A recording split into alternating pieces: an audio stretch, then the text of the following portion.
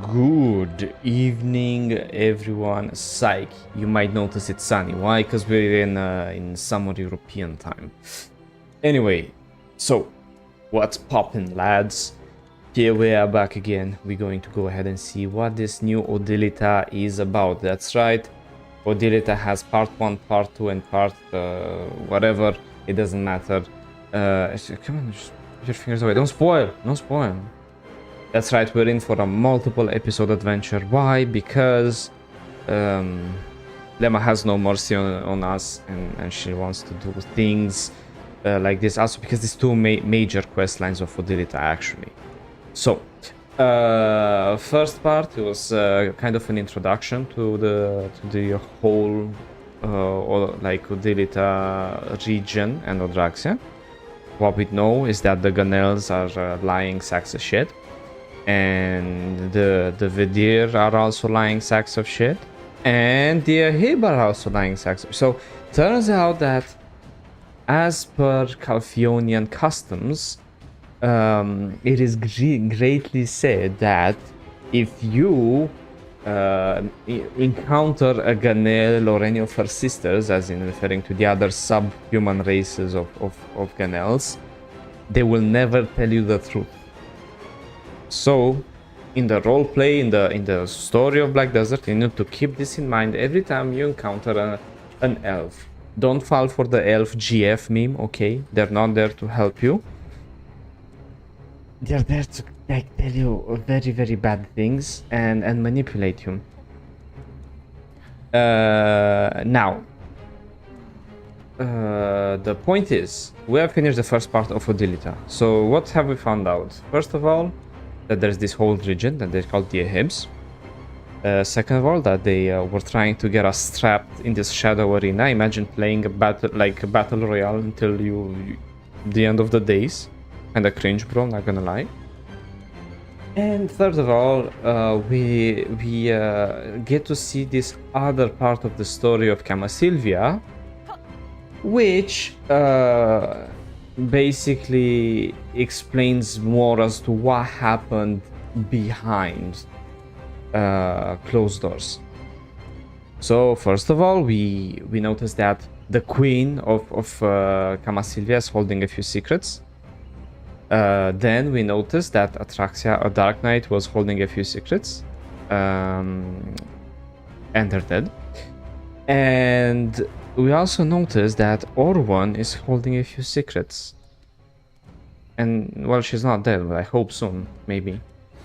Anyway, now we are at the Olun's Valley near Obsidian Ashes, because obviously if you were to be an edgy group, how would you call you? Like, imagine the worst guild name you can come up with besides Laughing Coffin is Obsidian Ashes.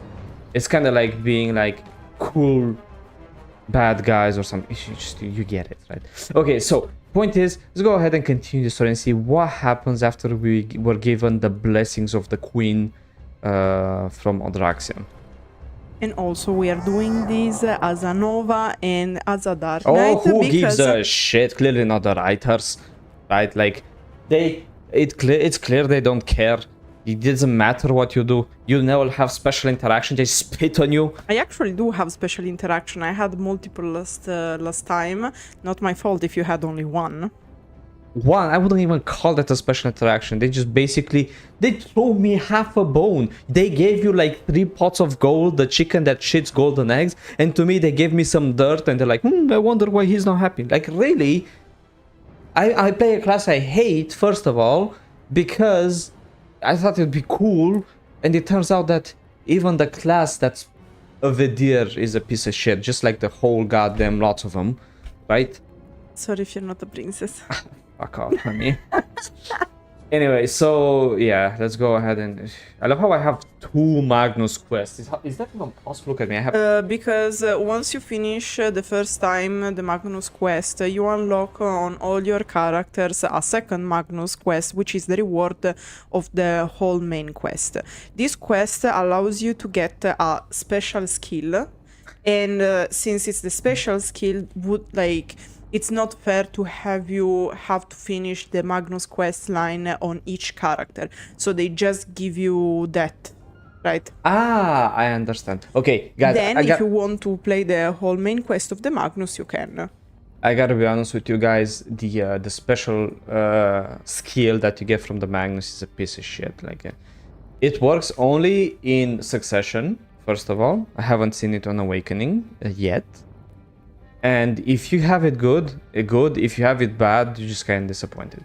Anyway, enough about the Magnus. We did the Magnus. Fuck the Magnus. Okay, threw in the We are going to do it again. Anyway, we are also going to see what is happening in Odilita now that we have the Queen's Blessing. Hey, partner, aren't you getting bored of killing time until Odilita Queen summons us again? So how about we do something fun while we wait? I want to know how Brolina spent time here when she was a hostage. Well, I mean, as a hostage. Because let's remember that Brolina was kidnapped by Viorencia the night Catherine died, and we know this at the end of Kamasylvia main quest. Yep. According to what we heard in Trent, she did something to make trolls and sonels go berserk to oust the tyrant Emilia, remember? Yep. The Trent workers said that they met her at Calphion Shrine, and that's where the Shroud Knight hideout was. Shadow Knight. The Shadow Knights, the second worst guild name you could probably give, are in league with the Ahib at the moment, right? But she was soon to be leader of the Ganels. Don't you think that is a little bit suspicious? And these are all things that you find out in Kamasylvia main quest and Star's End quest. Main quest, if you're curious, you can watch the previous streams. Besides, there was something odd about the map Atraxa used to have. There was Brolina's handwriting in that map of the Arid Land. How about we talk to Arethel. Arethel. Sorry, it's just that the quest thingy moved. I guess I'm they not a tried, fan of this. but because they try to put it like always to move to be more centered, but it's sometimes that it moves, so yeah, disgusting. Choose one or the other, guys, not this. Anyway, how about we talk to Arethel? Arethel? Arethel, Chief of the Dark Knights. They seem to know something about the map. Disclaimer, I don't know the exact pronunciation. Sometimes I just take what the NPCs say, some others I just guess, so this is my way of pronouncing them. How did we know that the map of the Arid Land was in the possession of the Queen of Kamasylvia? I see, I actually thought you were going to ask someday, but this might be quite shocking to hear. Are you sure you want to know? No, look, I just asked you just because I want to waste time. With a yoke. Would you believe it if I told you that I heard this from Odraxia? That's right, the capital city of Odilita, ruled by Viorencia. You might have guessed already, but many of us have been sent there. Hisnak is one of them, working as the Black Spirit training instructor there. Officially, she's an instructor they've invited, but truth be told, she's our intelligence officer. Wow, Because spying, of course, spying with 4 Dark Knights, it's... because of course, while the Dark Knights are still the closest thing we have to the OG Vedirs, the others, both under Sephir and Viorencia, are Ahibs. Yeah. So we've been getting information about Brolina from her. Don't give me that look, even allies engage in bouts of intelligence, you know. Besides, those Ahib might have had other intention when they invited Hisnak. I'm sure they're dying to know where our base is. I mean, you have Ahibs in your base, so... What if they really find out where our hideout is? No matter. Give flesh but take bone. That's the Dark Knight way. So... But they don't have Ahibs. Here are all Dark Knights. Oh, really? Yes. Oh, excuse me. Let me check this one. What is this? Read. What did they say? And read slowly. Ahib villager, but Okay, now read it again. It's a mistake. Oh, it's a mistake. Fact, if you... It's a mistake. In fact, probably it's a translation mistake, and in fact, no red eyes, the armor is from the Dark Knights. This is a Dark Knight. Oh, but remember the Ahib that treated Atraxa or tried to? She also didn't have red eyes. Yeah, but as I said, fuck. Yeah, exactly. As That's I said, exactly. no, the fuck is for the horse. I know. But the issue is that, canonically speaking, the Ahibs don't know where we are, and in fact, Viorencia says it's somewhere near the Olun's Valley, but they don't know. And that's why it is so important to translate correctly things, to avoid these issues, because of course people then get confused, but technically, no, Ahibs nor Viorencian Ahibs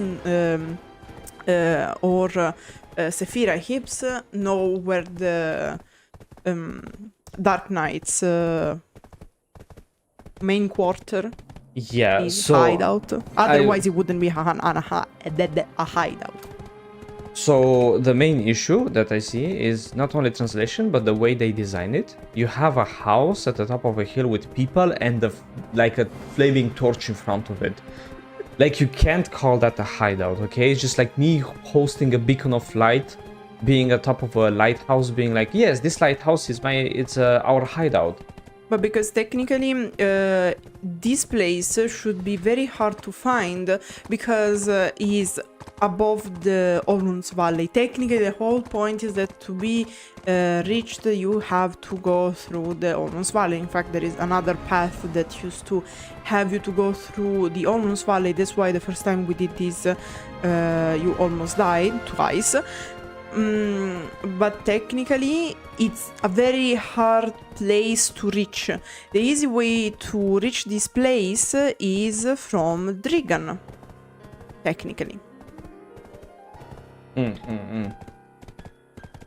Yeah, I was saying is that they should make it just a little bit more remote, because here you have like a road straight from like, look, here you're in the Delmira Plantation, bam, on Drax. It's just straight road, you take a left instead of going forward, and that's it. Like, come on, guys.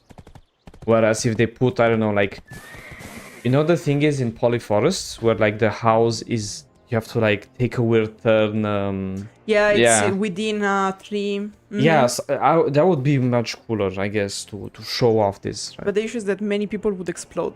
Oh, who gives a shit about people? Like, oh no, the desert you can see on the map. Fuck me, man. Like, you know what? Let's remove the desert, because no, I have compasses now, right? Yeah. But you can add an item, but you can just autopath there. But I'm saying visually, it would make more sense to hide it, regardless of what people do or think, because clearly they don't give a shite, considering like 90% of the ocean is invisible and you have to find one siren that spawns.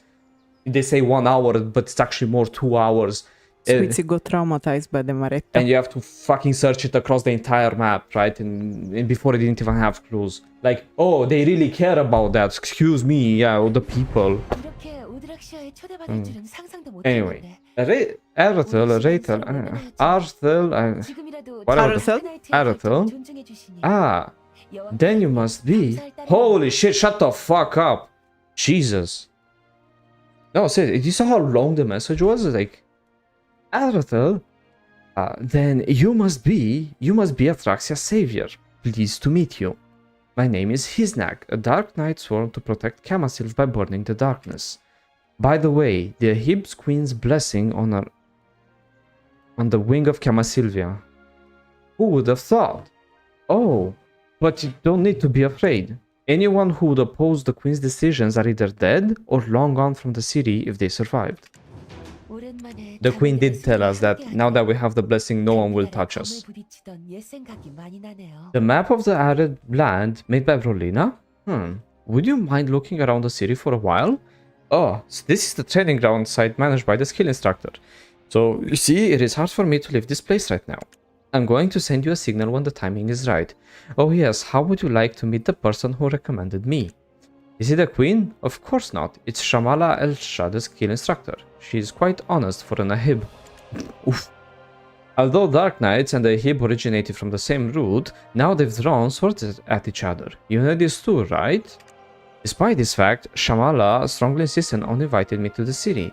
She believes all should be willing to do anything to fight the encroaching darkness. So you should meet her too. How does that sound? She might seem like a cranky Ahib, but on the inside she has a kind heart.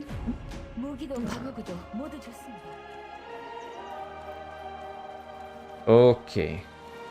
I guess there's some bits.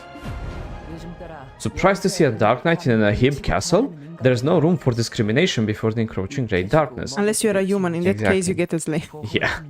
The Black Spirit is such an interesting and powerful being. There's no records about it, and no one else has discovered its true identity yet. They haven't figured out that, you know, Ataraxian and all that. It's not surprising that being possessed by the Black Spirit is the main criterion for taking the shadow trial of that notorious Sephir. As we learned at the beginning. I can't believe that I'd end up talking with the Queen of Kamasylvia. I always wanted to shove my sword into your mouth if we've ever met. You'd better not think that you can get anything out of me. I just do whatever it takes to serve Her Majesty's will. One day we shall punish those ungrateful Ganels. They will spend the rest of their lives here as slaves, just like the humans. Add Ganels to the list of... Sadly, it's a little something to look forward to after we defeat Hadum. When the day comes, those humans should be more docile, I hope. Oh, and dwarves too, but the dwarves are specifically enslaved in the Crypton Resting Thoughts. Ah, yes, of course. So now we put 3 races. Ah, yes, the humans, those vermin that smile in front of us. But they're always up to something behind our backs. They test our patience at every opportunity. I heard Kesharu, who runs the workshop, had all her precious tools stolen before. And guess what? Those tools were found in a human lodge. How dare they? The audacity to think of rebelling or something. They push their luck too far for pathetic tools that will barely kill anything. We must find a stronger and effective control system. Spending any more time on these vermin is such a waste of the kingdom's resources.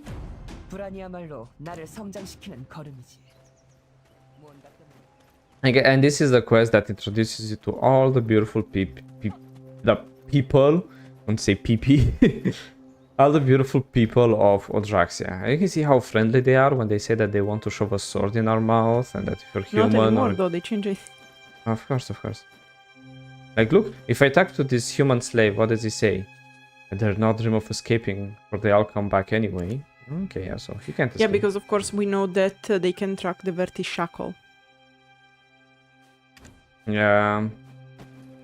And the Vertishackle can be removed only by Ahibs or at the death of the human. Chahala was worried about me. Odd. Well, she's right, but don't tell anyone, okay? I don't want any unnecessary trouble, and I'm sure all will be forgotten soon. Of course there will be stupid humans that come here, but we can get rid of them if they create a problem again, so it's not a big deal.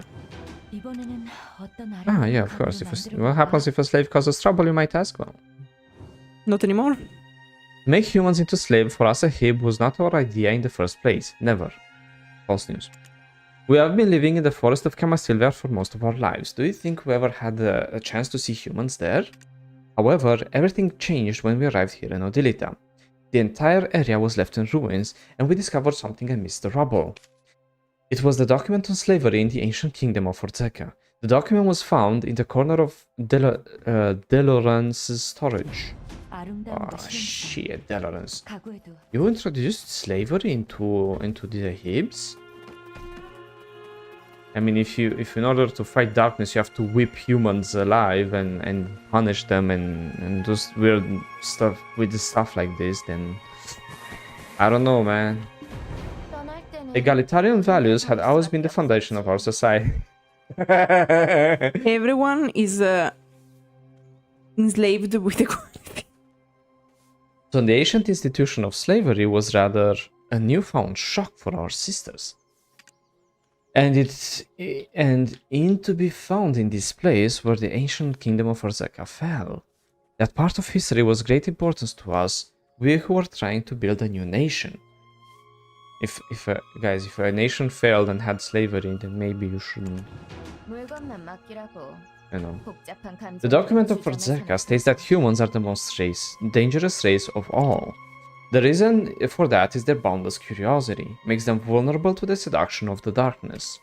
The very contents of the document was controversial and led to a number of arguments among the sisters. It was because the institution of slavery practiced by the Odzerkan's barbarians was rooted in none other than the mother's knowledge. About Sylvia's knowledge? Light, saith the goddess, is happiness, freedom, love, and faith. Sentiments which warm the heart. Without the light, one will is lost, so treat the light with care. With her teaching and the divine tree Kuturan's light, the Orzeca Lightstone was born. Once on their lands, the stone destroyed the Olun's will, making them easier to control. Found in the crypt of resting thought, the Orzecan barbarians on Mother's knowledge and the light. To enslave the humans just like them. What? What do you mean just like they did? How rude! We didn't like the idea either, but we were running out of time. Hadum has already set foot in this world, and once the realm is actualized, there will be nothing left but death. We are just protecting humans from inevitable death by upholding the will of Mother. How could the humans ever understand our intentions? Does our way of protecting humans humor you? Yes. Many Ahib insisted on genocide instead. Sephir, the renegade, was one of them, and yes, Veloan too. But rather persuasive, no? How can we tend to others when the survival of your own people is at stake? Did you just enslave them? Really?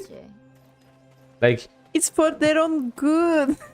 Yeah, it's like, oh, light is freedom, happiness, and love. Treat light with these sentiments, which warm the heart with patience. Otherwise, the light is lost, and so is one's will.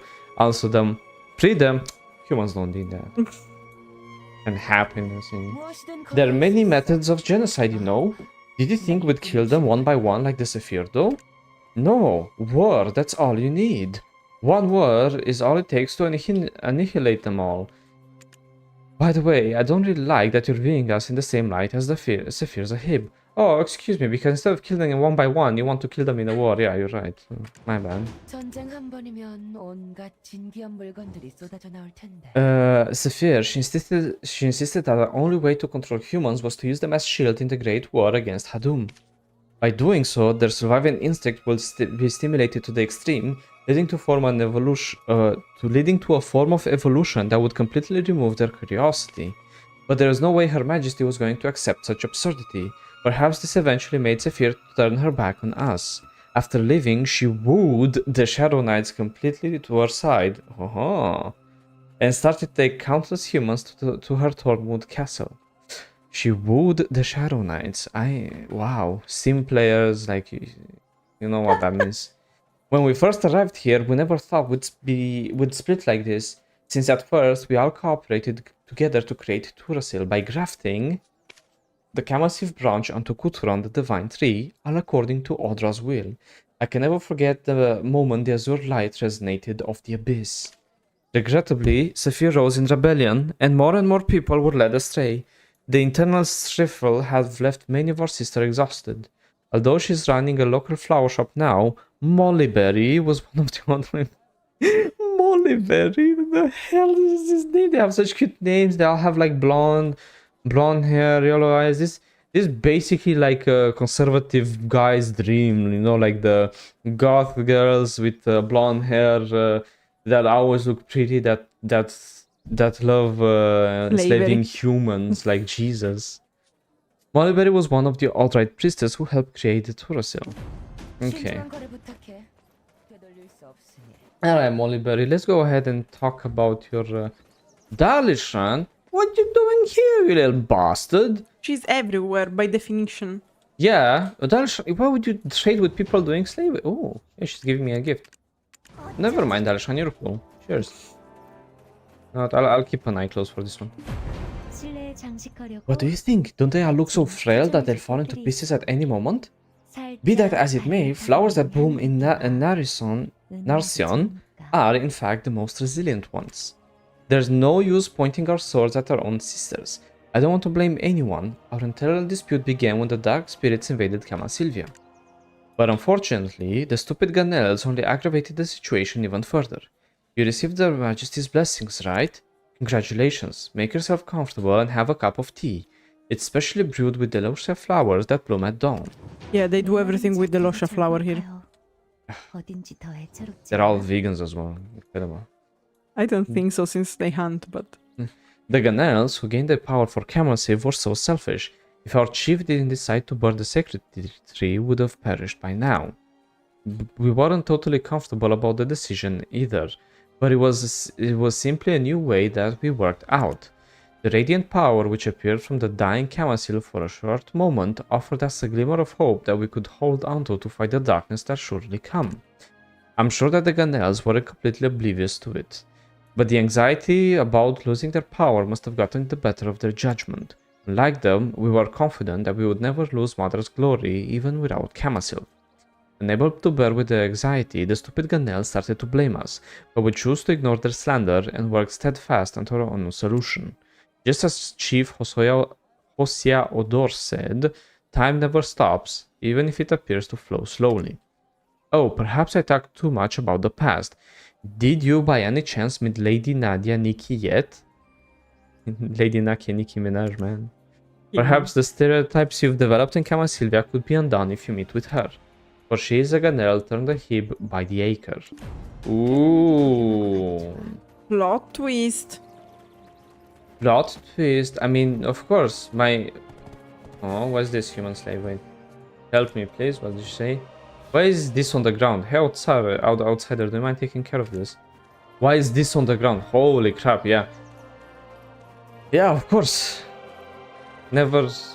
Verti slave auctioneer. Jesus! Oh, did you like the gift I sent you before? Yes, this is the one giving you the gifts. I've had Mom attend to your storage and lodging needs. I was way too busy handling the many new slaves that came in today. So what business do you have with me today? What? I was turned Ahib by the acres? Haha, Mollyberry, that precious girl. The Ganel's stupidity will surely be revealed to the whole world without having to say it out like that. I mean, if it weren't for those fools who got in Her Majesty Brolina's way, she would have gotten that power. Ah, nothing. I'm just muttering nonsense. Forget what I said. She didn't even drink. She just naturally told us secrets like that. It's beautiful.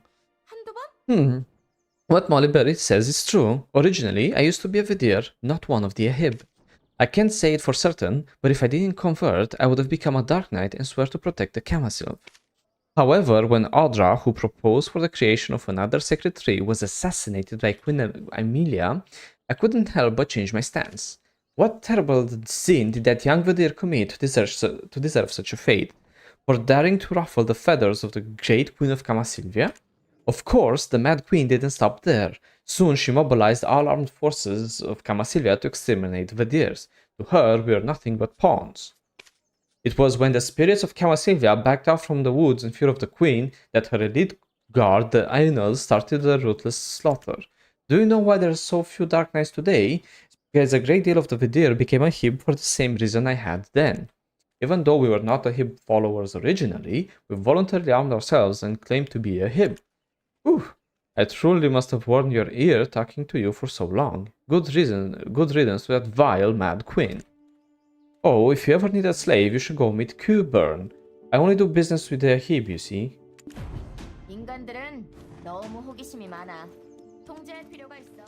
Ah, Lord. Just... We're the good guys.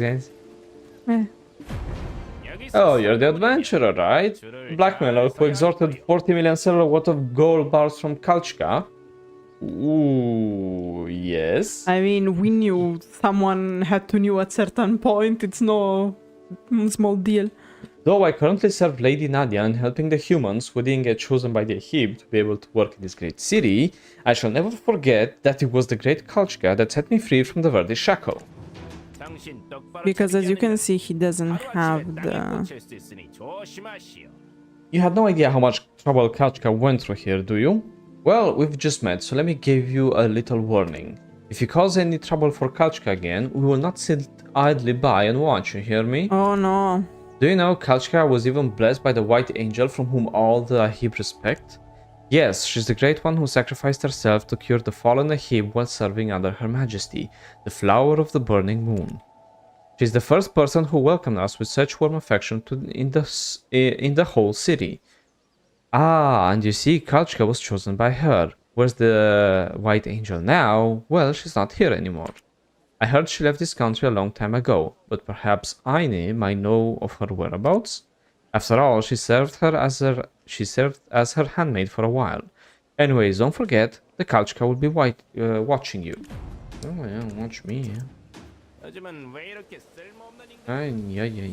Ay. I need. Oh, White Angel, who?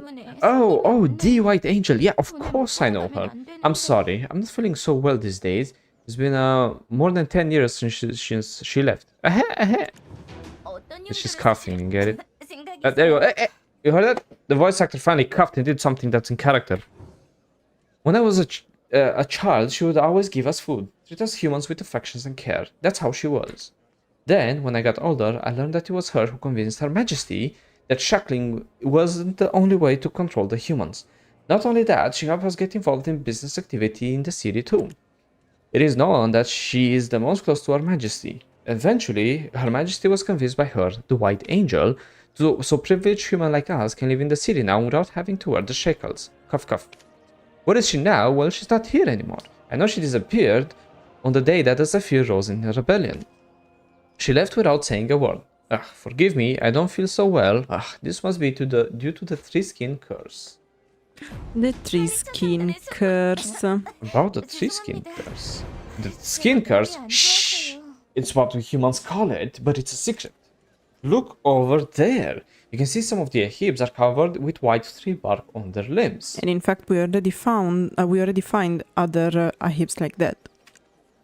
I heard Selphie, the outright holy priestess, is researching to make a cure to lift the curse. As a matter of fact, I visited her lab on an errand recently, but I got sick ever since then. Do you think I got the Three Skin curse too? But I thought the curse only affected the Ahib. That's because they say that the Three Skin curse is a punishment for eating the fruit of the rat tree behind the palace. But I'm just a human, and most areas here are off limits to me, let alone the palace. I should ask Lady Selphie about my symptoms, but I suppose she will never tend to a human like me. No, probably just pneumonia. Yeah. Lady Selphie has been researching the Three Skin curse and the horrendous fallen ones outside the city for a long time. However, ever since the rat tree seed was detonated in the city, she's lost a lot of her staff. Many Ahib left the city after the incident, including the White Angel who used to help her. By the way, why do I feel so sick? I'm a human, so I should be okay. Besides, I've never left Odraxia. Yeah, maybe that's the problem. The White Angel? Boy, what a name! Hehe. Perhaps they're referring to Brolina, I guess? Step 4, Grid Fades, the Armadillos of Delmira was a success. Delmira. Yeah. The fallen ones whose greed has subsided were quarantined in the Thornwood Forest, forming a barrier at the entrance by using the Azure Flame of Orzeca. Do you remember this quote? Totally, bro, we remember. It was what was written in the map of the Arid Lands that was made by Brolina. If this is really Brolina's handwriting, of course it means she wrote it, totally. And that means she must have spent quite some time in Selphie's laboratory. Perhaps we can find something interesting if we search the lab? Hehe, don't worry, just a glance would do. Because let's remember that the Vedir really like to burn 3. They started to protect Kamasylvia. Then the Ganels weren't very okay with that, so they said, bro, stop fucking burn the tree. So they got exiled in Odillita. They found another tree. They planted a piece of Kamasylv in that tree. And after that, they started to burn the pieces of that tree that led to their corruption. They started to become hollow. And while the ones already hollow are restricted into the Thornwood Forest thanks to the Azure Flame, the other ones, still not hollow, got these sort of cure that as a side effect transform your body in like wood, right? Yeah. Okay, I'm going to tell you where to look. Found the first one? Okay. I'll go in so for everyone wondering, it's here. Corruption phase 1. Could this be the influence of Orzeca's old divine tree Kuturan? There's something strange about Turos grafted with the Kamasylv branch. Our sister surely became significantly stronger by burning the branches, but at the same time their eyes lost focus and the shadow within grew bigger. On top of that, all of them keep coming back to Abyss of Mother not long after they absorb the power from it. Is this normal? The symptoms that Sister showed after burning Kamasylvia weren't as bad as this. Their thirst certainly seems irregular. So obviously they got power by burning the Kamasylvia, so they were trying to burn other trees as well, the fucking pyromaniacs, and they got sick. So I guess it's kind of karma, and I love the fact that technically in a few years the majority of Ahibs should either become mindless creatures or die, because they deserve it. They really do. There's nothing that they ever need help with. They didn't do anything to progress technology. They're the worst branch, and you will see at the end of this story why. Phase 2. It is said that when the sister who burned branches of Turos hears someone screaming every night. They kept mumbling something strange, that blessing will not be given to this land. What happened to them? We had argued over this, but realized that the sister were not saying those words by their will. They never slept, all their eyes became red, and they've endlessly whispered those strange words. We decided to quarantine them in a place that was called the Bliss of Oblivion, which is located beneath the Crypt of Resting Thoughts. Another of the places, because they have the underground of the Crypt of Resting Thoughts and the Thornwood Forest. Mother, we are scared of what we're up against. We pray that you protect us from the curse of this land. Nah, bitch, you deserve it. Anyway, so that's why Crypt of Resting Thoughts is so dangerous, and you can go underneath. And in fact, if you look on the map where the Crypt of Resting Thoughts is, it is recommended to have 300 AP, because goddamn, you're gonna be hating it in there. I can tell you that much. I might grind there actually just to mess around. Okay, let's see. Here's the 3. The first fallen Ahib. Ooh. We've built Thornwood Prison in the Abyss of Oblivion of Crypt of Resting Thoughts. However, the prison could never confine the Mad Sisters. Not being able to burn Turos any longer, they started to burn everything around them, including themselves. Yeah. From time to time, they seemed to come back to their senses by the pain from burning their flesh. They would cry when that happened. One day, Raznal the Ahib, one of the Mad Sisters, resurrected from ashes after burning herself entirely, becoming a totally different being. She killed everyone in pain around her to reanimate them. As the first fallen of the Ahib, Raznal saved the sister in pain. The eyes of the sister by her resembled the eyes of the monster Zarka, born under the divine tree Kutran, as described in the old books of Orzeca. Soon we realized that those sisters now serve another god, not our mother. As for that moment, we decided to call them Fallen Ones. Oh, so it's about because usually religion. the Ahibs are the burning ones. Yeah, so keep in mind that the Ahibs are pieces of shite, yeah? Anyway, here's the 4. The greed of the sisters has weakened for the first time. The dawn has done what the moon and moons couldn't. The unsullied power of the dawn has dampened the greed of the fallen. In due time, the Crypt of Resting Thoughts shall become purified. We've barely, just barely, been able to isolate the sister with faded greed in Thornwood Forest. Could this be the will of Mother, that the sun and the moon must be together? Yes, actually. But you'll see that later. And number 5, Mambo number 5, somewhere around here. It's the dusty storage box. Withered Kamasylvia branch.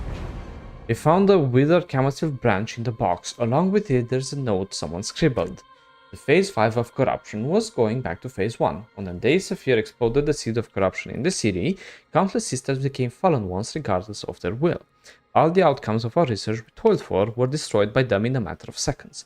Besides, now that we let the dawn escape, we can no longer help the fallen sisters the way we did. Our last hope lies in the Crypt of Resting Thoughts that remains undamaged. Although it may have side effects of the tree skin phenomenon, the Audrey Divine Potion may perpetually stop the addiction of corruption. So, to paraphrase everything is... Pyromaniac man. Yes, they used to burn the Kamasylvia tree to get power. They created a new tree, which they found out was in the land of an ancient kingdom of Orzeca that one of the main bosses that we know came from. Think of Belmort and etc, etc, Zarka, and so on. And they started getting corrupted and becoming like almost as if possessed by black spirits. Like they lost themselves. They started wanting more power, thirsting for power, which is usually against what they wanted to do. And the issue is that once you had these cravings, it's like heroin addicts. They started having anonymous addict meetings, but they weren't very useful, as it turns out. And 90% turnover rate, shouldn't do them. They were making some progress once Brolina, which is the dawn, if you remember, that each queen or like each princess from Kamasylvia that was born in the history was the sun, the moon, the dawn, etc.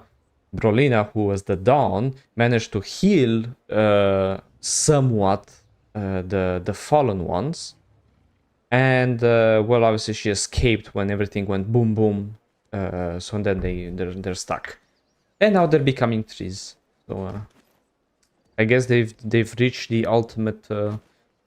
They did the cycle. They started burning the trees, and now they are becoming trees. It's so like they can burn themselves. Yeah, it's beautiful. Oh, hello. Are you adventurer by any chance? What a relief. I was afraid you'd be gone by now. Lady Hisnak, the Dark Knight, has sent me to find you. Lady Hisnak is waiting for you, adventurer, in that building you see over there. I'm not sure if I can ask you this question, but I heard you're the hero of Kamasylvia. If a hero of the enemy country was blessed by Her Majesty, the flower of the burning moon, does that mean that the war will end soon? Would I return to my home country? I haven't been able to go to the outside world for so long. Yeah, of course, lady. You just keep holding that shackle to your neck, and I'm sure you'll go home in no time. at this point, I don't know if it's better to be slave in Odraxia or like dying like shit in the slums of Calphion. Why did you go to the laboratory of the Ahib selfie? The Ahib is really hard. That Ahib is really hard to please. Anyway, I've been looking for you. Let's see, where was that code? We don't have much time, so let's cut to the chase. This is a journal I kept during my days working as the Black Spirit's training instruction. I jotted down everything I heard or saw in the journal. Of course, I didn't know for sure if everything written is true. By the way, have you seen the fallen ones with faded grid that roam around the Thornwood Forest? For the grid of the fallen ones to fade was possible all thanks to Brolina, the Queen of Kamasylvia. This is in fact that if you're too stupid to realize or didn't pay attention, they're trying to explain it to you like words out in case you know. But also is a bit of recap because of course each expansion requires some time. I know what I said. A lot of people think that the Queen of Kamasylvia was taken hostage in Odilita. Perhaps there is a chance that this wasn't quite the case, but we cannot simply deny what is widely known. Actually, yes, you can. Since all the Ahib of this place too think that the Queen was taken hostage here for a while, one thing I discovered is that the Odilita's Queen direct subordinate groups, the Verti, Oddrites, and the Thornwood Watch, treated her differently. All we know is that humans used to call her the White Angels. That means she must have had some freedom to help those humans, no? If she's totally confined or cried herself to sleep every night here, do you think it would have been possible for her to conduct such acts of kindness? And here's the compelling evidence. Take a look. Take a look. The capital was ruined by the rebellion of Sephir, who burst the seed of contaminated Turos in the city. All the research records that we worked out for a long time to save our sisters were destroyed. So you make copies. However, we all know from the beginning that those who are completely fallen cannot be saved.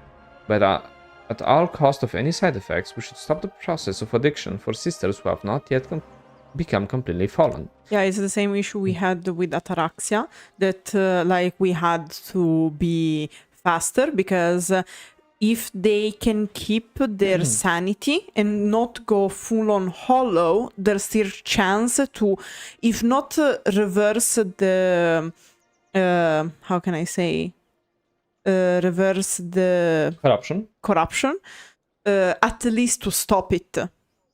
Yeah. But once you are hollow, meaning that the only thing left is to send you in the Thornwood Forest or under the Crypt of Resting Thoughts, nothing to do. That's why we did all we could to aid Dawn's escape, for there is no light to help us if she dies. According to this secret note of the Thornwood Watch, it says that they helped the escape of Dawn, that is believed to be Brolina. Now that she ran away on her own, of course we cannot fully trust this record just yet. It may be important to know whenever her escape from Adilita or her experiments to make the corruption fade was voluntary or compulsory. But we'd never know what the truth is for now. I believe it is only Brolina who knows the truth, but most of the Ahib who are not close to the Queen say that her life as a hostage was pathetic. Though I don't know whom to believe, I hope these records will help you at least a little bit. I've got to go. If I leave my post for too long, they might suspect me. No matter how friendly the Ahib may be, never let your guard down. Yeah, in fact, like before starting this part, she was saying, "Oh my god, I saw some guards looking for you." Yeah, it's like, oh, I saw the elite guards of the Queen patrolling around earlier. They seem to be looking for you. Yeah. Oh, do you want a ride? Yes. Get me the... Come. Like, we want to finish this as fast as possible because the land is beautiful. The inhabitants a little bit less. No, but later we'll have a very interesting part if you think about it. Yeah. But no, the story is good. It's just I hate the Ahibs. I mean, they are meant to be like that. I know. That's why I'm thinking that we will side with the Hadum. Jordan was onto something. I mean, yes. Coming up here were all my guards escort. It seems you've become quite friendly with someone here, I presume. Whichever the case may be, your timing couldn't have been better. It's time for you, the shadow who shall fight against the encroached darkness, to fulfill the oath of crypt. I have special interaction. Why do you feel like you've become wary of me? Your very existence goes against all that's restricted here.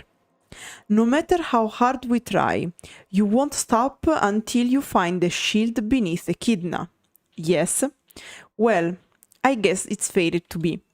It's time for you, the shadow who shall fight against the encroaching darkness, to fulfill the oath of the crypt. I understood your rage, emptiness, and sadness, so I believed and waited for the day you'd return to this palace. Ever since we arrived in Odilita, the Promised Land, under the will of Hosea Odor, the chief of Edirs, from the history of the fallen ancient kingdom of Orzeca, from Mother's knowledge that was retrieved from barbarians, and from the fallen sisters who are infused with the ancient darkness, we come to realize how to cleanse one's darkness with another. And at long last, we discover the method to actualize Hadum's realm, the embodiment of encroachment. How? The Mother's knowledge discovered in the crypt of the resting thoughts there was one thing that should have never been revealed to the world. It's about the Gem of Imbalance, the key to Hadum's realm, which will unfold beneath the Black Sun. However, this Gem of Fate can only be created by none other than the one who gave birth to Kamasylvia's light. In other words, our mother made it so that only you can create the Gem of Imbalance. Perhaps she thought this world is safe enough so the gem would never be needed. She couldn't have foreseen Khafras, the traitor and foolish humans who would bring the shadow of darkness into this world. You are the very first person who has created Kamasylvia's light since our mother. This is the light that had to be extinguished at all costs, because it brought darkness into the world, and yet it's our only hope against the darkness looming over us. Ironic, isn't it? Please go and meet Bert Ben Mountain. He's the first barbarian guarding the Crypt of Resting Thoughts. He will tell you what you need in order to create the Gem of Imbalance.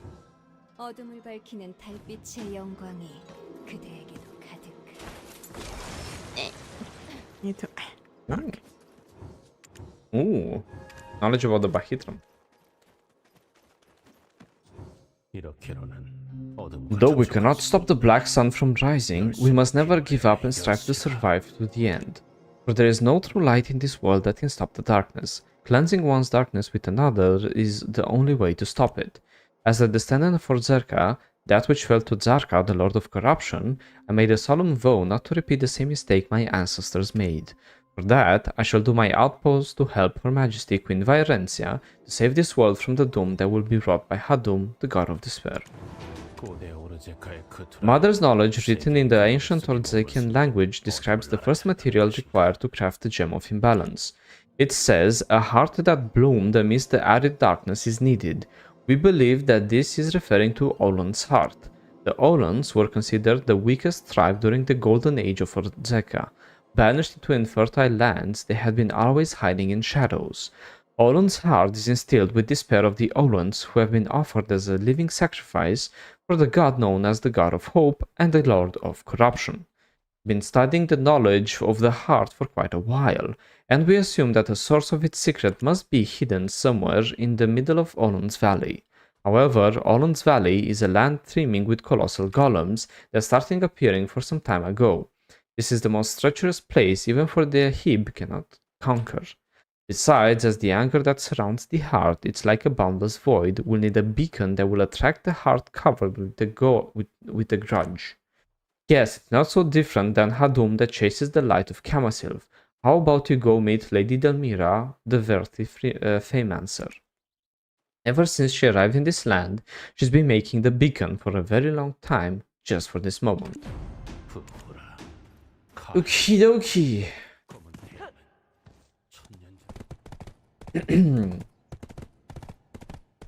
So, their idea of defeating darkness is by using other darkness. Surely, that won't have unintended consequences, like just how when you try to absorb the power and they corrupt you. And They're trying their best.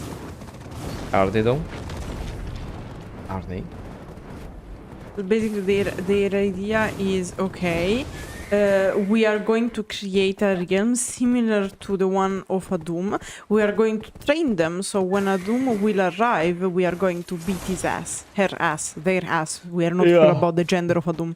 How about we, like, I'm happy every time in War of the Roses when Kamasylvia wins, because screw slavery, man. The one that drove the world into darkness is the one that to save the world once again? We believe this is the test we've been given by Mother.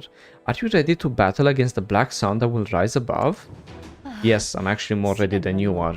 Freaking, all they do is chew bamboo, enslave humans, and cry about the encroaching darkness. The first material required to craft the Gem of Imbalance that can actualize Hadum's realm reeks of the same despair permeating the entire realm of Hadum. According to the old records, Olun's heart is what it's referring to, as the absolute ruler that determines one's fate rises from the east, sets in the west, and sheds the light of life upon the world. The Oluns, though innocent, only hide away from the light, to dark and soggy places, making them no better than bugs. It's the uncivilized quote that was written by Orzecans that described the Olun. According to the records, due to their small stature, the Oluns were feeble as a reed shaken by the wind, too weak to defend themselves. And most of all, because they were born in Orzeca, where human sacrifice was pervasive, whenever the sun comes up, just to avoid their rulers, they had no choice but to hide in damp, shady areas. It was only at night time that when they were allowed to come out and gaze upon the unreachable moonlight with vacant eyes, praying for the sun to not rise that the endless night may continue, and then the moonlight would guide them to a new path. After reading this from this old record, we decided to use the desperation the Oluns held onto in the ancient times. Recycle, guys. Yeah, of course. Isn't that kind of... Don't you realize who descended from the Oluns? No? Okay, don't worry. We will find soon enough. Delmira is going through the book. With moonlight, which allowed them to look up into the night sky, the wanderer of anguish, protector of the Olun's heart, shall be summoned.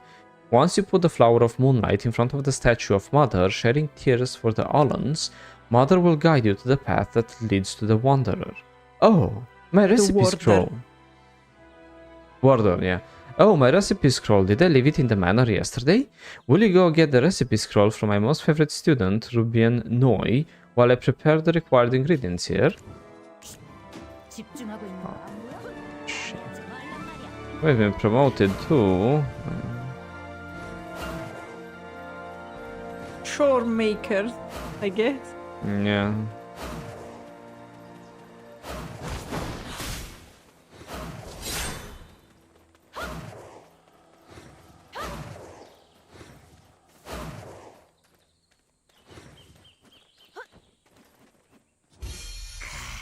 Huh? The recipe scroll of Lady Delmira? Oh, you must be the one who's been blessed by Her Majesty recently. Ah, Lady Delmira has seen better days. She's being so forgetful lately. How was she ever going to cleanse Turos? Well, she's not, actually. She stopped by here yesterday, but then left the recipe behind. I guess it's all because she's been working too hard, don't you think? One should have fun like this, drinking and laughing, you know? The shadow, let someone else handle it. Someone like me, you for instance, haha, feel free to come and join us anytime. After all, what is life good for if you can't enjoy ourselves? Eat, drink, and be merry. That's the whole point, isn't it? Oh, I'm sorry, the recipe. It slipped my mind. You're looking for the recipe scroll of Lady Delmira, right? We have Conclusive brewing wine for us, and he's so good at it. His wine makes me always feel dizzy and fuzzy. You know what I mean? You can get Conclusiv's wine only in this palace, and only in this place, my manor. No, I mean Lady Delmira's manors. Haha. The wine, you know, makes you feel so good. Perhaps it's better than Lady Delmira's Delosha in that sense. Oh, have you ever heard of Delosha? It's a great creation of our great Verti Famancer, Lady Delmira. Because it's a delicia. She's completely intoxicated. Lady Delmira is exceptionally talented in burning spirits and extracting the pure form of their power. Using that talent, she's now in charge of purifying the cursed Turos. Do you know that Delosha was created in that process? Everyone who comes to Odilita knows of Delosha. It's the flower that gives off a scent similar to the mana of Turos that's now prohibited to be consumed. Aha, you didn't know about this, did you? It's not just a plant for decoration that you throw away when it withers. Thanks to Delosha, sisters stopped running away from Rhasia. That's how Delmira Plantation was granted to her by Her Majesty. Let me tell you a little secret only my guests know.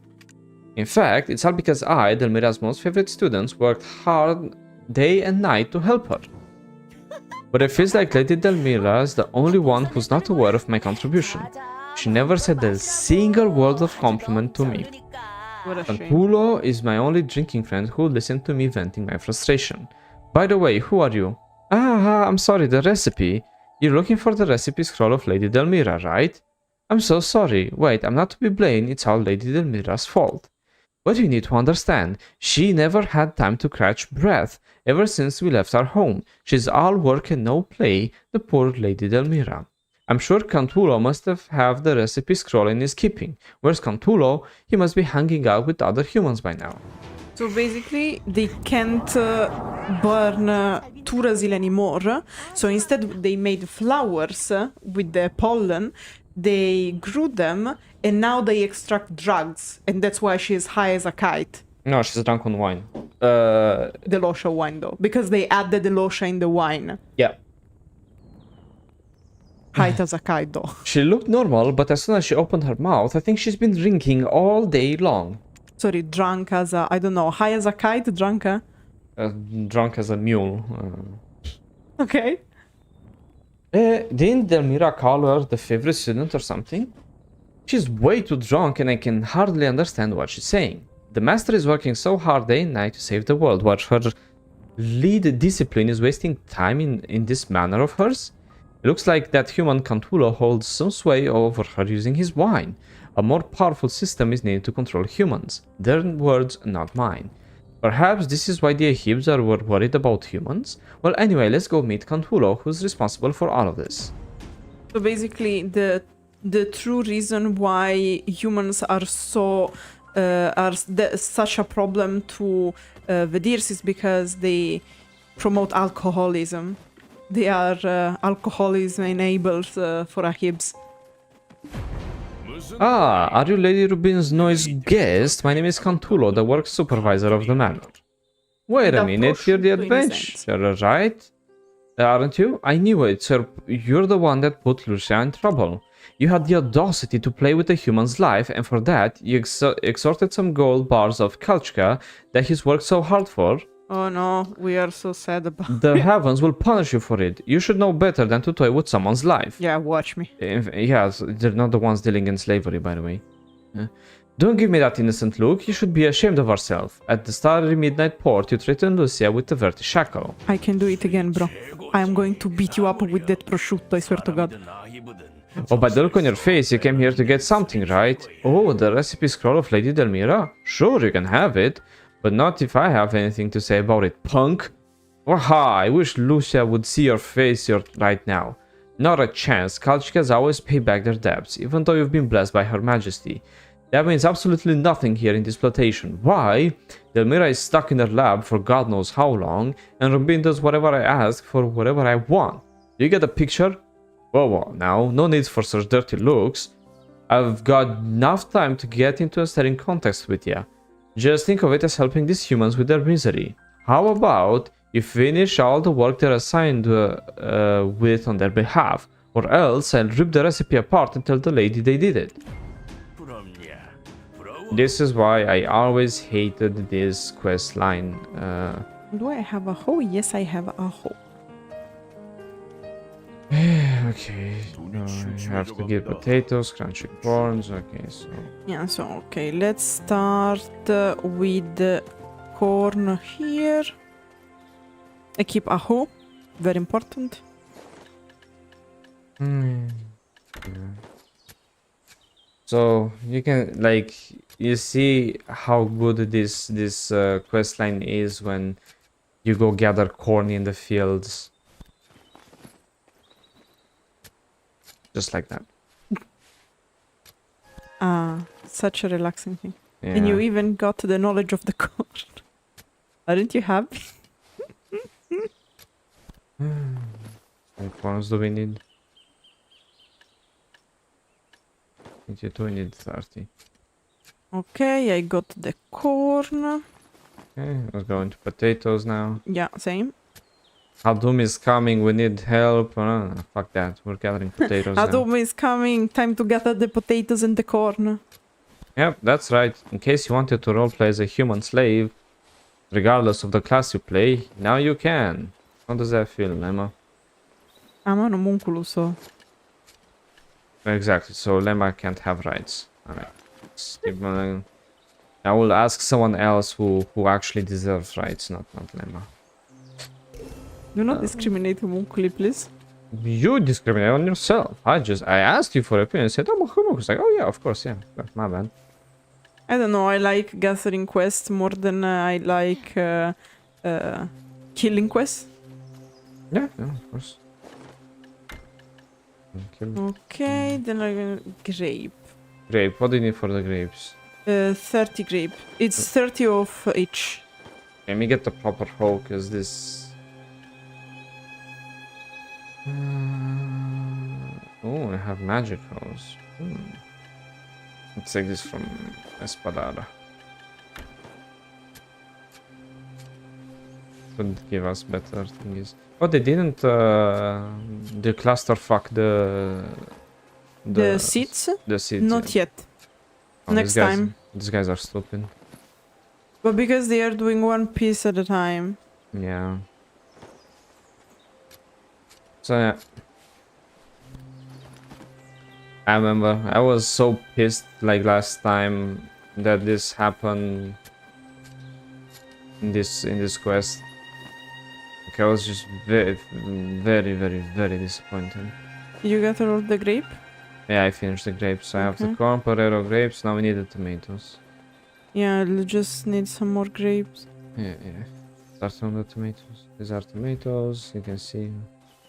In case you've never had tomatoes in your life, you know. Hopefully, you'll find some. Okay, now should be okay. I need the tomato as well. There it is. Doesn't it feel cool? I don't know, I'm it's playing... relaxing to me.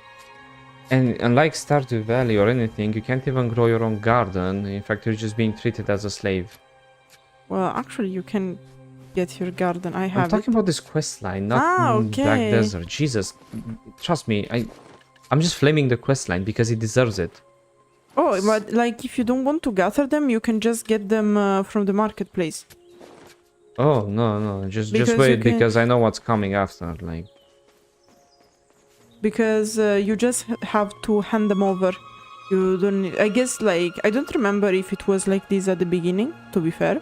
But it's to avoid, because the issue is that just like the mobs, the resources are limited, right? So of course, if you have a situation where you have many people doing that, right, it will be an issue because you will have limited resources and a lot of people trying to fight each other. So you have like people trying to steal each other tomatoes and you can't even PK because you're in safe zone. Among all the Kalchka members, Cantulo, the supervisor at Delmira Plantation, Lucy at the Starry Midnight Port are simply the worst. Using the wine that he brews, Cantulo literally controls Lady Rubin Noi. Lady Rubin used to be a diligent scholar who had never indulged in drinking or dancing. After Cantulo wrapped Lady Rubin around his little finger, he started to have us at his disposal. And his tyranny is getting worse and worse. This is a tough place to live as it is. Why do we have to be like that to their own kind? Anyway, both were thingy. So. Okay, so I finished that one. I need to give it to the other guy. Oh, okay, I was trying to follow you. Anyway, so yeah, I can hand them over and whatnot, but again, this is... How far are you going to insult a player and then wonder... Oh, they might be, whatever I skipped by accident, they might be playing up to the Ahib in front of them, but no one knows what exactly they're scheming behind the scenes. I really want to get out of here, but I want to stay close to the Ahib at least while I stay here. I wouldn't say it's ideal, but at least this way Kalchkas won't be able to bully us without their knowing. Yeah, by the way, the other guy, if you give him the other things, is going to tell you that the guy is a piece of shit because bullies the slaves. Yeah. Do you hear the story about you becoming big news among us slaves? You see, we used to be afraid of the Ahib, but now we're even more afraid of Kalchkas and the Ahib with the Ahib on their side. They're like vipers. If you fall out of favor with them, living on a Dilita will become next to your worst nightmare. He wants to be rescued, but fuck you, bitch. We got things to do. Right. We have to take the box first. Deliver the Russian box near Cantulo to Femenser Delmira. We have to go next to Cantulo, take one of the boxes and bring them up. So as you can see, these are one of the reasons why, like, players, in my opinion, don't really care about the story, don't really want to even start reading anything, because imagine you try to start reading the story and you're being treated like a goddamn slave. And even worse, you have to lick a slave's boots essentially to get what you want, really. So far in the story, when you're a renowned adventurer, hero of Kamasylvia, hero of like whatever, and now they want you to back down and lick the guy's boots. And you can't even kill them. And you can't, yeah, exactly. It's like, are you kidding me? In a power fantasy, it's in the name power fantasy that you do the opposite of this. This would have worked if you were like at the beginning of your adventure in Velia or something, but even then it would be questionable. Yeah, because in the end these are just humans, they can't even fight. It's a moment to fall off the stairs. It's full of stairs here. What is this? Is it not a box of rations for humans? And honestly, expecting me to eat the food of slaves? How dare he? Does he not know that this person is my guest? Canturo, he's pushing his luck too far. This is why I insisted to keep humans under strict control. I didn't like them even when we were in Kamasylvia, which by the way, she didn't technically see them, but whatever. Inconsistencies, let's just throw them in the middle. I cannot believe he's doing this now. I'll make sure that he's reprimanded for insulting you. But for now, don't let your emotions get involved in this, and please go get the recipe scroll. So, you see that she's like, oh, Canturo is bad, man. I will reprimand him for what he did to you. No, right? fuck off. Right? So it's like, I will reprimand him. Sure. I was like, okay. He will be reprimanded, right? Easy peasy. Alright. Wow, your face is red from all that work. But peeved, are you? What you're gonna do about it, hero? Think of it as just carrying out your heroic duties. After all, you just saved these 3 brats' lives. Haha. Considering the trouble Lucia went through, I do want to make you suffer a bit more, but I'll stop here for today. But you better watch yourself now. We, the Kalshkas, will be watching you until the end. You do realize this by now, that we are far more superior than the weaker humans in this place. I wasn't going to cause any troubles, but he's seriously pissing me off. Well, it looks like those Kalshkas really hate our gods now. That dude, he really seems like he's fond of Lucia, the lapdog of the Ahib. You know, there's a saying amongst humans that goes, bird of a feather flock together. Boy, those two will make such a vile couple. Hey, we can't leave just yet, don't you want to pay him back? So that Ruby and girl likes Cantulo's wine, right?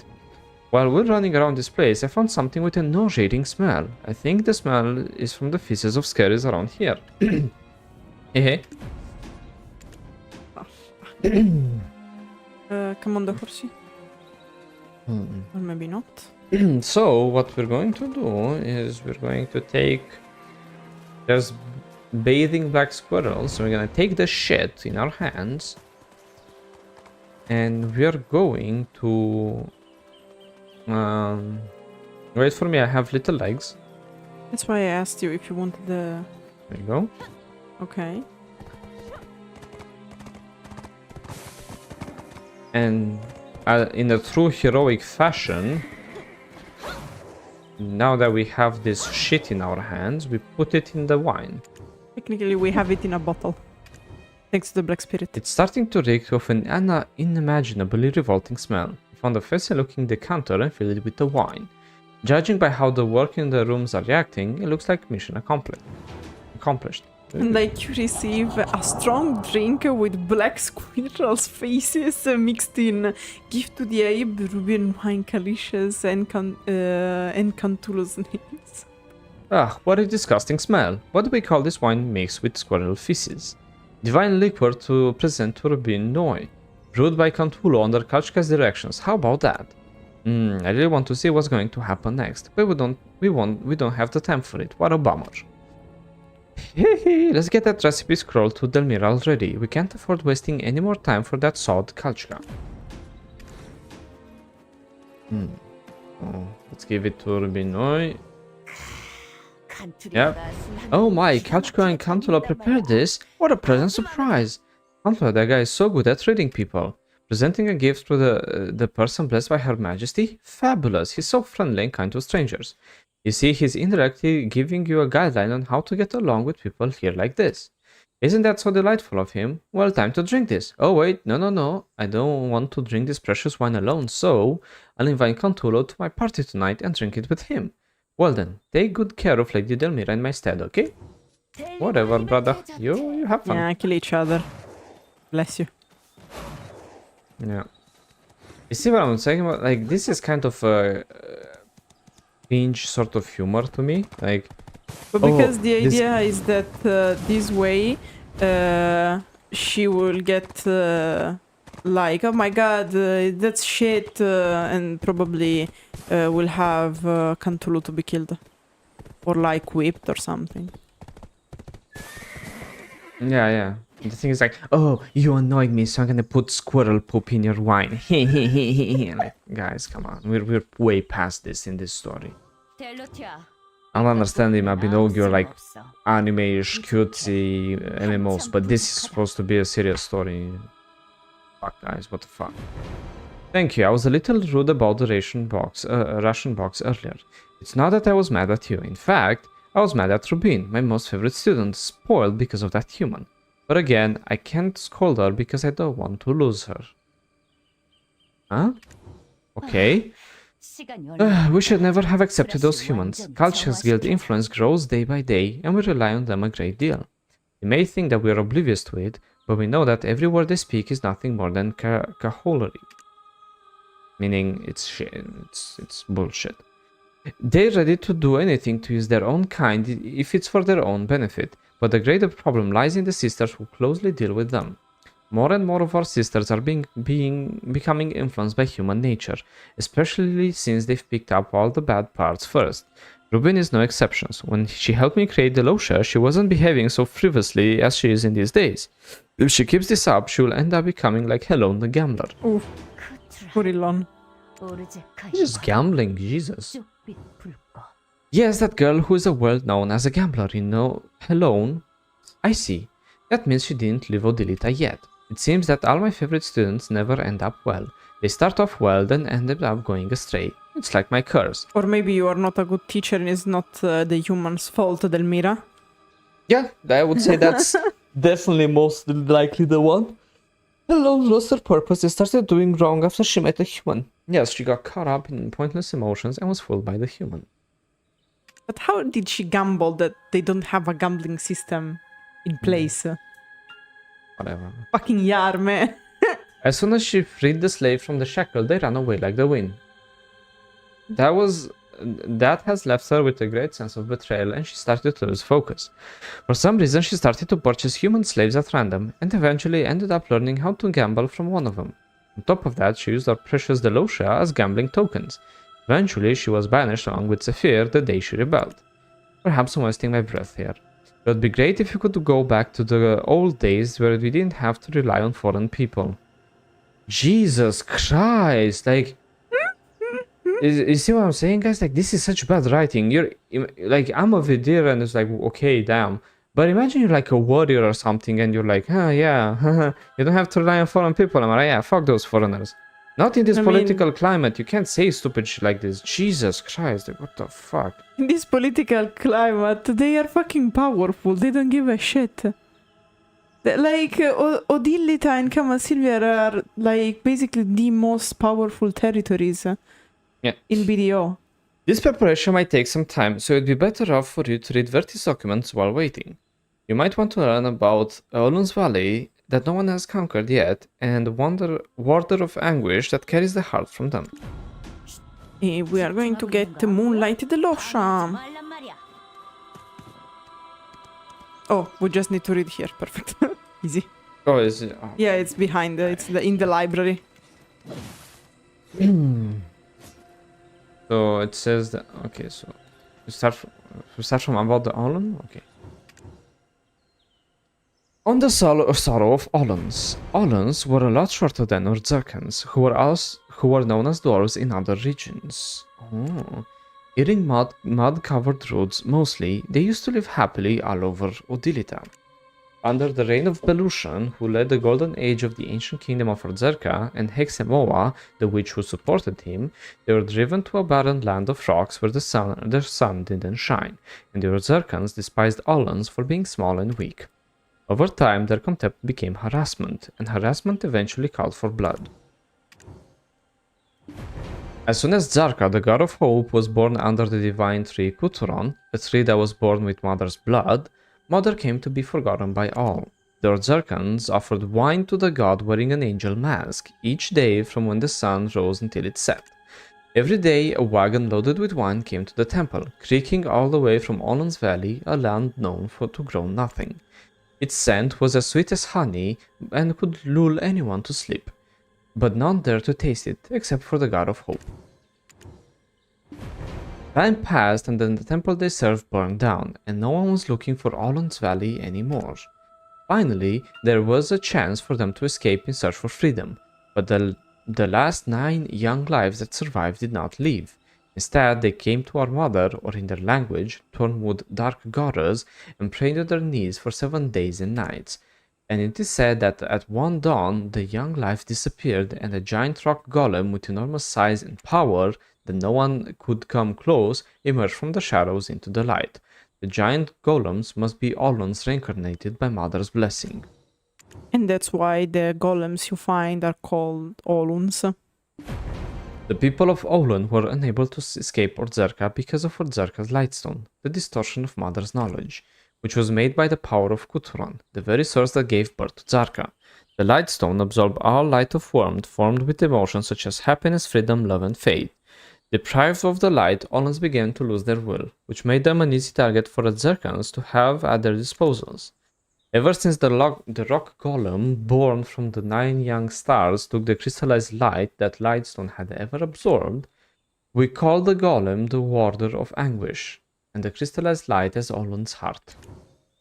So essentially, there were the Oluns, who were young people living as slaves for the Orzecans. Not really as slaves, as paria, more like. Yeah, of course. Lema will not call them slaves because, of course, otherwise you'd be like she's like her daughters, and you'd No, have they weren't enslaved. They were rejected. They were rejected, hated, punished. They were ostracized. Sorry. Ostracized, but also enslaved. When they became The golems. kingdom of Orzeca had slavery, and they enslaved everything, okay? Because if you have slavery, usually you enslave those you ostracize. No, by definition, if you're ostracized, you are not enslaved because you live somewhere else. They tried to use the golems when they transformed. Sometimes discovering knowledge from the crypt of resting paths is not so pleasant, as the ancient knowledge is not quite about discovering highly desired treasures of the world. In fact, it often makes you learn about the disturbing past, whenever you like it or not. The present is built on the past. This is Moonlight Delusia, that was once sought after by Oluns. It shall lead you to the nest where the Warder of Anguish resides. However, even if you find it, it would still be impossible to move it, as the despair the Warden has been carrying is too deep. But if you show the light son of Orzeca the shackles on Oluns, it will infuriate them and eventually make them show themselves. Of course, there's a great price to pay to get the Lightstone, but we're not exactly asking you to sacrifice. We actually have prepared for so long for this one chance, which is also why we overlooked Kalchka's wrongdoings. Take this Kalchka's letter and journey to the walk past the Walk of Banished at the entrance to Olun's Valley. You'll meet golem hunters there. Lead those humans to the Lightstone of Orzeca, where you should offer them as a living sacrifice. They will doubtlessly cooperate with you if you show them the letter. We're the good guys, by the way.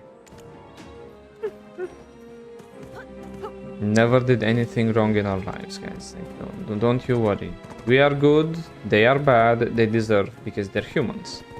And Kalisha's recommendation letter says, a letter written by Kalisha, head of Kalisha Merchant Guild, contains information on the deal with Anmor, the Golem Hunter.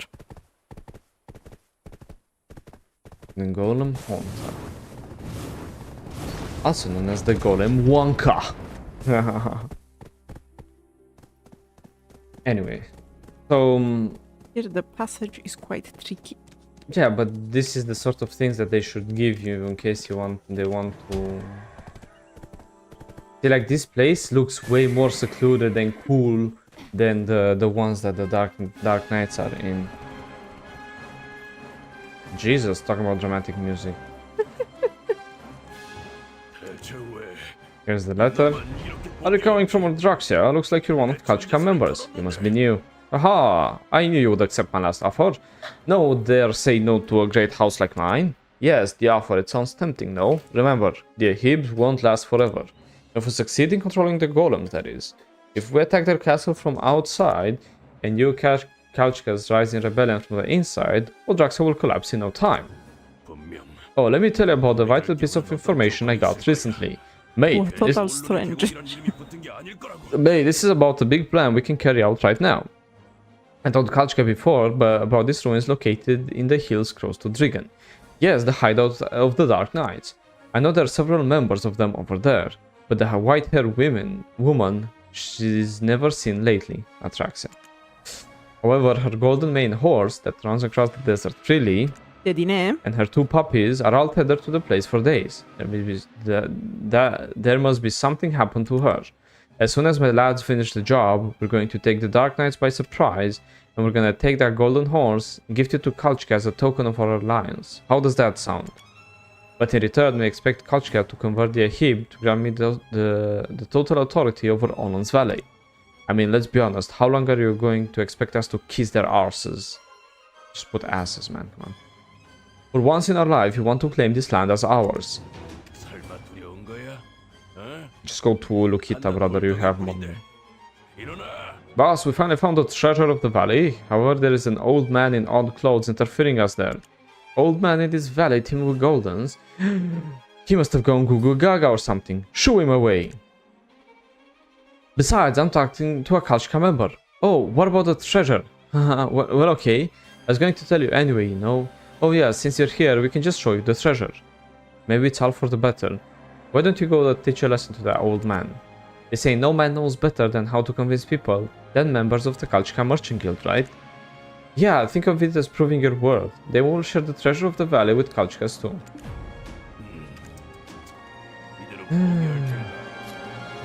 Fuck, man.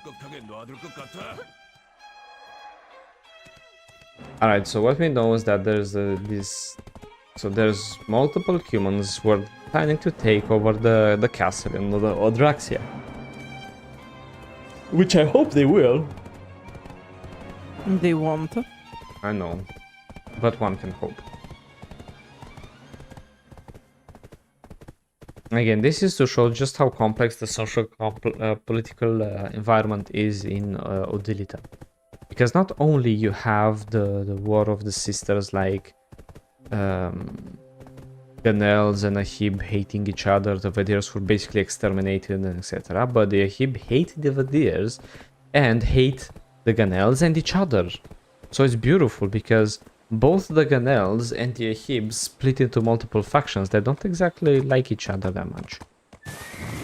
Which kind of shows how stupid these elves are, because with the encroaching darkness that they keep talking about and they still have rebellion over rebellion, could it be that their politics and themselves are not so, well, good with each other, not so trusty with each other? Maybe their politics suck? Have they ever thought about that? Yeah, because of course the humans are not fighting each other. Yes, but at least they don't pretend as much as these are. They insult each other all the time. I didn't say insulting, I said they don't pretend, which is different. Pretending meaning like they're not hypocrites, you know, they're not like, oh, we're going to lead. They're not hurting the humans or anything. We're just doing our thingies. You know, like we're doing this in Mother's name.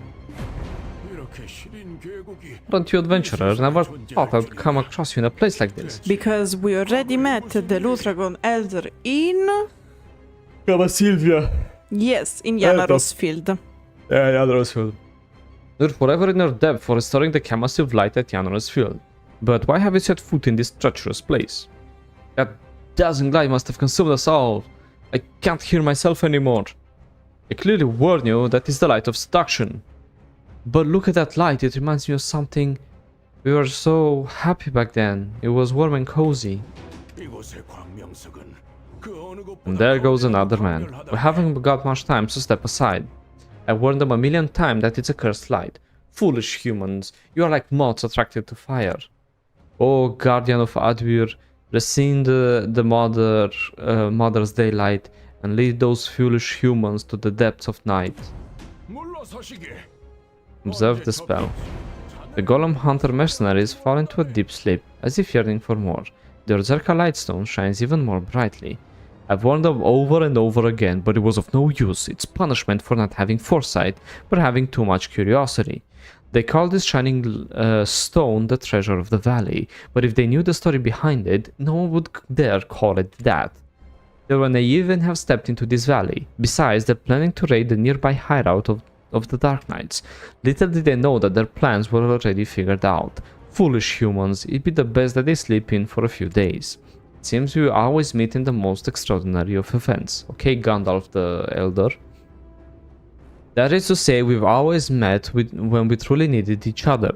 Akin to when you saw the pass through the Mirror of Ron in Yanros's field using Princess Catherine's last journal. As it was in Kamasylvia, perhaps fate bore you again to this cursed lightstone in the middle of this cold valley. That lightstone is a stone curse that was created by the barbaric Ozarkan dwarves by distorting Mother's knowledge. If you get too close to it, it will completely drain you of your happiness and will, and losing all of your will is equivalent to death. I understand that you came here to acquire this stone. In fact, by Dawn's guide, I was told to find you in this land. You should keep walking the same path ahead of you. Fear not, for Earth shall support you at all times. The Earth, as in probably the Lutragons. Although there is a price to pay to acquire the Lightstone of Orzeca, I pray that you give up considering the usage of innocent human lives. The lifespan of humans can be ever so short. Thus, the price to be paid is too big of a sacrifice for them. However, coming from Hadum's domain beyond the Roots realm, I'm used to paying a heavy burden to handle this kind of artifacts. Yes, I gave up my youth, the blessing of Mother, as you can see. And that's why the Elder is old. 이곳의 광명석은 Gave up his immortality. 멸하다네.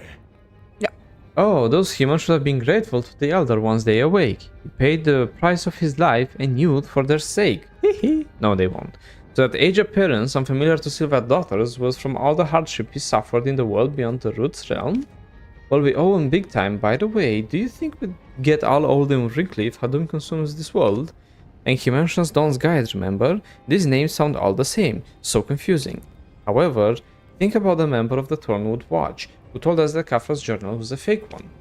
And this elder who knew that we were on Odilita. How does everyone seems to know where we are all the time? Well, let's get to Thornwood Goddess statue for now. It's time to summon the Warder of Anguish. Are you up? Yes, you are. Jesus! Alright.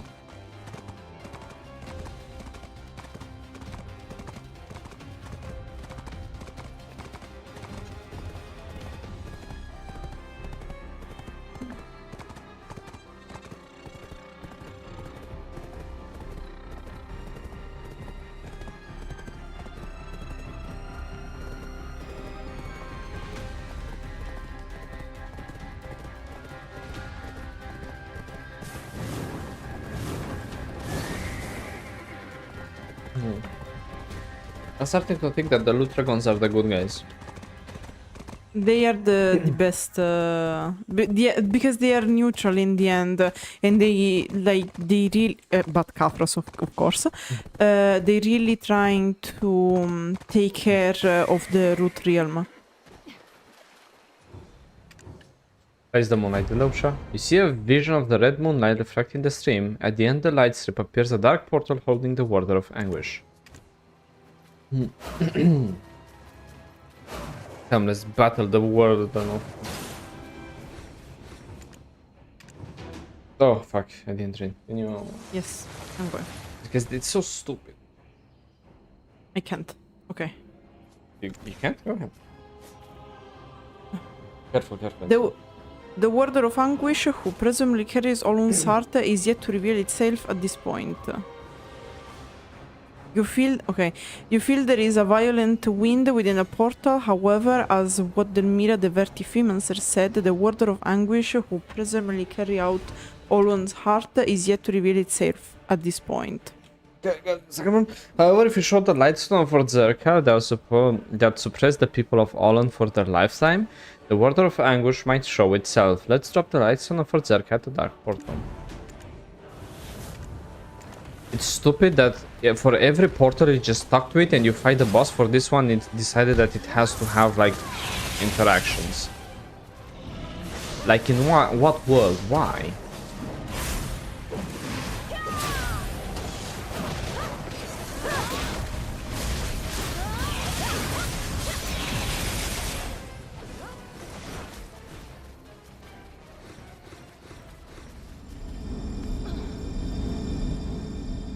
After the Warder of Anguish, who bore Olun's heart collapse, you find light exuding from a stone golem. In a corner, which legends depict as the reincarnation of the 9 young Oluns, it turns out that Olun's heart was carried by Olun of 9 stars, as described in one of Delmira's books, and not the Warder of Anguish. So, And in fact, the Olun's heart says, Olun's heart taken from Olun of 9 star, after defeating the Warder of Anguish, Olun's silence. It shines with a warm, dazzling light. It's the first material required to craft the Gem of Imbalance, which can actualize Hadum's realm. with this heart in our hand, it feels like we're the king of this valley, no? Wait, someone visited us, huh? Is that fool, Orwen, who doesn't know which one is her own father's journal? Ha! Look, she just sighed with relief. By the look of it, she must have come this way. She must have come to tell us the journal was fake. Oh boy, oh boy, what a surprise. But she's one step too late. Wonder what trouble she's gonna cause this time, I wonder.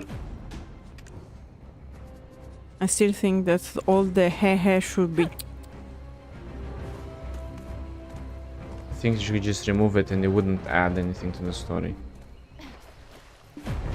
Oh, adventurer, I'm glad you're well. The journal my nanny Opensilla gave you was a fake. Like 60 quests late. Now, I want you to understand, guys, that she's part of the Secret Guards, which is supposedly the secret society who has been helping save the world for hundreds of years, right? These are like the Avengers of Black Desert. And they portray them in such a shitty clown way that I can't take the story seriously. They should put ta-ta-ta-ta-ta-ta-ta every time they talk. What? You mean you know already? Oh, I'm so sorry. I couldn't tell that the journal was fake back then. I just got back from Ilia Island where I lived with my father as a child. If Kafraz is really my father as you said, there are things I must check on the island. For instance, all the documents of my father that were full of indecipherable symbols and... Fuck you, stop splitting shit like this.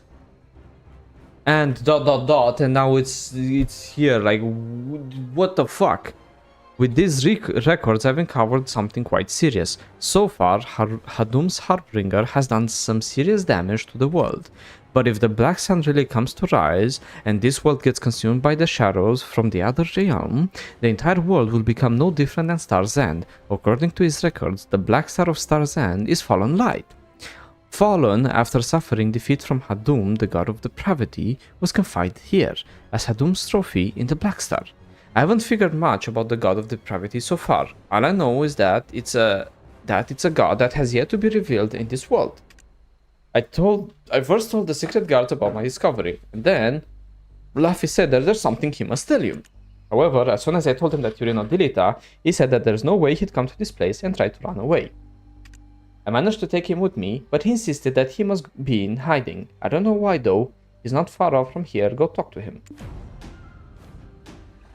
You're telling me that secret guards don't know why dwarves can be in Odilita?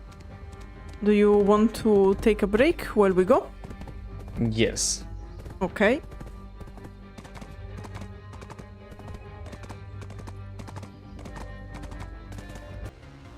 We're back after a little break, you know, to fend off the depression. Alright. I can do this. Yes, we, by the way. Huh? Adventurer? I knew Olun would find you. But what should we do? Laffy is being kidnapped by someone in an instant. Yes? What are you talking about? Why would anyone come to this cave? She was such a loud and ugly Ahib. But since when was Laffy so popular? It was an Ahib. The Ahib came out of nowhere and she seemed very pleased to find Laffy. She said that this is by her lucky day or something and took Laffy away by force. She also called Laffy the most wanted man. I mean, how is Laffy the most wanted man in this land of Odilita? How come that the talkative shorty is popular? Since when? Was she by herself? No, she came with 2 humans. But there was a shackle on the female slave. Oh boy, it was really scary. I had no idea this place is so scary. Do you know Laffy knew about this place already? Perhaps that's why he didn't want to come to Odilita back then. Yaz, calm down. Do you remember anything? Anything they said? Anything they're going? Just anything at all?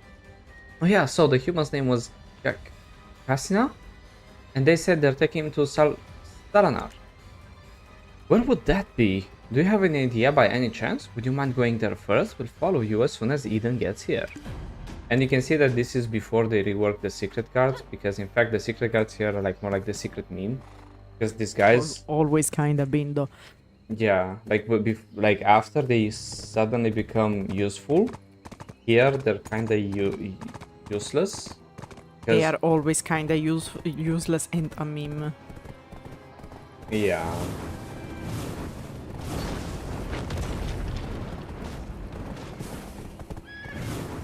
Which is why I'm kind of pissed that they don't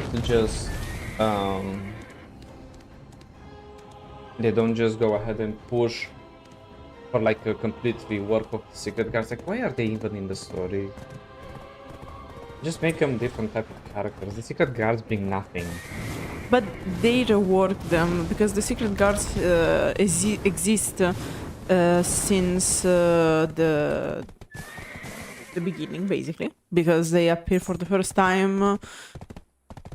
Like they are mentioned for the first time in Serendia, the OG one. And their concept was kinda reworked with Ulukita. Because now they have a main quarter and whatnot. Mm-hmm. Alone. Oh. Look who's here. Holy crap, she just appeared out of nowhere. Okay, lady.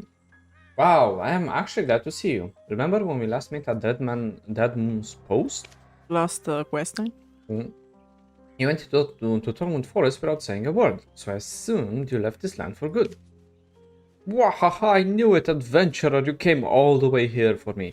Now, as a little disclaimer, Luffy, this is Luffy that's still connected to old quest lines since they didn't rework this part after Balanos. In Balanos, you don't know they exist. In Serendia, you kinda hear they exist. In Calphion, he flames you half the way and kinda helps you with the translation. And then you basically barely heal from them. Like, they're just there like as a comedic relief when the writers don't know what to add. And to give you direction in the cockroach chamber in Valencia. Yeah. So that's their most utility and how often you've met them. Now, obviously, with the reworked Balanos questline, you meet them like at the beginning. And with Ulukita, they seem to be more involved into you. And same with Ataraxian, like you work with them, unwillingly though. In Mountain of Eternal Winter, you don't have them, thank God. That's why one of the reasons why Mountain of Eternal Winter is my favorite questline. So the issue is that they're pushing this thing like, oh my god, adventurer, you came to save this guy. But at this point, you have to understand from our context and our point of view, and most of the people that met the secret guards, is that first of all, you barely met them. The few times that they did, they only caused issue and flamed you, and you don't know Luffy as well after like Ulukita and the reworked Balanos questline. So keep that in mind, and why I'm so pissed the fact that they pushed so hard for the secret guard here. Eden, on the other hand, that brat is all talk and no good. By the way, why are you here alone? What about Yaz and Orwan? Oh, they did send you first because they're all too scared to come. But how is it that you freely travel this treacherous land by yourself? Boy, this tree some size really talks too much. Adventurer, you seem to know this guy, right? But you're not trying to interrupt and steal my thunder, are you? I may have let Atraxia take a human slave off me once, but not twice. He's not human though. I trust you, after all, you were close enough to share the Lostria pudding at Dead Moon Post with Atraxia, haha. Haha. I thought I knew that Ahib from somewhere. It's Helon, the gambler also known. The one who tried to kidnap the Leonian priestess at Starry Midnight Port. Remember? So now she has kidnapped Luffy. At this rate, we should refer to her as the kidnapper, not the gambler, to be fair. Early on, Olun told us that Luffy didn't really want to come here. Remember what the dwarf slave said at the Crypt of Resting Thoughts back then? Knowledge of treasure shouldn't have been released to the world. Luffy Mountain, you shall not go unpunished. So that explains why he became the most wanted criminal here. But first, let's find out why she kidnapped this guy. Because he's one of the most wanted. Like, quite a good reason. Yeah, I guess Personal that's a quite opinion. good... So, first of all, let's talk Dalanar? with Dalanar. No? No. It's buggy, you should talk with Helon, but... Yeah, Helon, right. First an Leonian priestess, now a dwarf? Her Majesty issued a proclamation declaring that the Dark Knights were not the ones increasing the number of the fallen ones. I'm a wanderer, so I hear about it much later than the others. But it turns out that the Dark Knight who proved their innocence was Atraxia. When you left us at Dead Moon Post to go into Thornwood Forest alone, I found her sleeping in a room, but with a high fever. I thought she wouldn't go with you because she was ill. When she got out and found out you were gone, she went totally mad. She was worried you might have already taken some sheep to the Hall of Heroes. With tottering steps, she headed towards the woods to follow you. I never imagined that would be the last time I saw her. I was actually on my way to find the hideout she mentioned earlier. Of course, there's a chance the Dark Knight sisters might turn me back, but again, I thought it was the right thing to do. Not surprised, you already knew she's dead, didn't you? Yep. Yep.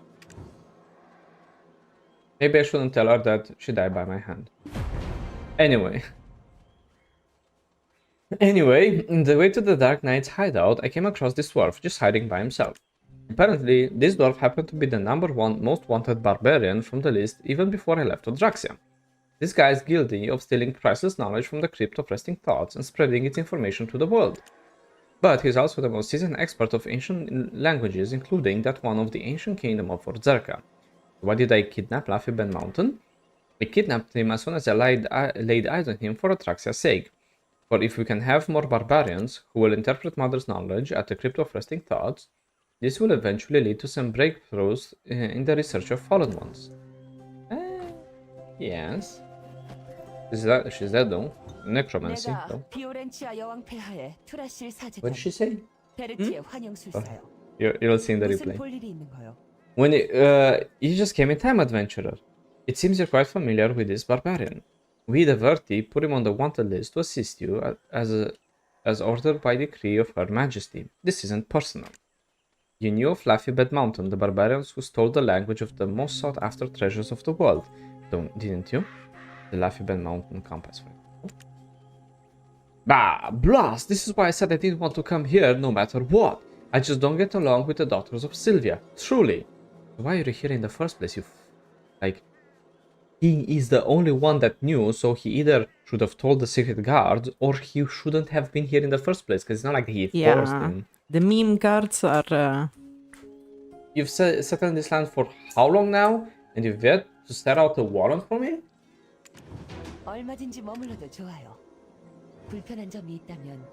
If we had put up the notice before we were ready to capture you, your thieving hands, which held the key information on the secret material of the key of the Gem of Imbalance, you would have scurried away and hid like the rat you are.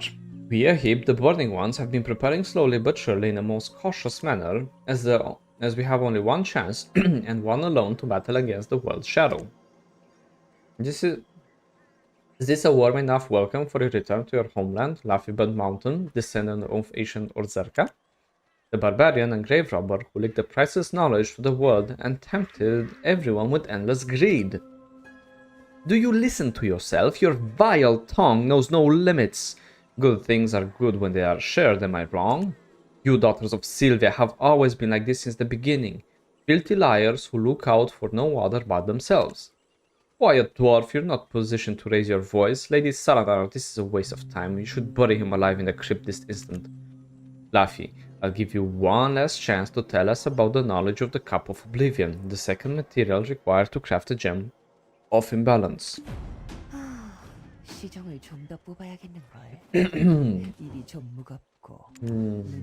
seems to be very frustrated, arguably so. He's about to get arrested. This is why I didn't want to come to this land. Then why did you come, Laffy, in the end? Just send a letter next time. Yeah. Confounded, I was going to tell you anyway. Okay, buddy, did you really get the treasure of the Oluns? I'm talking about Olun's heart, protected by the Warder of Anguish and kept by the Olun of 9 stars. You truly are a descendant of Orzeca. You seem to remember everything. There were rumors that you had amnesia. Shut your mouth, bitch! Sorry, we need to be politically correct. Shut your yap! Well, you're trusted by the secret guards. Truth be told, long before the Ahib inhabited these lands, I was from the Crypt of Resting Thoughts, the historical legacy of the fallen Orzecan Empire. I used to interpret and study the knowledge that my predecessors inherited from the goddess. How old are you? Laugh. You see the length of his beard? Each hair is like a year.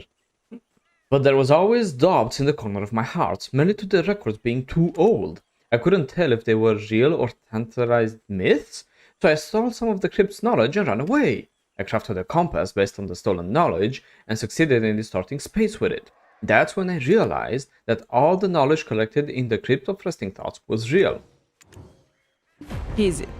And okay, which is the Laffy compass. What so it makes you like so you always see where you are, and And most important part about the distortion. you can teleport people. Exactly.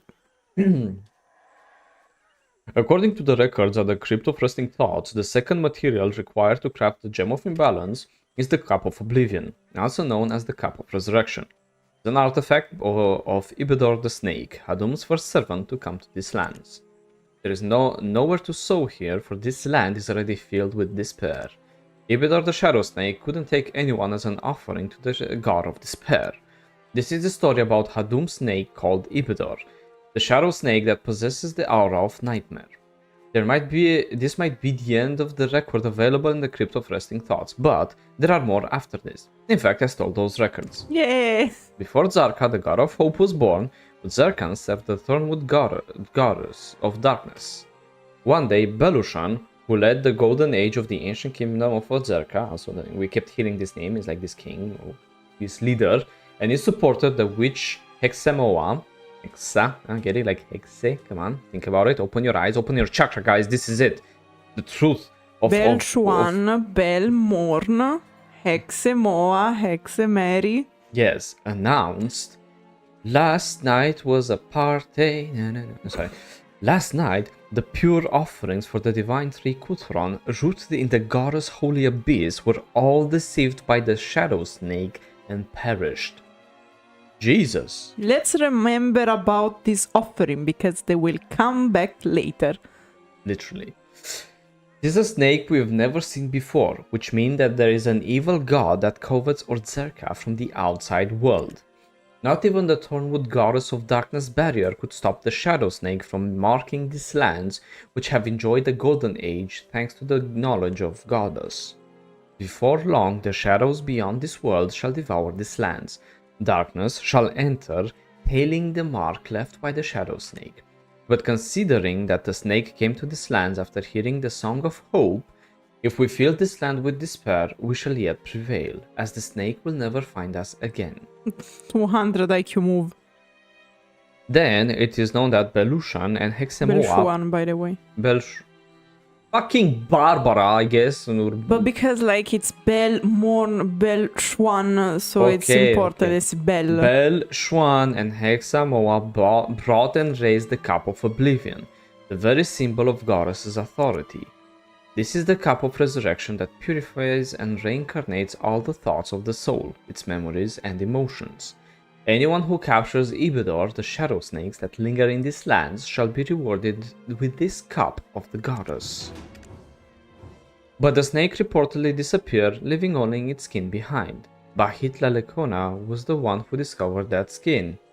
Very important name. That will come back later. Control Shift S in your fucking memory, baby. This name is important. Tattoo it on your forehead because you need it for the exam we'll have at the end of this. He is the regretful shadow who later burned down the shrine of Zarka and put an end to Zarka's self-destruction, which knew no limits. It is said that he buried the snake's skin somewhere and created a secret map using the power of the Oluns. A secret map that cannot be recognized unless it receives the light from Olun's heart. Adventurer, that's why I asked if you had found the Olun's heart.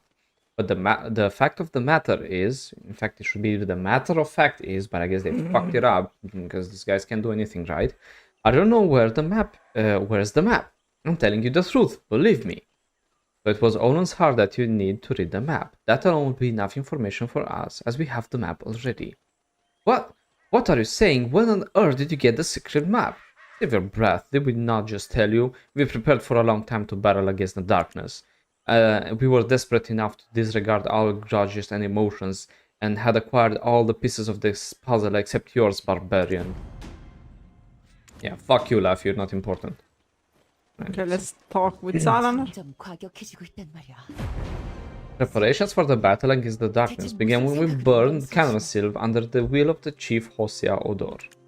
Although we found all the puzzle pieces, connecting them was hard because of the fugitives.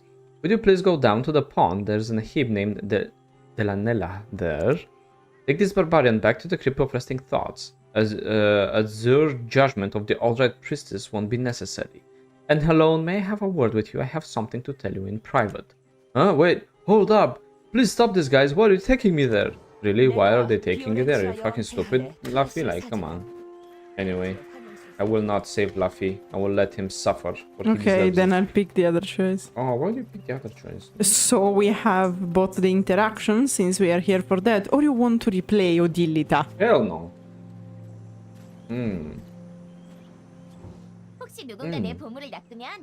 You must the adventurer that Lady Selenar talked about. I've been looking forward to seeing you. I cannot live for another adventure unless I give you this map. Do you know what the other Ahib say behind my back? They say there's a girl sitting by the beautiful Selenar pond, who has nothing better to do than mooch off Lady Selenar. Haha. They have no idea about the secret mission I'm assigned with. Do you have an idea what I went through to get this map? Do I give a shit? And we receive secret map of Bahit. The secret map of Bahit Lalekona, the legendary figure who first burned down the Zarka shrine. The map requires a special method to be read. The Olun's art. And here, an important thing. Come on. This refers an important piece of knowledge, which is about the Mountain of Eternal Winter. Which at this point it was faraway dream. It was released already. No. Kinda good. No, when they released this, the Mountain of Eternal Winter wasn't there. Yeah, I know. That's why I said it was a faraway dream, as in. Oh, okay, okay. That's what it means. Yes. Anyway. Oh Jesus. Okay, so Mountain of Eternal Winter is now released, and in fact a starting point for adventurers, but here it was a faraway dream, meaning we had to wait until Korea received it, which means we had to wait like 2 years until we received it, okay? And we had 2 parts of Ataraxion in the middle. Yeah. So, here's one of the main points when it's referenced, and we will see that if you play through that questline, which you have the videos up, right, of the Mountain of Eternal Winter, yes, you'll see that its name were brought up already and are recurring. The Mountain of Eternal Winter in a faraway land that no one has been looking for since the last battle between dragons and humans. Mentioned in Drigan concerning the Shurikens. After completely burning the Temple of Zarka, it is said that the owner of the map, Bahit Lalekona, led enlightened ones who learned the disaster that is brought by greed to the Mountain of Eternal Winter to look for the source of the Yinix, the holy flame which is known to be able to consume the gods themselves. But no one knows that I've been so far away, shivering to the near death only to get this map. But it's such a wonderful place that I want to go again. I still can't forget the jade flames that the Ojinshini made. They seem to believe that the flames are saying, come back, to the dragons that left them. But what's the use of telling you about all this? I think you better go there yourself next time. Whoops, can you give me the map again? Let's see if Olun's light really reveals this map. No, you give a thingy? Let's see, huh? This is the Crypt of Resting Thoughts. I thought you'd be hearing somewhere far away. Now, let me give you back the revealed secret map. You better look at it yourself, I think. By the way, why did he hide the skin in the Crypt of Resting Thoughts, you think? It is known to be where the Snake of Hadum first appeared. Well, anyway, now I can get some good sleep. Finally, I couldn't sleep well because I wonder who's going to get this map too much. However, even with this map, it's been too long already. Do you think we can find anything recognizable from the ground? Oh wait, this spot, isn't this where Julasis, the Verti archaeologist, is? The skin of Fibidor is filled with Hadum's aura. Perhaps Azure Flame will help you easily reveal its identity. After all, it's the very flame that protected this land from foreign calamity like Hadum. Julasis is the one guarding the Azure Flame of Crypt of Resting Thoughts. It would be just great if you can get help from her. Used to seal also the Thornwood Forest, so the hollow inside can't escape and are confined there. Well then, I'm going to enjoy myself here for a bit and then leave for another adventure. Onward to find my mother's treasure stolen by barbarians. Oh, you must pretend you don't know me if you see me here again. I'm going to do the same to you too. Why? Everyone thinks I'm a wanderer who's gone cuckoo. It's better for you that way. Well, but if you happen to go somewhere you've never been to, maybe I can give you some advice as a veteran adventurer. Whatever, man. Fuck man. Anyway, so here you can see references to Mountain of Death and Winter. Like, in fact, they had already planned it for quite some time. And it's still stupid that the guy hid something so important in the same place where it first appeared and no one found it. Like, never let them know your next move. Yeah. It's nice because the story has some 5D chess moments. But I have stupid moments like this one. It's like, really? No one checked the first place where the snake first appeared? But really? because, like, it's not easy to access. Since it's the fucking abyss under the crypt of resting thoughts. Before it was. Because yeah, but it's not easy to search because it's an abyss. It's not easy to orient yourself and find things in there. Yeah. Anyway. They didn't have the torch technology, my bad. What are we going to do? We have to go to some caskets indicated in the map we illuminated with the Olun's heart. And we have to rob the sarcophagi. I don't know how is it in English. And of course, if you lose the Bahit secret map, you can get it back. So don't worry. Yeah. We already been here. The last during the last main quest of Odilita, while trying to solve Ataraxia. We failed miserably, but it's okay. Did we fail though? Here we go with the thingy. See the abandoned casket. Oof. You found the serpent skin. Go and talk to Julius. Okay, that was easy. Man. This was really hard to find, right? Like, no one would have thought about shaking this casket a few times. I mean, robbing graves is not something that you do usually. In those medieval times? Who are you kidding? Come on. It's in the middle of the Thornwood Forest. Yeah, just like you have humans who wanted to attack the Dark Knights, you would have humans stupid enough to do this. It's basic.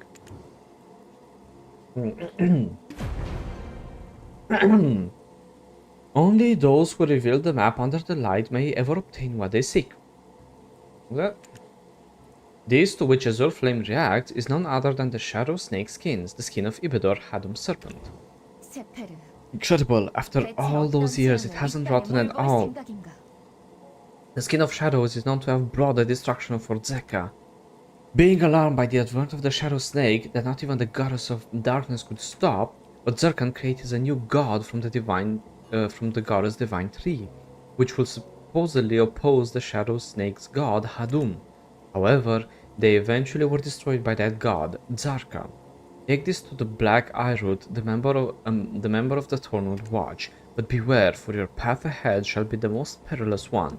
You're about to journey to the old abyss of Oblivion, otherwise known as Thornwood Prison.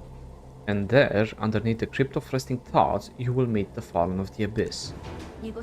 And we received Ibidor's Snake, the skin of Ibidor, the Shadow Serpent, obtained with Bahit Lekonan's secret map. Ibidor is the servant of Adum, who first set foot in the ancient kingdom of Orzeca. Interact with the Dark Portal to summon the Burning One, Raznal, and this is what we are going to do in a few moments. Going beneath the Crypt of Resting Thoughts, do you remember what the Gravekeeper, the Nulo, said? He said it's the final destinations for those who can't die. Yes, you just repeated like right before. It's exactly the same thing, just reformulated. I'm kinda curious how strong these guys are going to be. 300 AP. Let's go meet the Black Eye Root in the Crypt of Resting Thoughts, quick. What do you mean who? They're with the Ahib using big fancy words. It doesn't matter if we remember or not, the game will take us. Yes.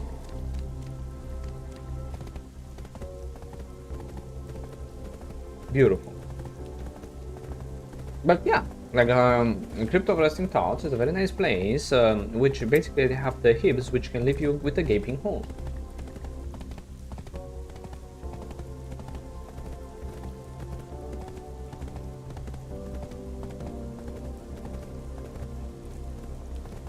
These poor Ahibs. They're so stupid. And also, everyone's like hating on Zarka and things, but guys, remember, Zarka was the god that was granting wishes. You can have any wish granted. How crazy is that? Yeah, it went quite crazy quite quickly if you think about it. Oh yeah. Hey, don't kill us, please. Trying my best.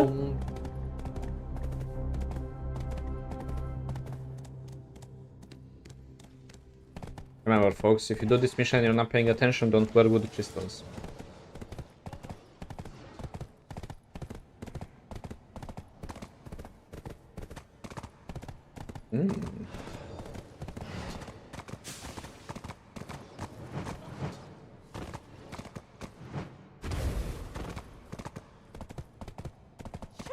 Gotta be fair, this is scarier to me because the horse is not like fully you know, it's not fully synchronized. We managed to travel safely though. Yeah. 타락자들을 통제할 수만 있다면 Cover the better skin. 더 큰 어둠을 지배할 수 있지 않겠어. Belshwan and the witch Hexamoa, who wanted to protect the kingdom of Orzeca from the shadows, even used the Cup of Oblivion, the symbol of goddess's authority, as a prize, but eventually failed to find the shadow snake, so the witch whispered to the king, "We fucked up. As the power of the Thornwood goddess has declined, we can no longer protect this land. So we must create a new god from the goddess divine tree to protect this land." Also, the G in goddess should have been in capitalized, but I guess they fucked up. Just like the Ahibs. After that, the witch completely forgot about the Thornwood goddess and came to serve the newly born Zarka. She lived off the droplets of blood that fell from the sacrifice Zarka chewed on and ripped. They gave her magic of the ancient darkness stronger than the magic possessed by any other Orzecan. The witch was later surprised by Bahit Lalekona and his forces. The witch was later suppressed by Bahit Lalekona and his forces. It is said that she died a lonely death in a prison below the abyss of Oblivion, the grave of the living sacrifices that she made in order to give birth to Zarka. Sacrifices are already mentioned few minutes ago. Shadow of the Burning Moon, I would like to guide you to the prison where the witch died. According to the record, eventually no one could claim the Cup of Oblivion as their own, as the snake was never found. Ultimately, it was the witch Hexamoa, the most loyal servant to the king for the longest time, who took the cup. Since then, it is known that it was only the greatest servant of the ruler who gets to keep the cup. The rulers of this place at the moment are the fallen sister that followed the corrupted god Zarka's will, but the greatest of all is Raznal, the first fallen. Consuming the corrupted power of Turazil for the first time in history, Raznal was fallen and perhaps deprived of all sanity. But as per the will of the corrupted god, who was to protect the kingdom of Orzeca from another darkness, she will have to react to this Ibidar skin and reveal herself. Take the Audrey Divine Shide from the Nulo, who will keep you safe from the fallen sisters of the Abyss for a while and help you reach the prison. God may don't wear crystals while you do this mission, because that thing doesn't work. It's like in the horror movies when people go with the crucifix, it never works. Do you think Orzercans were so afraid of Hadum just because Hadum's snake was strong enough to kill the offering that Orzeca tried to give to Kuturan? I mean, was it worth risking the power of resurrection, the symbol of the goddess? I bet there must be more hidden stories about this. Oh, it's Fluffy over there in a cage. Hehe. Okay. Hello, Luffy. How's it going, you little slave? How did I end up here? Well, you walked in it, well, literally. About offerings to the Kutran. It's the mistake of my predecessors. I'm ashamed to say, I actually wish I had misinterpreted the record. We all know that the offerings made to Zarka were the Oluns, known to be the weakest in all of the Bottom Lands. Prior to the birth of Zarka, before Oluns were sacrificed, the offerings were made to Kuturan, the divine trio of the Ornwood goddess. They birthed Zarka, whom the Zarkans worshipped, were in fact none other than the innocent and named children. Innocent and named children. Fucking tattoo that to your retina. They did it because they believed that the pure blood of wailing children would best stimulate the abundance of the goddess. Jesus fucking Christ, these are the bad guys for sure. The children lived down there in the abyss of Oblivion, where only the priests knew of their existence. Ah, so they put children in darkness with priests. I wonder how that went. It's because Hexamoma, the witch of Belushan, came up with a trick to stop the children from crying.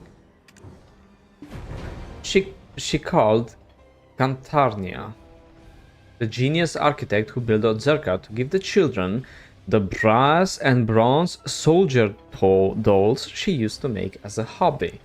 These children who received the dolls soon stopped crying, and the witch made them sing about the dolls. Though in a dark cave with no light, the children didn't cry anymore, playing with the soldier dolls. But as the song resonated in the deep, lonesome abyss of Oblivion, there was someone else who heard the children's song. According to the record, the snake wore scales reminiscent of the dried white bark of the Kamasylvia. I skipped it by accident, can you... Could shift its appearance freely at whim, and yet its shadow always took on the shape of a snake. Records say that the snake approached the children after tasting the hope it felt in the song they sang. Little pretty fairies, name the soldiers' dolls, then they will become your friends and sing together. Sing a song while imagining you are walking along a dense forest, or a beach of white sand with them, or dancing in a flower bed together. Just as the snake suggested, the children sang the song while naming the soldier dolls made of brass and bronze, and the snake gave the power of life to the children's melody. After being brought to life, the dolls became an army and started to destroy the abyss of Oblivion that confined the children. After a great struggle, Belchuan and Hexamoa finally managed to defeat the army, and came to realize for the first time about the world shadow Hadum. It was there they offered up a 1000-day prayer to Kuturan, the divine tree. What did you skip all that? I don't know, like seriously, I pressed once and it skipped all of it at once. You'll see in the replay. Yeah, I was very surprised. So, very, very important, because now we know that we had innocent unnamed children offered as a sacrifice to the Kuturan before they started to sacrifice the Oluns. This was before the birth of Zarka. And in order to avoid them crying, Hexamoa decided to contact this very famous architect of Orzeca that gave them the dolls in brass and bronze, very important, so they would stop crying. Instead, they started to sing a song, and this generated hope that attracted the snake, Ibedor.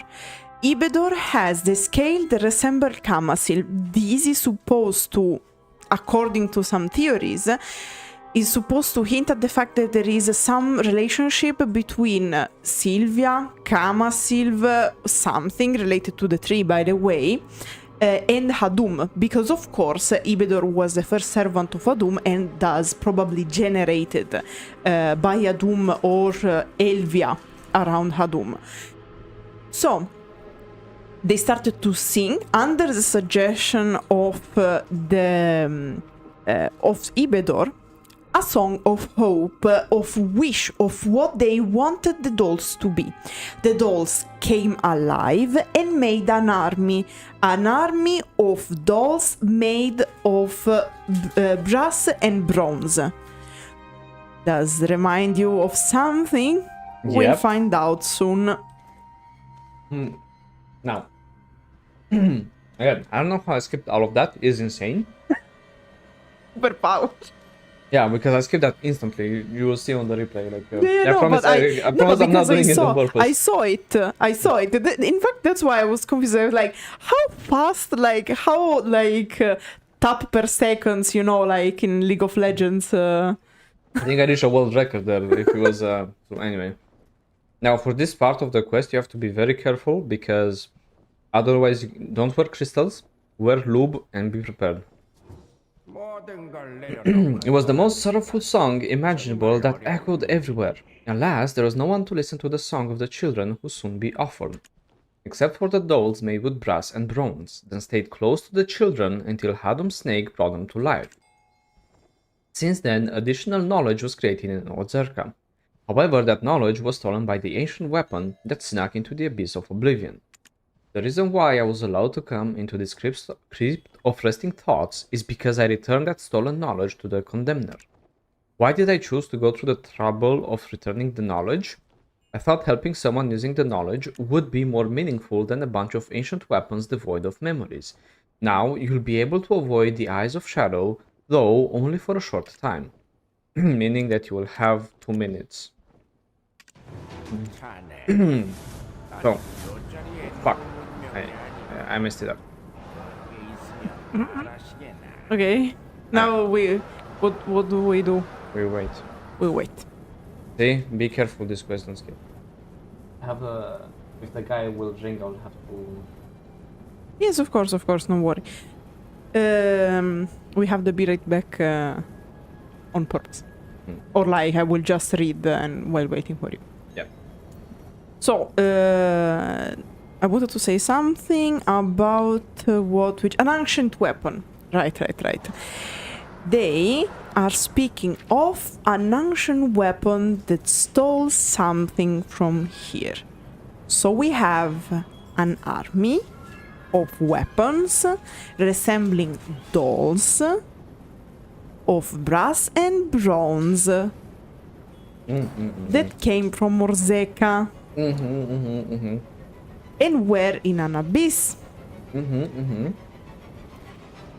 Can you remind of a certain deity, maybe a river, finding something underground and bringing it back to life? We'll find out soon. Like, I love how these guys like give back the knowledge, like fucking idiots. Guys, make a copy. Seriously, transcribe. Well, because I guess the whole point is that this was supposed to be super mega safe, so they didn't have to make copies because they didn't want to share it. But to those who stole it. You still make copies, return the original, be hailed as a hero. Fair point. So, we also know from Laffy that all the knowledge of the Crypt of Resting Thought used to be true. Why do I say I used to be? We're going to find out in a few quests that something changed in the Crypt of Resting Thought since the Ahibs came back. And it is very important to remember when reading the knowledge of the Crypt of Resting Thoughts. In my opinion, this is a very lazy-ass move from the writers to just retcon shit saying, oh no, but actually this part of the knowledge was redacted in the library, in the Crypt of Resting Thoughts, so it wasn't the OG one. Like, Yeah. I'm very disappointed. Anyway, let's talk to Denulo and then take the transformation. First you take the quest. You should go now, you will need to avoid the fallen ones of the Abyss, who are tainted with the deepest ancient darkness that can be seen. Yeah, you get the point. Blah blah blah blah blah. They're immune, you know. Be careful. After doing so many years and observing, I come to the conclusion that you are truly that truly good people is like a bigger fantasy than Crocodile. There are only more evil ones and lesser evil ones in this world. The weak ones are the ones bound to be ruled and tortured by the evil ones. Oh, stop talking. Perhaps I talked too much. Yes, don't mind what I said. Now off you go to the deepest bliss of Oblivion. And then you take the blessing. You take the blessing again and you go. Hello? Blessing? How do you... Hey, blessing? Bro, blessing? What the fuck? So again, this is why like if you read the questline here, you're punished like a fucking dog. Let's forfeit this. I forfeited it and now I can't accept it. Ooh. Because the previous quest was... I think it has to be the black spirit. It has to be the black spirit. Yeah. No, it's the null. No, well I can't do the quest anymore. What?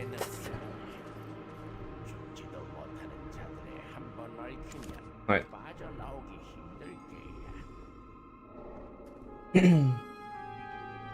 Okay, so you must... Okay, let's calm down. I got this. You have to throw away Ibidor's skin. Now you will be able to talk with this guy again. Okay, and you skip everything because... But where's the...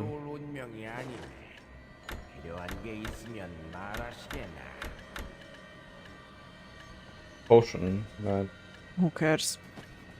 Follow me. I have the thing, the shit of my guardian tagged, so I should be able to kill if anyone follow us. Just be careful. Let's reach where we have to reach. Let me go first. Being a Nova, I should tank some hits. And if someone is going to follow us where we have to go, because technically that is quite safe, I'll kill them.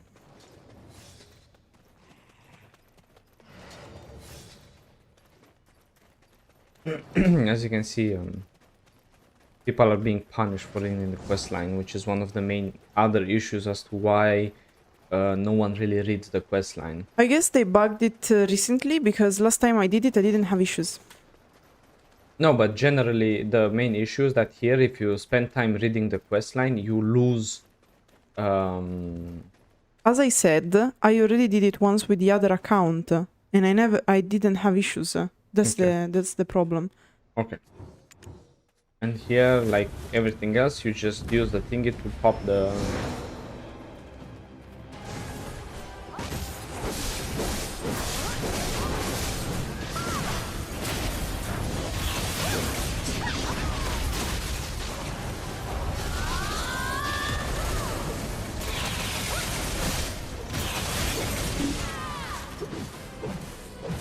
They really should stop doing that the attacks just knock you down on everything. That kind of thing.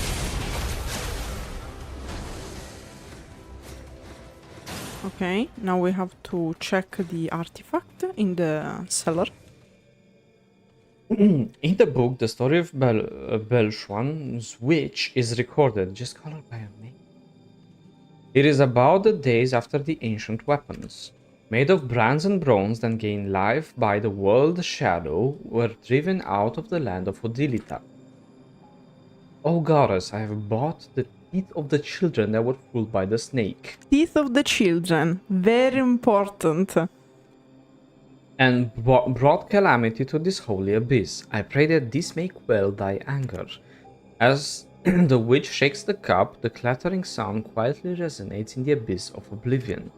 I bid thee, do not grant the blessing of reincarnation to the children. Let them be deprived of their past lives' memories, but remember the pain and be reanimated in this place once more. I pray that they suffer for eternity, only remembering the fear they felt in this cave.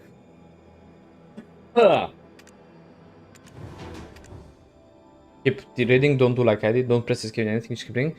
And on the back of the hidden commandments of truth, the following is written in crooked letters. Yellow flowers, sky flowers, and red flowers from the ocean, and dream of dancing in the songs of birds. Though I've never seen or or heard of it, as I dream like that, my body itches. When this song is over, I'll be spreading my 4 wings, born to be a fairy, flying freely in the sky, taking a bath in the dawn's dew, and share fruits with my animal friends. ... Gyfin Rhasia, let's sing this song together, in case you didn't notice it, guys. Let me spell it for those in Lore channel. You're wrong and we were right. Close your eyes and sing together. Then it's not so scary here. Until we're born again as little pretty fairies. Gyfin Rhasia, let's sing this song together. Let's wait for the day to become a fairy who can bless the whole world except for this forsaken Arid Land. And here, like, this is why I said that you're actually being punished for reading the story, because while having this beautiful spirit form, you should have it for 2 minutes. We have it only for 50 seconds because we read the story.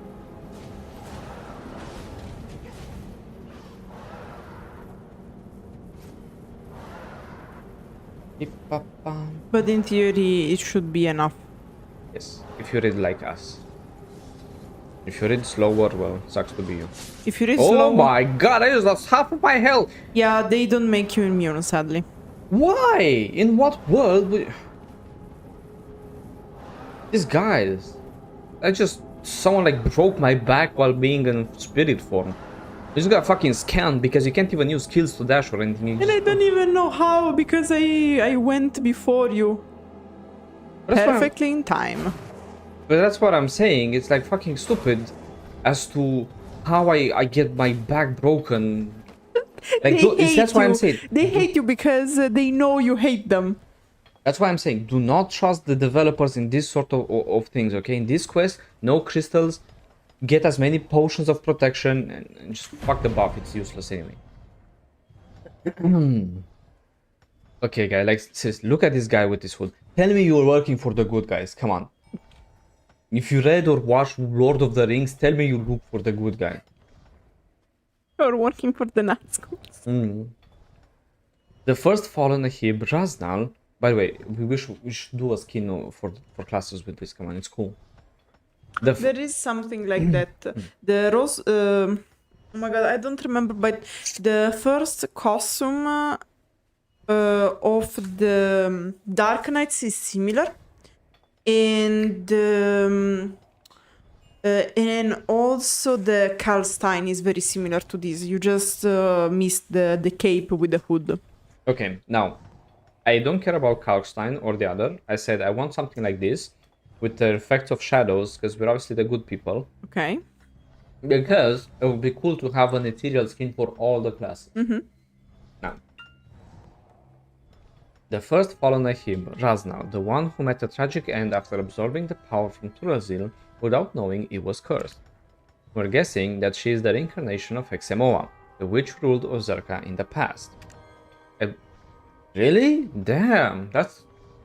Yeah, because the idea is that she burned herself, and when she resurrected, she was actually possessed by Hexemoa. Gotcha. I interpret it like this. Yeah. I believe you have a special power to lead people. More importantly, it is hard to think everything was a coincidence. The hero of Kamasylvia set foot to Odilita, and the hero had to have a connection with this barbarian who held the most important key. If there is an absolute being in this world, you would be destined to be chosen by that being. If you hadn't had a connection with that barbarian who leaked the knowledge on all coveted treasures to the outside world, he would have never dared to come to this land, and we could never succeed in making the Gem of Imbalance. Considering the bond between you and the barbarian, I will let you decide what should be done to him. Do you think we should shackle him and make him research more knowledge on the coveted treasures of the world? Or should we send him to the capital city of Odraxia and make him serve Her Majesty, the Flower of the Burning Moon, for the rest of his life? Okay, what do you want? So, so here you can, there's a crossroad that does absolutely nothing, but is to make you feel good. There's nothing sweeter than priceless knowledge. Wait, adventurer, how can you do this to me? Remember when you flamed me? I remember. Even if I discover more knowledge of the treasure, do you honestly think they're going to share that knowledge with you? I know you made the note to the crypt, but this is... What's with that smile in your face? Do you feel great or something? Fuck yeah, I do. That's so much, Switzzy. Boy, pull yourself together and take me back to where Eden and the others are. Don't be fooled by what the Sylvia daughters say. They're saying Sylvia goddess is the same as Stormwood goddess, the goddess of darkness worshipped in the old Orzeca even before Zarka was born. They're simply trying to use the old Orzeca records to fabricate a false mythology to their own liking. They don't realize how much dangerous what they're doing is to later generation. Nonsense, Yeah, I'm with the Sylvian daughters on that one. Fuck you, Laffy. Like, imagine that I hate the Secret Guard so much that I would rather be with Sylvia's daughters. Sylvia's daughters, yeah. Nonsense. The records of Orzeca tell us clearly that as we first laid sight to this world, the Tooth Fairies, who had blessed us from the beginning, have constantly warned us to stay away from your kind, the dwarves. Even the old documents of Chief Hosea Odor suspected something in the contract between the Tooth Fairies and the Gyfin army. There's always something about your kind that made us feel uneasy. We came to realize why it was so only after tracing back to the origin of history. Now we know why the Tooth Fairies whispered sorrow as they blessed us. Now we understand why they warned us to stay away from the barbarians. This emotion of fear has been engraved in them by your ancestors, and remains to them to this very day. After all, the golden age of Orzeca was built upon blood of the young, innocent children. Okay. What if you pick remain faithful to my secret guard? Wait, Odraxia? That's where Bart Bedmonton is, isn't it? He betrayed the descendants of Orzeca, his own kind, by revealing every secret to the daughters of Sylvia, who treat us like tree stumps. I cannot live side by side with such a treacherous kind. It's as bad as having a shackle around my ankles. I cannot live like this. Please help me escape from this rotten crypt. Send me back to where Eden and the others are. Don't let daughters of Sylvia fool you. They are saying the Sylvia goddess is the same as the Thornwood goddess, the goddess of darkness worshipped in old Orzeca, even before Zarka was born. They are simply trying to use the old Orzeca records to fabricate a false mythology. And that's why, to cover their asses, the writers added this thing. So, if they want to retcon if they want to retcon the knowledge you find in the crypto resting thoughts, they can just say that they were part redacted, parts changed, whatever, by the Ahibs. They don't realize how much dangerous what they are doing is to later generations. And again, let's explain this while we wait for Switzy's comeback. Nonsense! The records of Orzeca tell us clearly, as we first laid sight to this world, the Tooth Fairies who had blessed us from the beginning have constantly warned us to stay away from your kind, the dwarves. So we have the Tooth Fairies hating the dwarves. Even the old documents of Chief Hosea Odor suspected something in the contract between Tooth Fairies and Gyfin army. So we have Tooth Fairies hating dwarves who made a contract with Gyfin army. There's always something about your kind that made us feel uneasy. We came to realize why it was so only after tracking back to the origin of the story. We know why the Tooth Fairies whisper sorrow as they blessed us. Now we understand why they warn us to stay away from the barbarians, the dwarves. This emotion of fear that has been engraved in them by your ancestors, the Orzecan dwarves, remains with them to this very day. After all, the golden age of Orzeca was built upon blood of the young innocent children. Explained very simply, the dwarves, the Orzecan ancient dwarves, sacrificed unnamed children to their goddess, the Thornwood goddess, that then bore to Kuturan, sorry, that then bore Zarka. These children are those who receive the brass and bronze dolls, so they wouldn't cry, and that was persuaded to song by Ibedor. So what happened? They were sacrificed by the Orzeca dwarves to the three Kuturan. They were helped by Ibedor to escape, and they made their brass and bronze dolls become an army that then became the Gyfin Rhasia that now we have at the Gyfin Rhasia temple. They fought, they got defeated, and then they remained in the abyss. But the children were reincarnated outside, and they became, due to the fact that the Examoa kept their teeth, the tooth fairies that now live in Kamasylvia. They made all of these, and then at a certain point, Okiara, the river, found them back in something dark underground, the abyss under the crypt of resting thoughts. Okiara led them outside to the light, so the Gyfin Rhasia reach the Gyfin Rhasia temple, and they stayed there and had their place thanks to a contract with the tooth fairies. All this contract, it is mentioned at the beginning of the main quest of Odilita part 1. More clear than this, I can just make drawings. I hope so. Are you okay? Yes. Okay.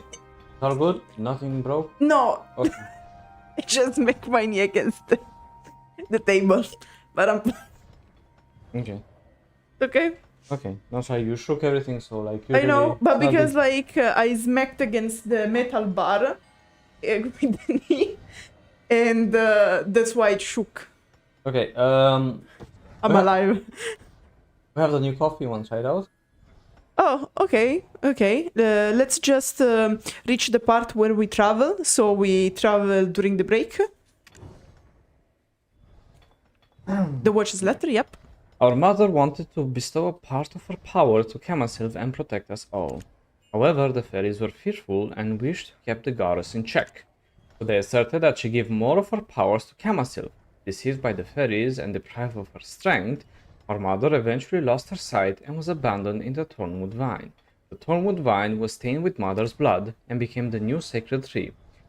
While the tree awaited for years in the wood, the barbarians, your ancestors, built a grand archive using the knowledge they stole from mother. In the end, they were all but destroyed by their own greed. However, by us returning the Kamasylvia branch, the intact crown, and to the sacred tree, our mother finally regained her former glory. The day will come, a moment in history where we will finish this war with Hadum. The fairies who have betrayed the goddess and Ganels who have been deceived by those fairies shall be justly punished by Mother's wrath. Like the recorded history in Kamasylvia, when she ascended on a celestial horse, she was, in truth, driven out by the very fairies who feared her power. However, we don't know how much of this is true. Yeah. And it was you and your kin, the barbarians of old Orzeca, that gave birth to such despicable villains. If the watch's letter. What nonsense are you talking about? Didn't I just tell you? There's nothing more dangerous to later generations than fabricating the history. This will make everything convoluted, and no one is gonna tell which is the truth. Can you not see that this is the beginning of turning the world into a total chaos? That's none of our concern. After all, this land is ours now. We can write, erase, and rewrite however we think. Adventurer, will take care of this barbarian as you wished. Meanwhile, please bring this letter to La Odel Host. It is there that you will meet Orcalis, the acknowledged barbarian who knows about the third material to craft the Gem of Imbalance. He was originally taken to the Crypt of Resting Thoughts, where he was recognized for his efforts in interpreting records on the third material of the gem, Tunta's seed. Currently, he's supporting the Verti series Selwa.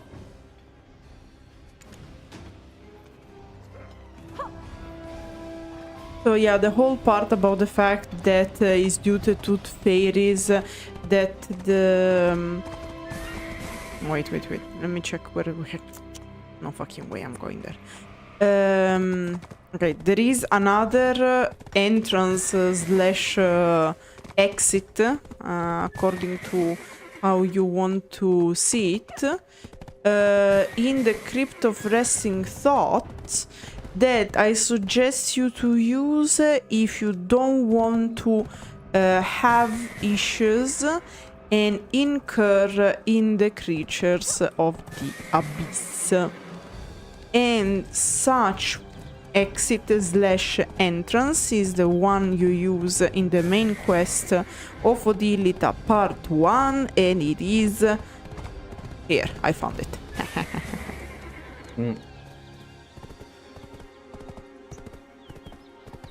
And now we can go and get our coffee if you want.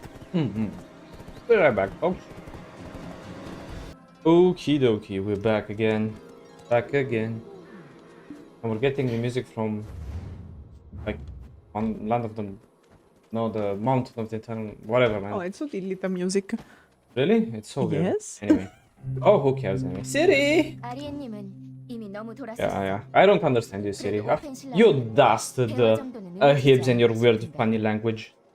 Right. Let's hand over the watches. Oleta. We finally got the second material.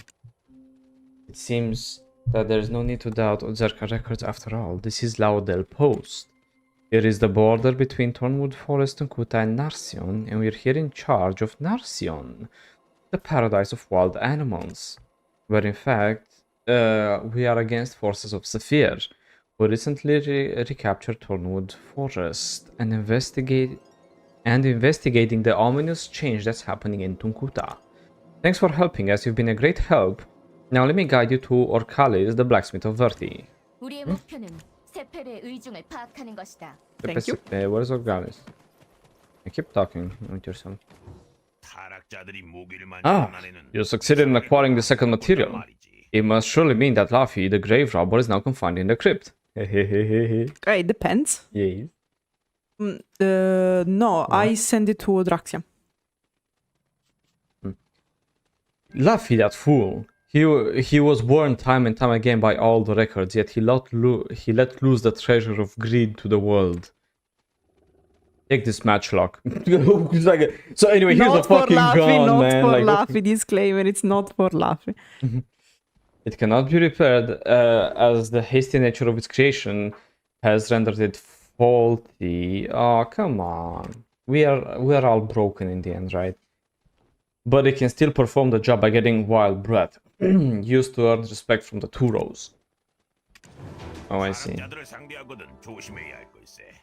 According to the records left by the Goras, the third material required to craft the Gem of Imbalance is Tunta's seed. Wink wink, nudge nudge.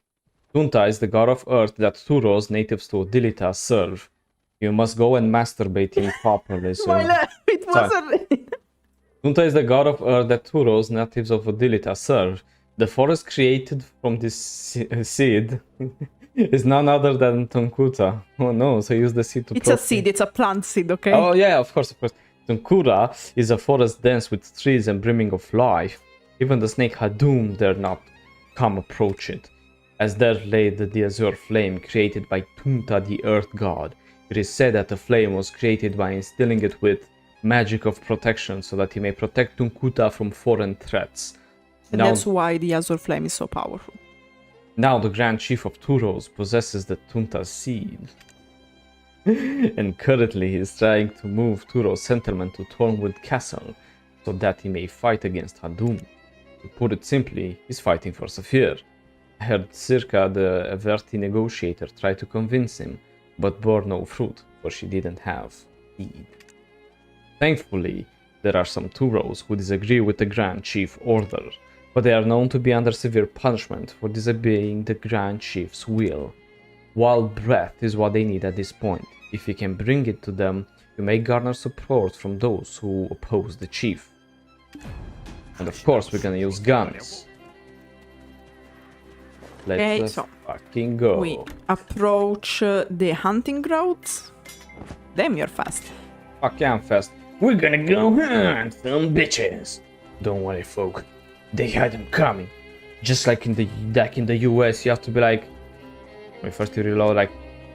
It's coming right for me! And fucking die, bitch! And then you can crouch and you will have more space, let's say. It's coming right for us! Get it fast! Get him! Fucking. Oh crap, there's a rhino! Where's Sylvia now, huh? Whoa, crap, it's coming right for us.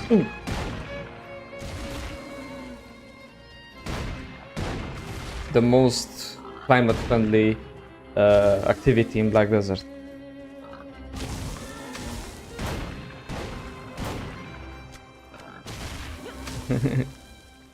I'm aiming for his booty.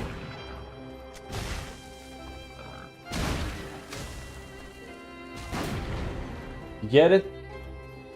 Yeah. Oh, okay. Straight for his asshole. Fine, where's the deer?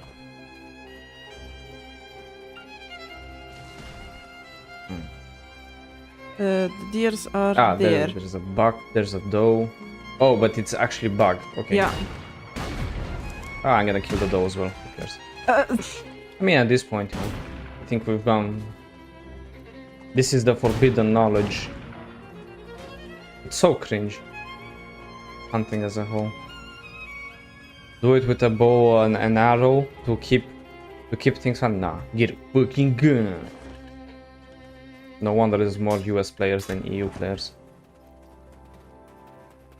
Okay, now we have to go to Circa, so I need to retrieve the horsey. Oh wow, this is good. I don't like it, but it's okay. It's because it's from the south, that's why. No, it's because I'm not particularly fond. You want a ride? Go. Okay. Because like I'm not very fond of coffee since it's very strong beverage. Getting Tunta's seed might be the hardest task yet. My love. We had a stroke of luck when we acquired the other two through the ancient records. However, Tunta's seed is in the hands of the Grand Chief of Turos, Ulutuka. Ulutuka, yeah.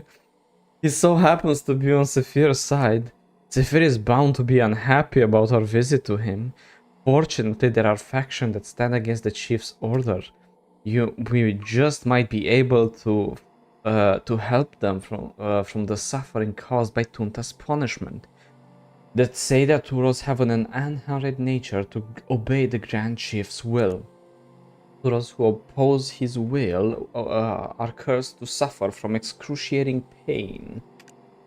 Those who defy the Grand Chief order, the Grand Chief strongly believe against moving their home and have willingly faced the pain. Kartil Tanka, the second chief, is one of them. He is known to believe in a calling and he will pursue it despite the revelations. They say it is a calling from Tunta himself and that no Turos should leave Tunkuta under any circumstances. Here, I have made this Narsion elixir using the wild breath. This should cure the Turos in pain. However, I do believe that the Sephir is behind all of this. She must have done something to make Grand Chief to give such an order. This azure flame that protected Tunkuta for so long was put out for an unknown reason. It's another compelling sign. To be fair, like the way it is, like a bit of rain would have done the job, and whatever. The flame that never went out 1,000 years was put out suddenly. It is certain that someone must have put it out on purpose. We had been thinking that the Dark Knights are the culprit behind the increase in the number of the fallen ones and the extinguished flame. But it turns out they are victims too, and there's only one left. The Sephir. I also suspect Laudel too, but that woman is completely... who would have suspect the guy is sacrificing human over humans? They couldn't be the bad guys, right? Yeah. I also love how they're like, yes, it's the Dark Knights. Really, the same Dark Knights who promised they protect Kamasylvia and didn't go crazy with power, that been ostracized by the Ganels that you hate, somehow are wreaking chaos among... Whatever, man. That woman is completely gone mad and has no power to put out this azure flame either. Laudel, you reckon her name is the same as that of this place, right? Laudel Anal. She's an Acre prisoner. Long ago, it was when we just arrived to this land, the former Queen Amelia infiltrated her elite forces Anals into this land. To rescue Brolina Ornette, all the Anals who infiltrated Odilita were executed at the altar of the condemned. But Laudel was spared for no logical reason. Just happened to have the same name as this place in Odilita, that's all.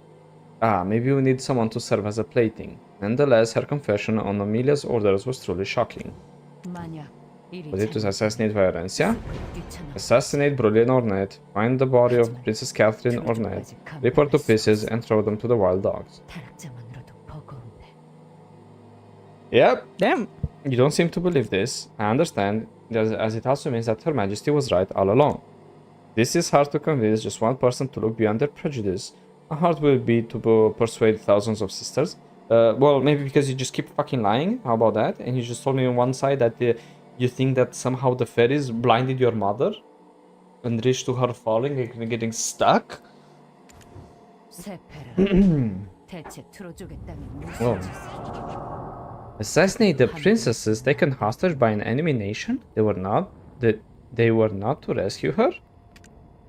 And on top of that, they wanted the body of Princess Catherine torn apart to pieces? What the hell is this about? It's just as I said before, there's something awfully suspicious about them. It seems that there's way more buried beneath the surface. Remember what the chatterbox owl at the old wisdom tree said? No, because he talks too much.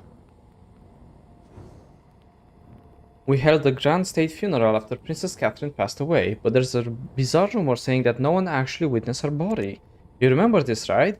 Furthermore, when we received Viorencia's blessing, she also said that you'll be succeeding the will of Princess Catherine. I believe she mentioned that for a reason. If assume for a moment that she had not died back then, it means that the Tyrant Queen intentionally lied to everyone. Why? Who did she intend as the audience to this performance? What good is any of this to her? Circa called her crazy, but she must know something. Let's go talk to the former elite soldier of the Mad Queen. Okay. If you step down, we can jump.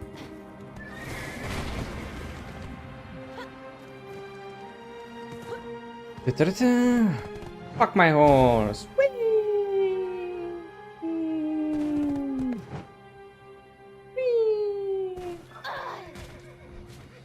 It's okay, guys, it's just sleeping. With my gun. Just like the deer that I so purposely put to sleep.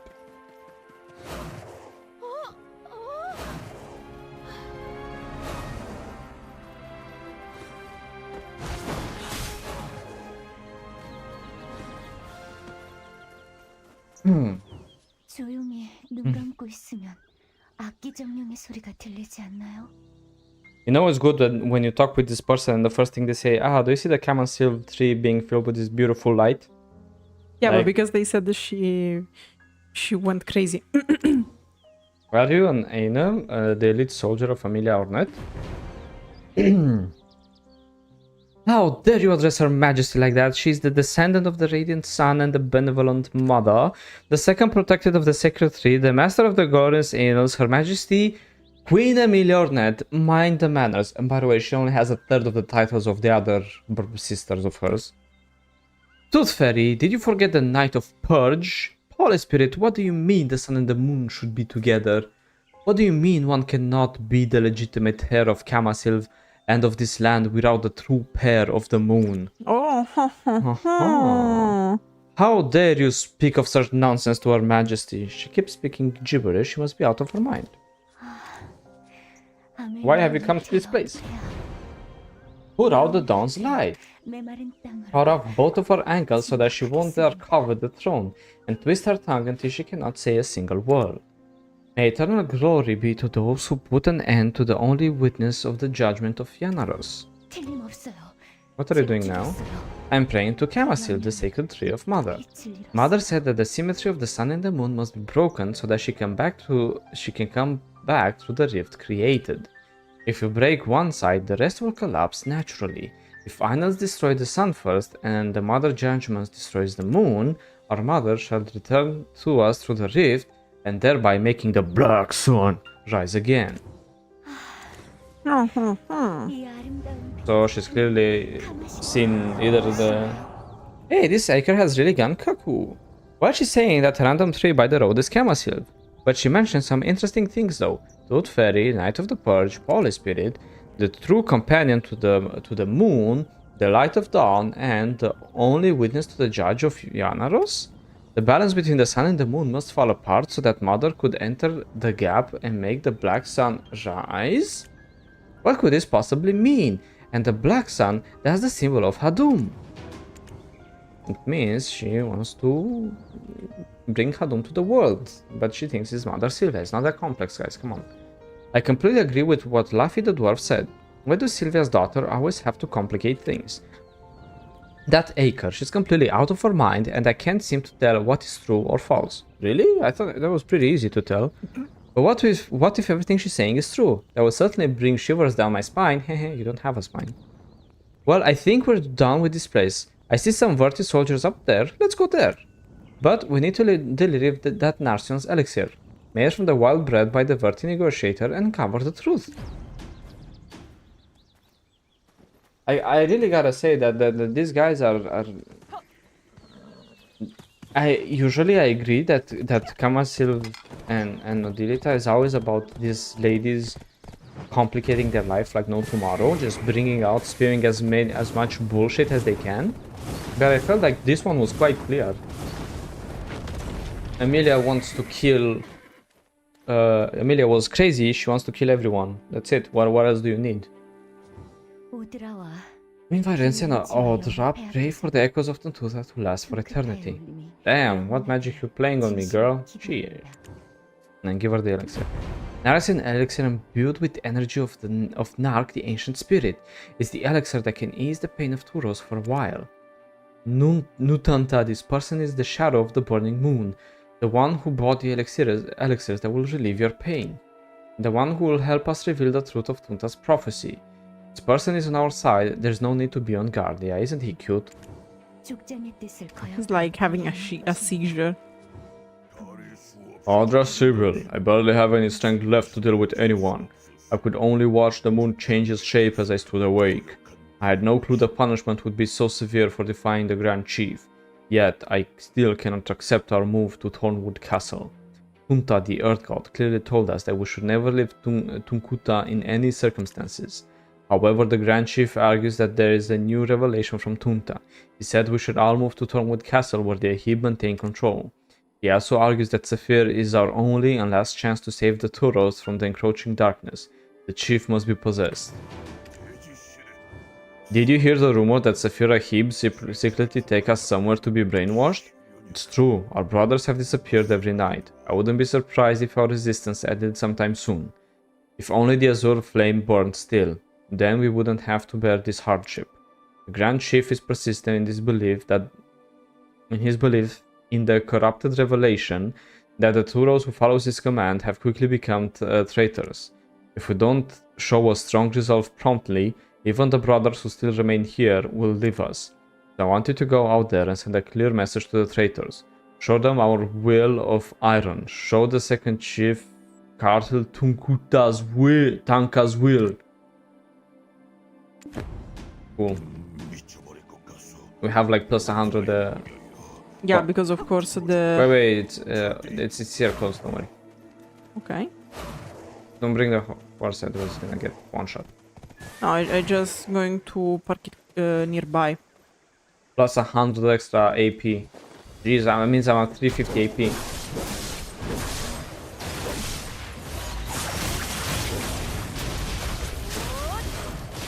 That's not 350 AP, this game is miming us.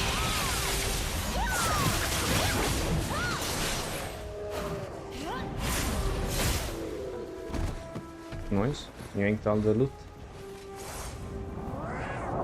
Did you hear the rumor that Sephir's Ahib secretly take us somewhere to brain all of us? Hehehe. Remember when defeated Cygor the Shadow of Nightmares and earlier in the cave near Talibar's Robe? Many Turos in the cave surrounded by the Ahib. I believe he's talking just about that.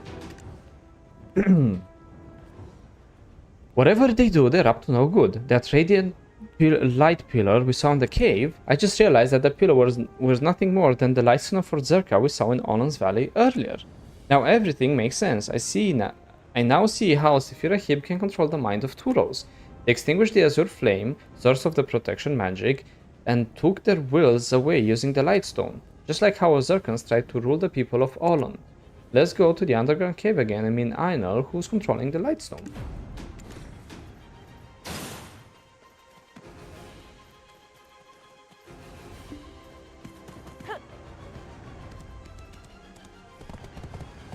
Manipulated alliance. Check.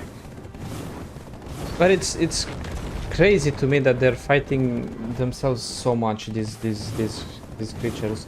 You see, humans at least are consistent. They always been fighting each other. But these are like, they're acting like they're like the saviors.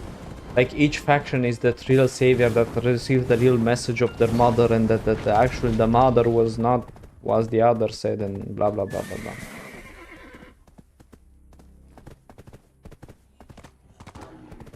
Hello, Sephir Ahibs. So long.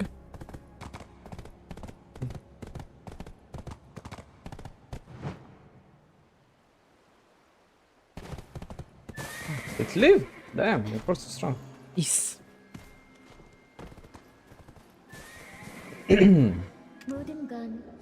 What are you doing with your Ozerka Lightstone?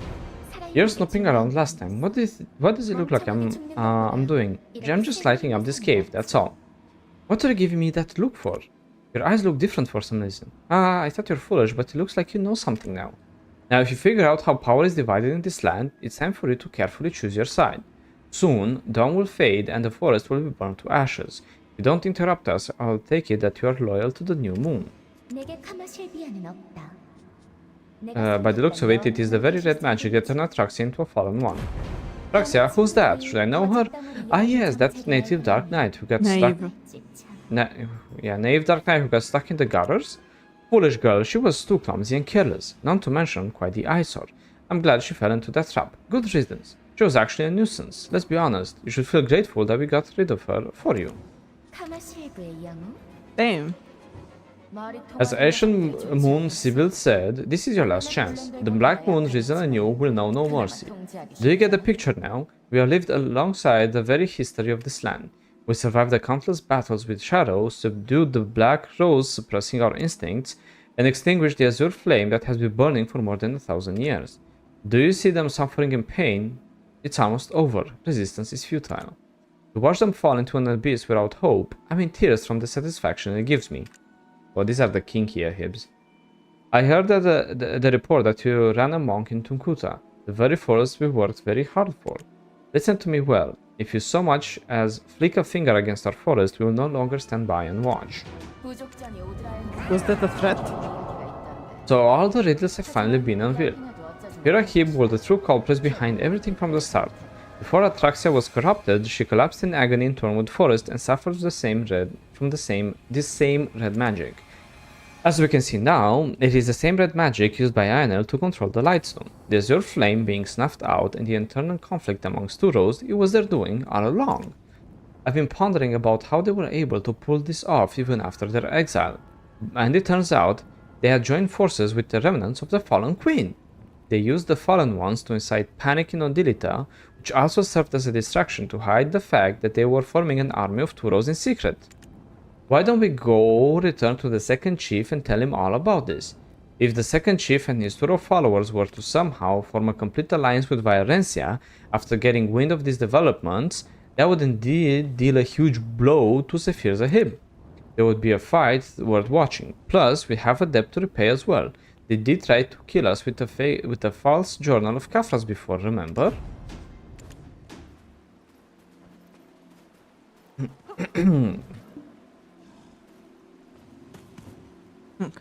So you're telling me that the guys who have red eyes basically are killing children in the streets are And puppies.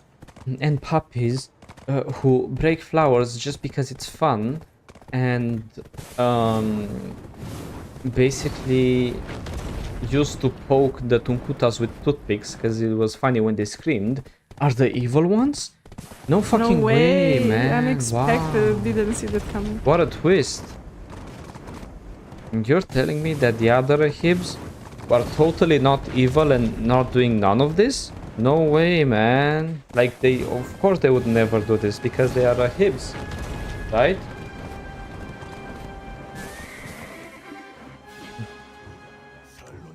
I took care of traitors.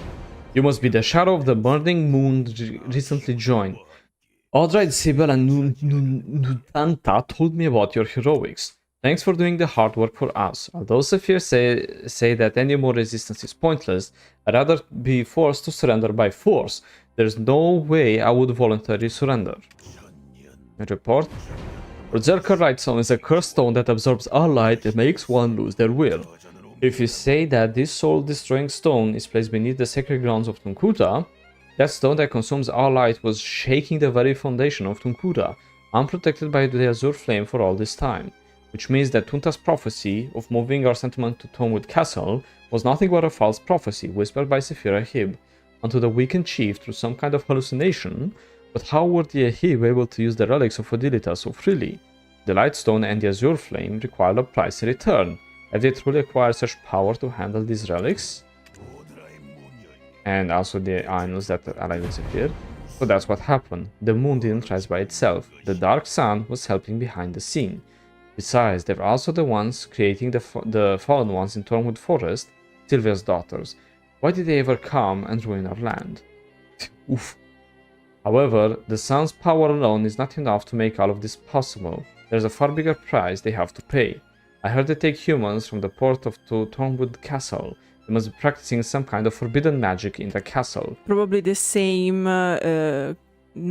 they tried to make in Kron Castle under Noir III by sacrificing the maidens and their children. They are walking the path of Orzeca, which led them to self-destruction. However, the queen that you and other Sibyl follow will lose this war. Oh, I hope so. Sephir will never stop consuming power and will need a bigger offering. The strength that she will gain from it will be tremendous. It is only a matter of time. If all my people go there, we will end up becoming meat shields for Sephir. Sephir Ahib. Everything is as they planned. If what they say is true, we cannot stay put and wait from the Grand Chief to return.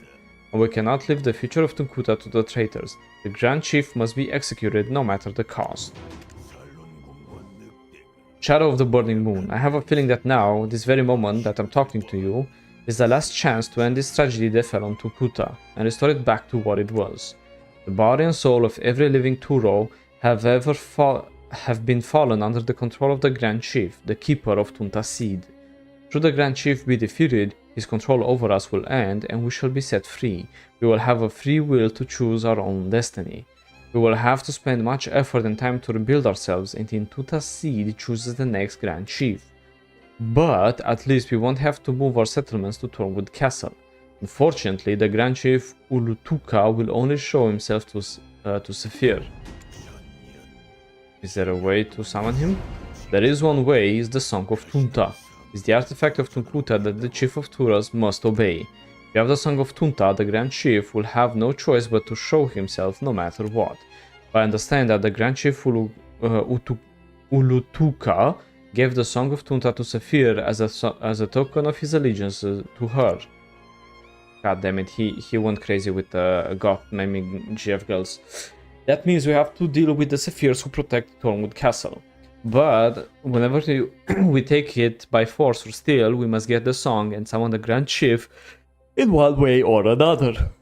Shadow of the Burning Moon. Can you see this through? Should the blurry cloud be gone, that the true revelation be shed upon the woods, I will become the Grand Chief. If that day comes, I shall be grateful to you as long as I live. I was expecting another way, but it looks like you're going to have to meet Sephir and the Ahib again. Well, I think you could figure something out if you somehow charm her, don't you think? After all, you're the mercenary of Sephir who defeated Zygo, the Shadow of Nightmares. What? That you've received a blessing from Viorencia? Perhaps you should know.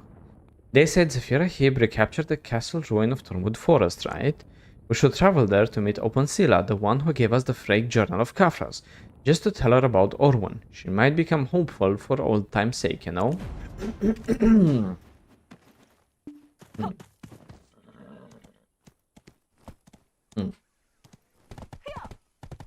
Okay, so... We are going to retrieve Tunta's song because...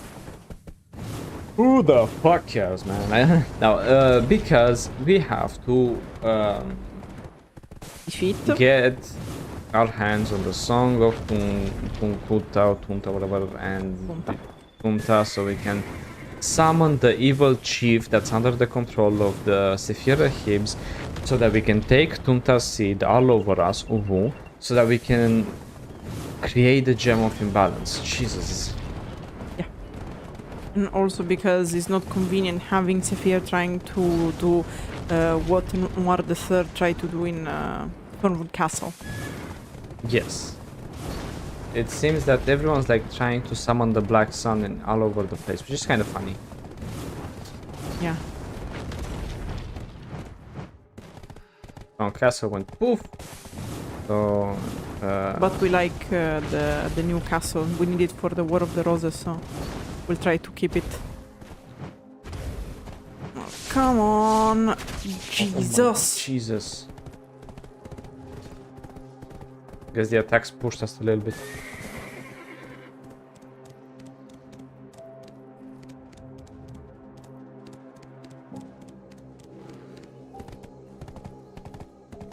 Let's say that the Ahibs don't really like us.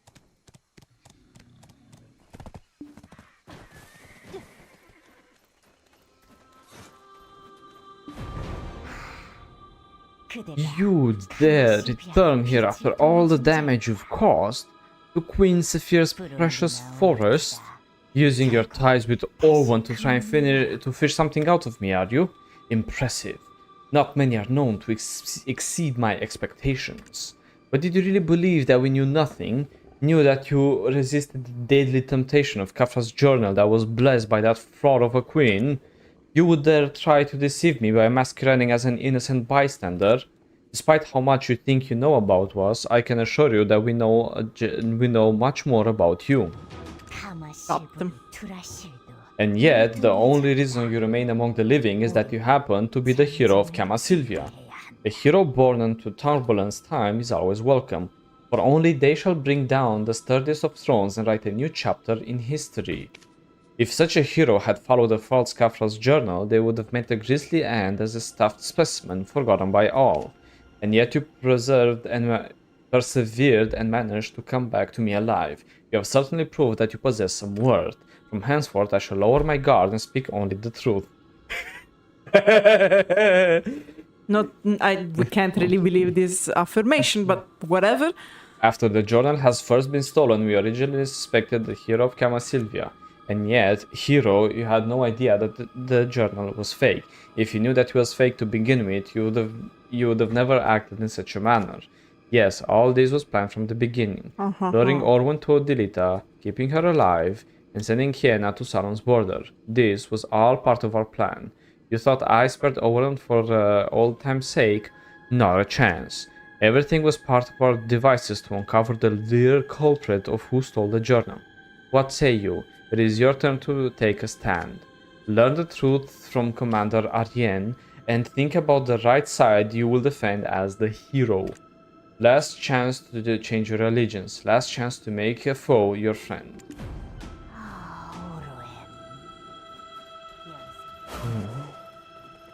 I love how, we're like, oh, this character tried to lie to us and gave us would have entrapped us in this dark, shadowy arena where we'd fight until the end of times. Yeah, let me just keep talking with her. The truth?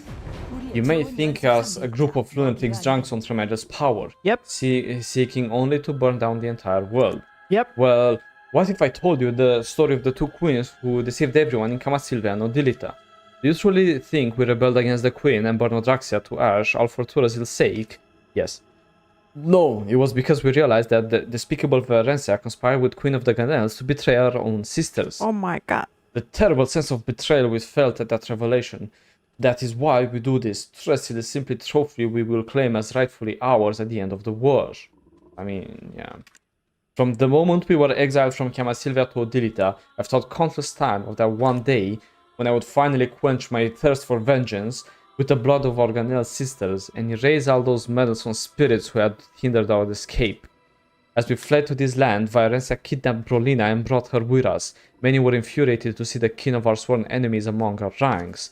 And yet, Viorencia tried so hard to bring back the fallen sisters by using every ounce of the sun magic Brolina was born with. Believing that Brolina would eventually die of exhaustion like a dried up Kamasylv tree, most of us swallowed in our discontent. Having shown our devotion to our sister, we appointed Viorencia as our queen, and for quite some time we saw our fealty to her. As the day passed, Brolina became more and more haggard, and if she would kneel over at any moment, as if she would keel over... As if she wouldn't kill over at any moment. However, in the thorn flower chamber of the queen... Tell me you! In the chamber, we saw our queen secretly healing Brolina's wounds, who hid by a stone... Oh, I see, they messed up. Who was hit by a stone thrown by an angry child. But you don't have children. Huh? But they don't have children.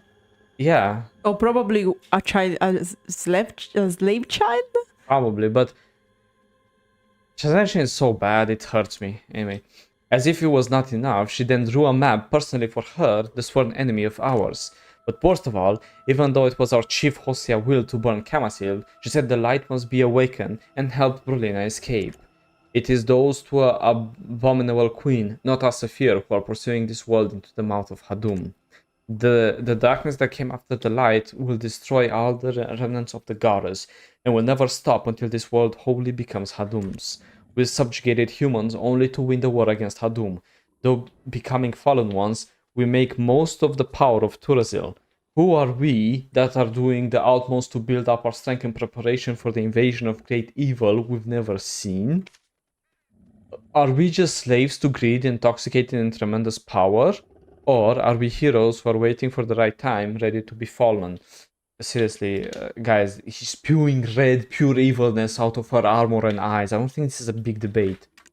Yes, though branded as the most wicked in the world, we, the followers of Queen Sephir, are the true heroes in the dark who will save the world. Can you do it? Can you give up your life and be stigmatized with all the imaginable curses that will fall upon you?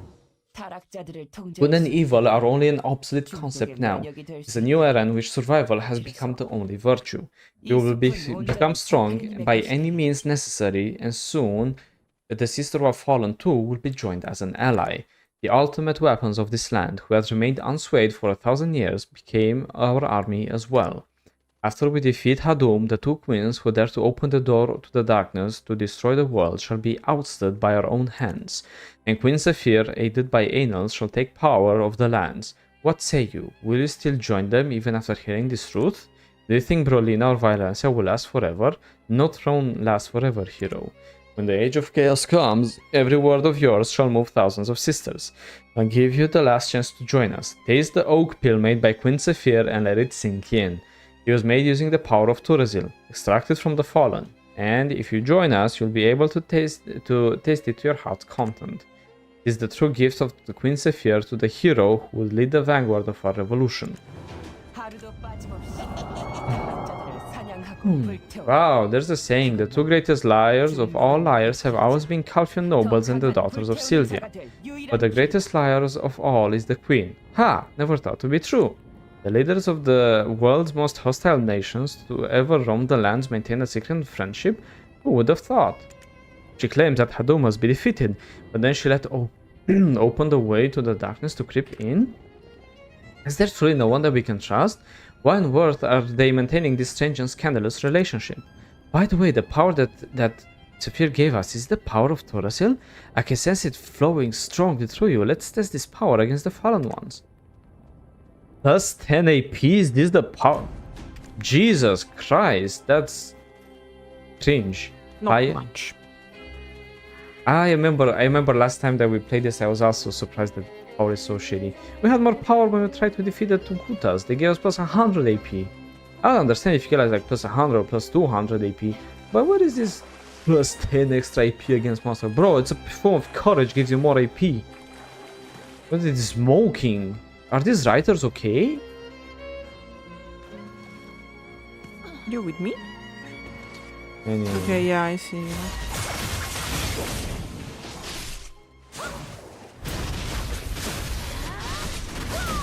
And again, I thought that they stopped this bullshit with kill 100 monster, kill 50 monster, but no, apparently they didn't stop. God, I hate this clumsy ass guys.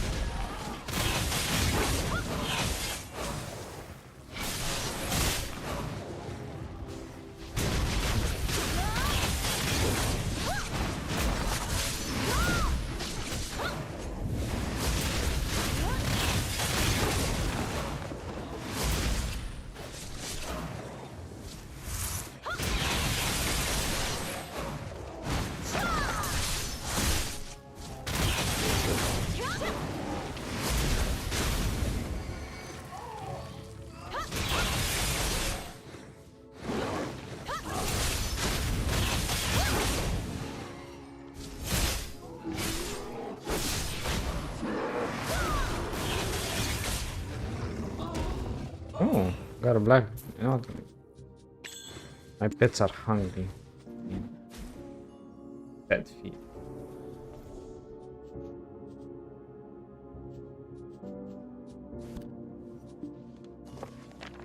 Anyway, I love that our characters completely forgotten the whole part, like everything we've did in the quest line. Like, yes, let's take the oak pill of power from the same people that corrupted Atraxa and killed her.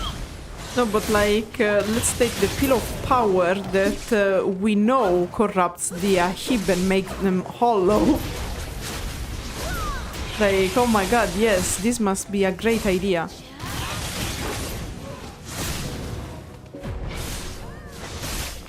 Okay. We'll go to Offensilla.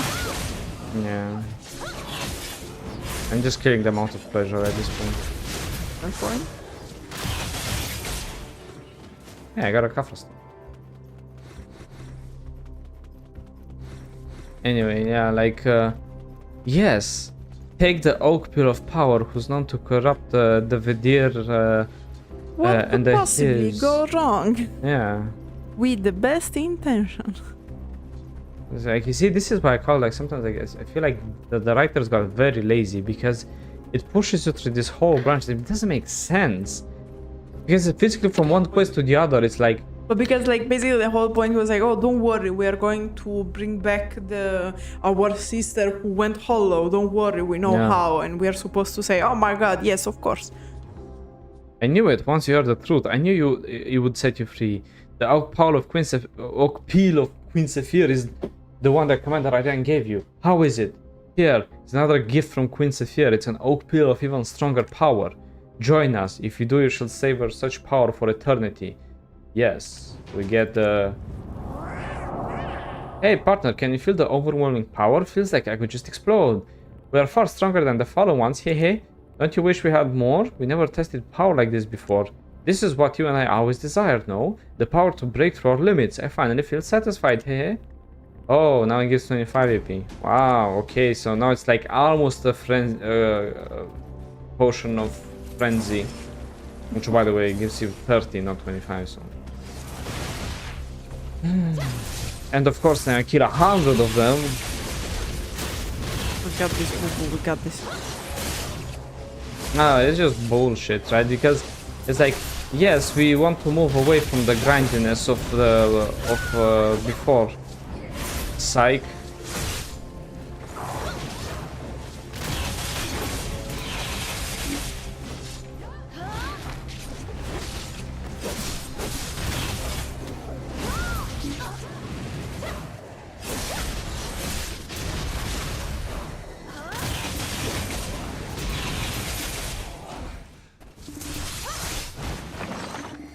What do you mean no empty slots in my inventory? How much bullshit do I have in it? Oh,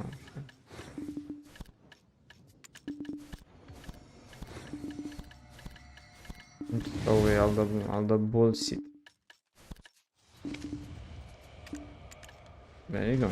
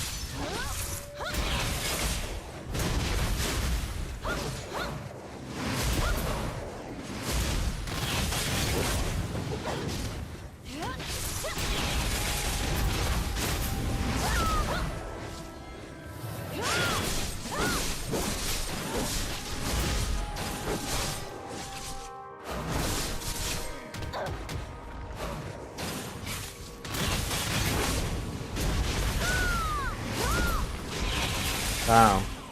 Yes. Can you feel the power we have, guys? Do you feel it? So strong. We are unstoppable.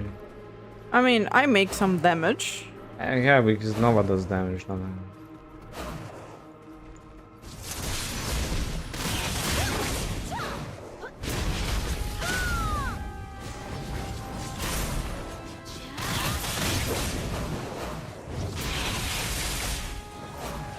Remember Medea, when the Black Spirit was trying to kill us, and we decided that we wouldn't trust the Black Spirit anymore? Hmm? Yeah, apparently our character doesn't. But what do you mean? It's about trusting the Sephir, not the Black Spirit. About what? It's about trusting the Sephirs, not the Black Spirit. Oh yeah, remember Viorencia 2, that's no longer a main quest line, where we got scammed by a goblin, and then basically by everyone. And then even our Black Spirit was like, hey, are you stupid? I remember. But basically, actually, this is coherent with the concept that we are just seeking power. Did you finish the quest? Yeah. Okay, perfect. Yeah, of course. We're just thinking power. Like, this is it. I mean, this is what always been about. Ambition and seeking power to achieve our goals. Like Yeah. that's the whole premise of video. And luckily they kept it. Mm-hmm.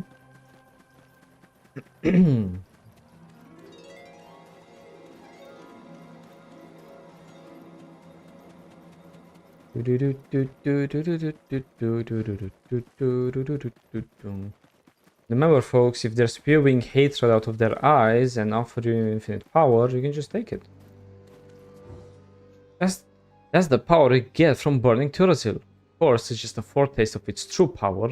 Join us and grasp even stronger power. This time I will give you Queen Sephir Oak Bill of even stronger power. You really need a new marketing team, lady, because that change. An oak pill of formidable power that will make you strong enough to fight even the first fallen of the abyss of Oblivion. Take this oak pill and meet us at Tormwood Castle where Queen Sephir awaits, to break off all past relation and be born anew. Yay, is there no end to this power? How much more is hidden from us? And wait a second, hey, snap out of it. Why do you look so feeble after eating that oak pill? Whoa, I think they might have poisoned us. What should we do? Is this how we meet our end? I hope so. No, this can't be it. We need to seek out the Azure Flame. The fire with magic that has protected Islam from calamity. Let's hurry now. We lose HP. Okay. Thinking all players may destroy. Oh, it may destroy your crystals, so make sure you take them off. And guess what? Okay, do you see? Look at this. You see, you have this Ornette Sephir Essence. It means that this debuff, it doesn't matter. You basically regenerate faster than you. And the assholes don't give you your horse. Because this is not because like, there is this thing that your horse is not always given just with certain quests. No.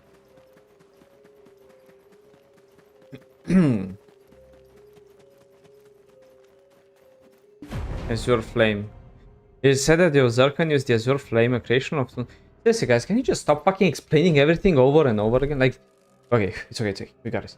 It is said that the Orzeca used the Azure Flame, a creation of Tunta, the earth god of Udilita, and developed to greater extent so that the flames may burn for eternity. It is like the malicious energy within you is escaping slowly. Oh, poor Atraxia, she couldn't just find one of those blue Wasn't random the things. same. Oh, I thought it might have been the end of us for sure. Hey partner, wake up.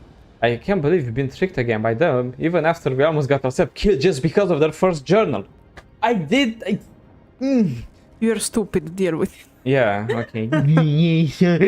Oh fuck, man. I can't believe you fucking killed me again. God.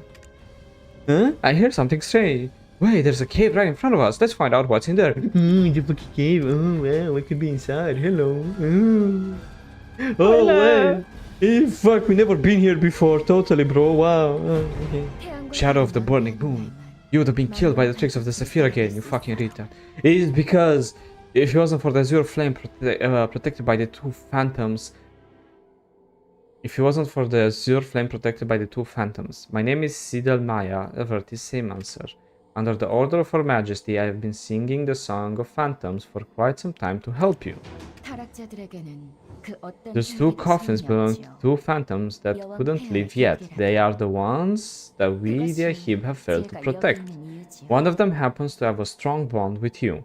Yeah, when you could fucking So you haven't actually met yet, technically, you know.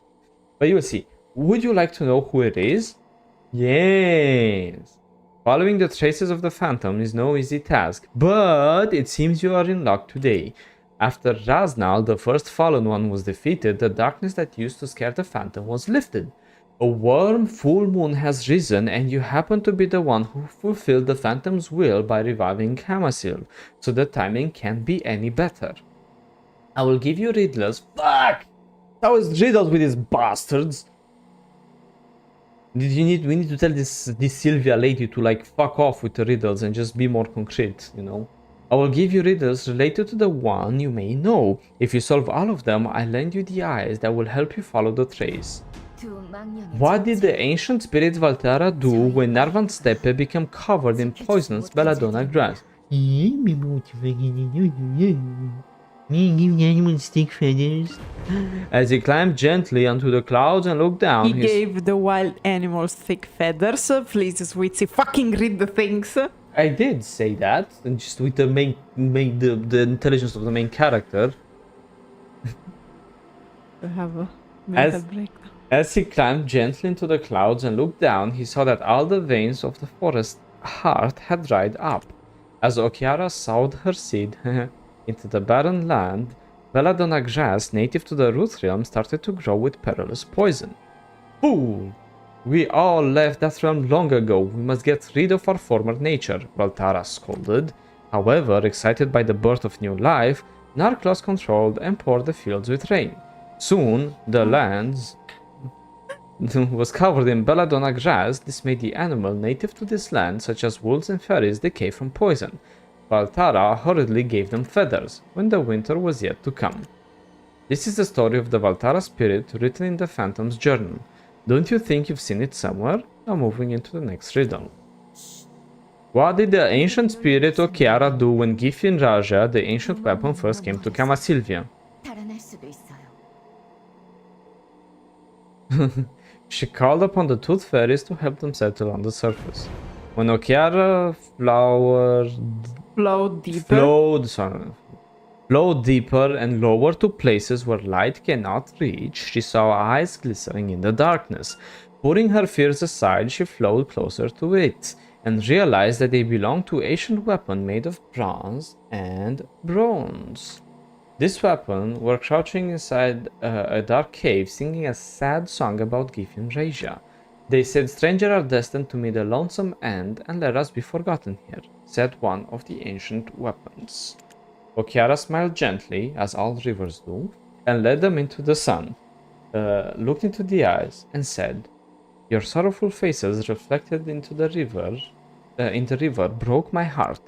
Come with me, the goddess will allow you all to live in the woods, so I beg you, do not hide in the dark like you've sinned. Let me ask the Tooth Fairies to share the land with you, a place you can build a settlement and live together. I shall continue to flow deeper and lower until I have embraced the unfathomable pain and sadness of your kind. This is the story of the Okiara spirit written in the Phantom's journal.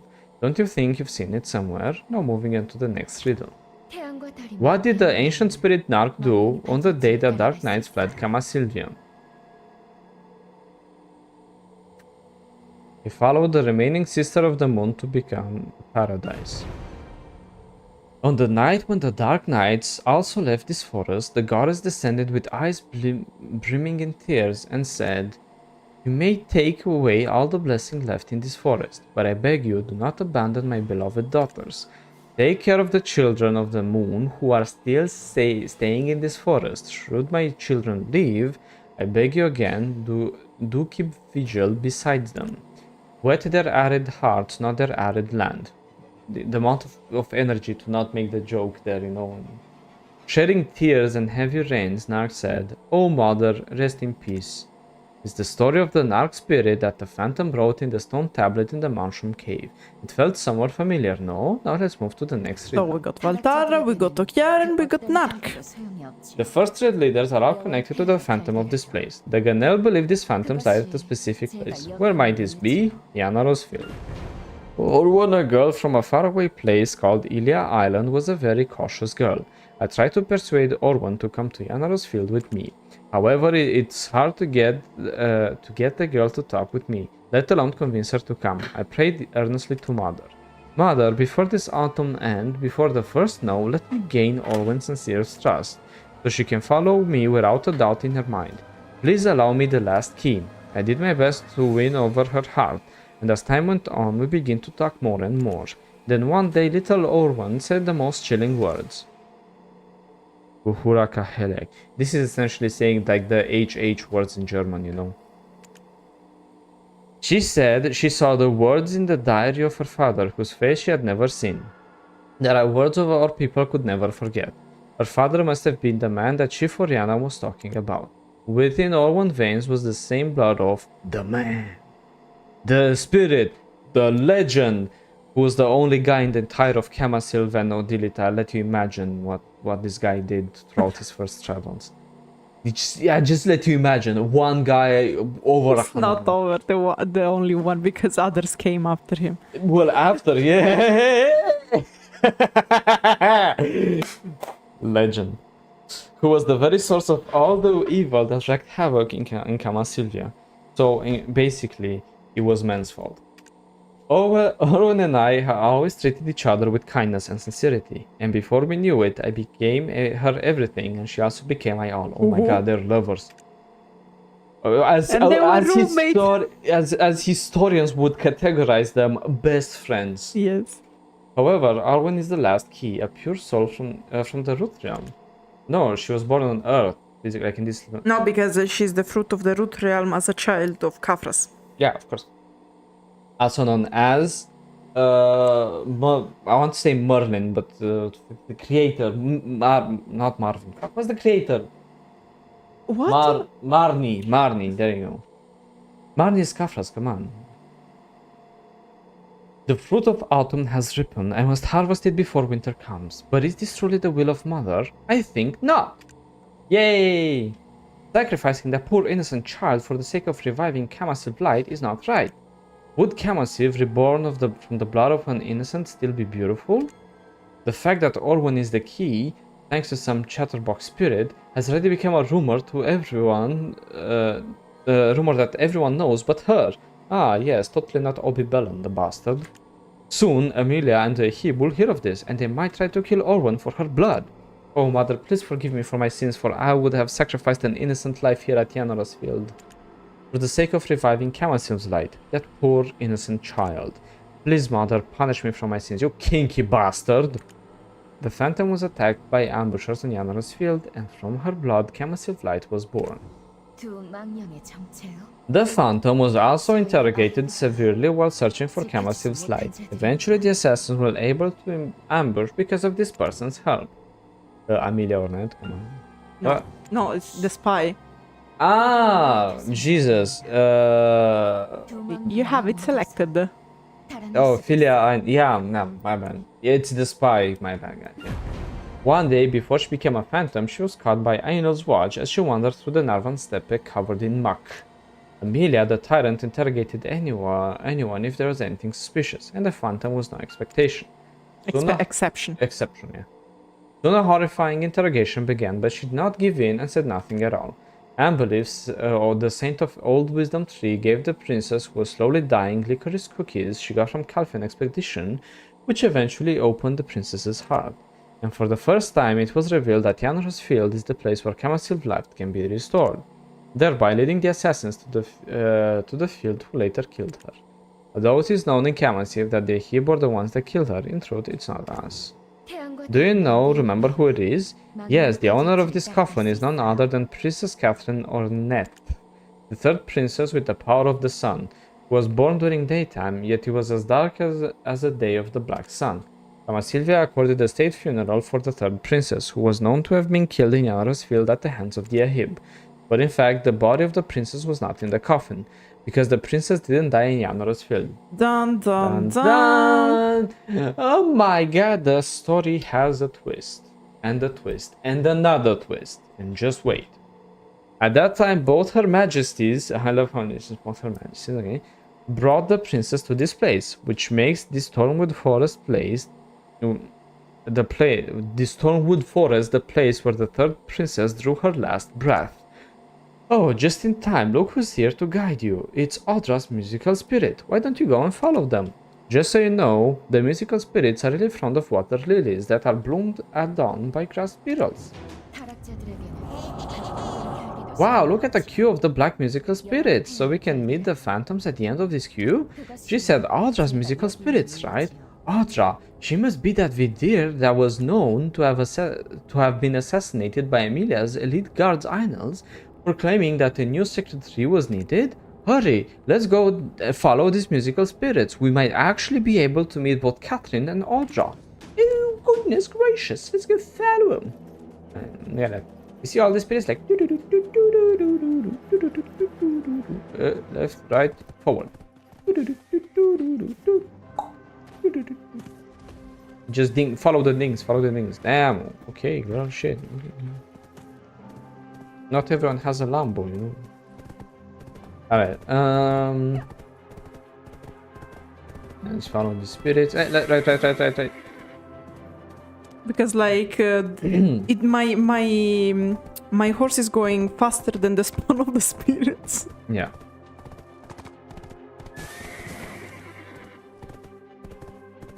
Aha. Musical spirit. No. No. Oh, here. Yeah. Rhasia Odor's casket. You found an abnormally big Kamasylvian musical spirit and an Adilita musical spirit looking at you blankly. Oh look, you see it has eyes. They should make plushes of this. Why didn't they market this harder, bastards? The name engraved on the casket is Rhasia Odor. It is the name of the Vidir chief who first burned Kamasylvia. Unlike other coffins and caskets ravaged by fallen ones, there are a number of traces of maintenance presumably done by Verti. And floating beside you are two abnormally bleak musical spirits, looking at you as if they're asking, "How do you see us?" Pick water lily that grass beetles bloomed at dawn, the musical spirit's favorite, as the Vertisemancer said, and give the flowers to the spirits. So what you do is you go here, I'm here, and you see this. How do you collect flowers? Of course, by murdering these innocent beetles. Now that you murder the innocent beetles and taken their blood as a sacrifice, the water spirits and the musical spirits will be able to talk to you. There you go. Just give them the water lilies. The scent of the water lily bloomed by the grass beetle at dawn is spread in the air around the two musical spirits.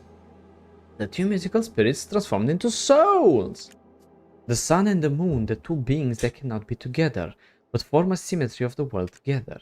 Catherine, the third princess of House Ornette, who was known to have met death in Yanaros Field at the hands of the Ahib, and Audra the Vidir, who was assassinated by Emilia Elite Guard's Annals, proclaiming that a new sacred tree was needed for the first time. How come they are here and not going to heaven? Because Ganels don't go to heaven.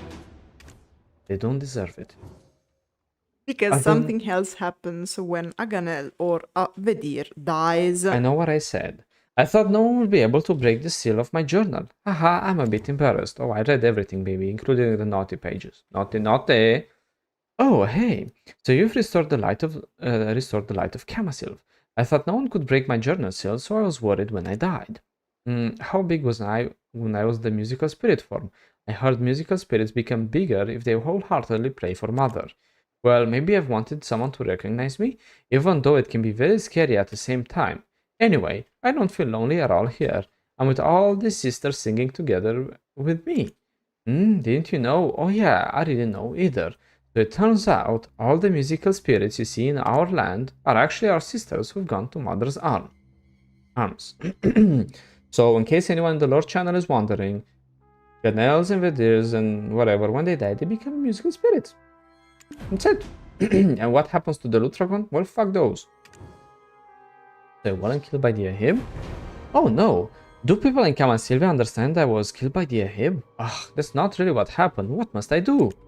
At this time, I thought that young Orwan was the key to reviving. At that time, I thought that the young Orwan was the key to reviving Kamasylvia. I thought I became closer to her so that I could offer her to Mother's altar as a sacrifice. I couldn't possibly rip the soul of that young child with my own hands. Back then, I didn't realize that my own blood was the purest sacrifice, and all of it was part of Mother's test. On the day I went to Yana's field, a creator of murder, to confess my sin, I was ambushed. However, the ones that attacked me weren't actually Ahib. In truth, though disguised as the Ahib, they were the elite forces of Queen Emilia Ornette, the Annals. No way! And then why you put fucking Ahib models in the scene developers? Like, no way! It's actually all a ploy because Emilia... Oh, no way! After that, Brolina and Viorencia came to save me, but I fainted from losing too much blood. So I don't know exactly what happened after that, but I don't suppose they had much time there as the Annals tried to kill the two queens to be as well.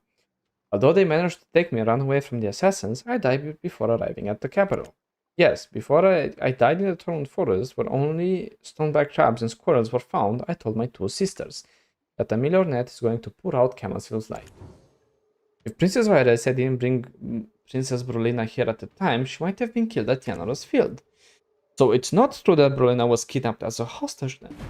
It's obvious she must have framed us Ahib for everything. Emilia was always like that. All I did was claiming that a new sacred tree was needed as per Mother's revelations I received.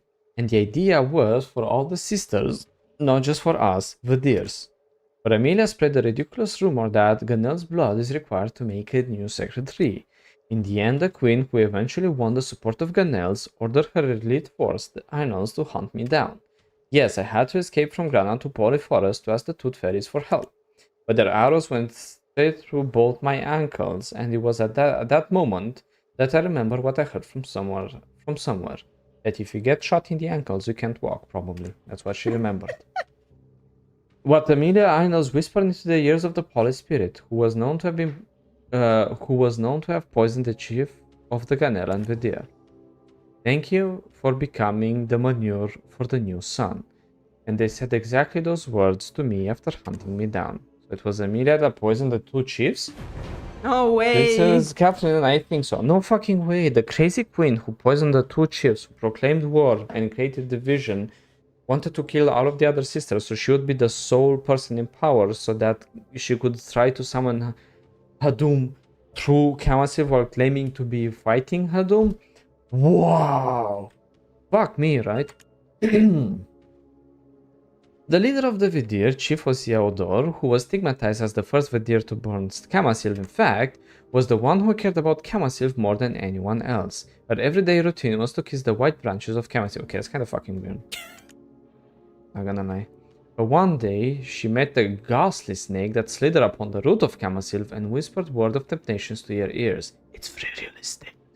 Of course, it always has to be a snake around a tree, I guess. Yeah, the snake triggered the deep inner desire of the chief, who lived the most ascetic life to control her intrinsic nature as the Vidir. First of all, if you assume already that the Vidir have this weird intrinsic nature, you're kind of fucked up already, okay? No wonder the Ganels and the Vidir hate each other so much.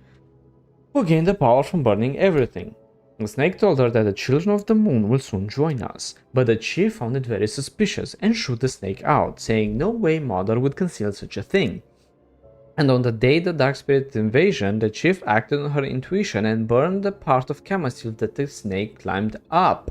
Okay, so that's very important, folks. She didn't burn Kamasylv, she burned the part that the snake climbed up. Because she knew that the children of the moon and the snake she referred to the dark the snake said, refer to the dark spirits that invaded our land. What is Kamasylv exactly? It's a portal that connects this realm to another, and it's also the one and only light that can contact the darkness beyond the portal. It is the lighthouse that attracts darkness, and thus it's a tree that must be destroyed. But also the light we need in order to fight the darkness. Ironic, right? As Hadum showed itself during the using the dark spirits, our Vidir chief burned the portals so that its route can be blocked. However, through the journey that Owen brought, we learned that the Lutragon, called Kafras with a fat cock, was called Kafras, along with his human fanatic followers, already succeeded in blooming the darkness elsewhere, probably Kron Castle. We realized that the light of Kamasylv must be restored before it's too late. As a musical spirit, I witnessed Princess Catherine shed blood in Yanora's field at the hand of the assassins. I also saw the light of Kamasylv born from the princess's blood. However, everyone was covered in blood and didn't recognize the light. No matter how loud you shout, no one could hear anything. Perhaps it was the boundary between life and death. Don't be so angry for me. I just died. Oops. I wasn't the only one to try hard to revive the light. What were the two princesses doing then? Actually, Brolina and Viorencia both were on a secret mission that the Chief Brolina Ornette and Chief Rhasia Ordor couldn't accomplish. Those are the two chiefs that are known to have been poisoned to death by the Pole Spirit. It was the ancient spirit whisper that was bestowed only to the sun, that was in partial harmony, and the moon. They were on a mission to find and kill Ibidor, the Snake of Hadum, that Chief Rhasia Ordor lost track of. Yes, under the reign of terror of Amelia, they all have been doing their best to find doing their best behind the scene. If you were not for Amelia, we could have restored Kamasylv light, and Brolina and Viorencia would have announced their plans to eradicate darkness in front of everybody and gone on an expedition outside of Kamasylvia. Or perhaps Amelia too was part of Mother's test, because if I wasn't shot by Amelia's arrow in Yanoru's field back then, I wouldn't have shed my blood in there, and there wouldn't have been light of Kamasylv. She must have framed my death and Brolina's escape as Ahib's doing and had a good night's sleep. But why would Amelia want to do such a thing? After all, she was the queen of the Ganels who needed Kamasylv light more than anyone. After being reborn as a musical spirit, I could find that reason in this land Odilita. One day I saw a familiar shadow pass me in the woods. It was Laudel, the captain of the Annals, who hunted me down. As soon as I saw her, I knew just by my intuition that she must have come here to assassinate Brolina. But what could I do as a musical spirit? All I could do is follow her relentlessly. But then I heard her talking to herself. We need to bring forth the paradise of the mother abandoned in another world.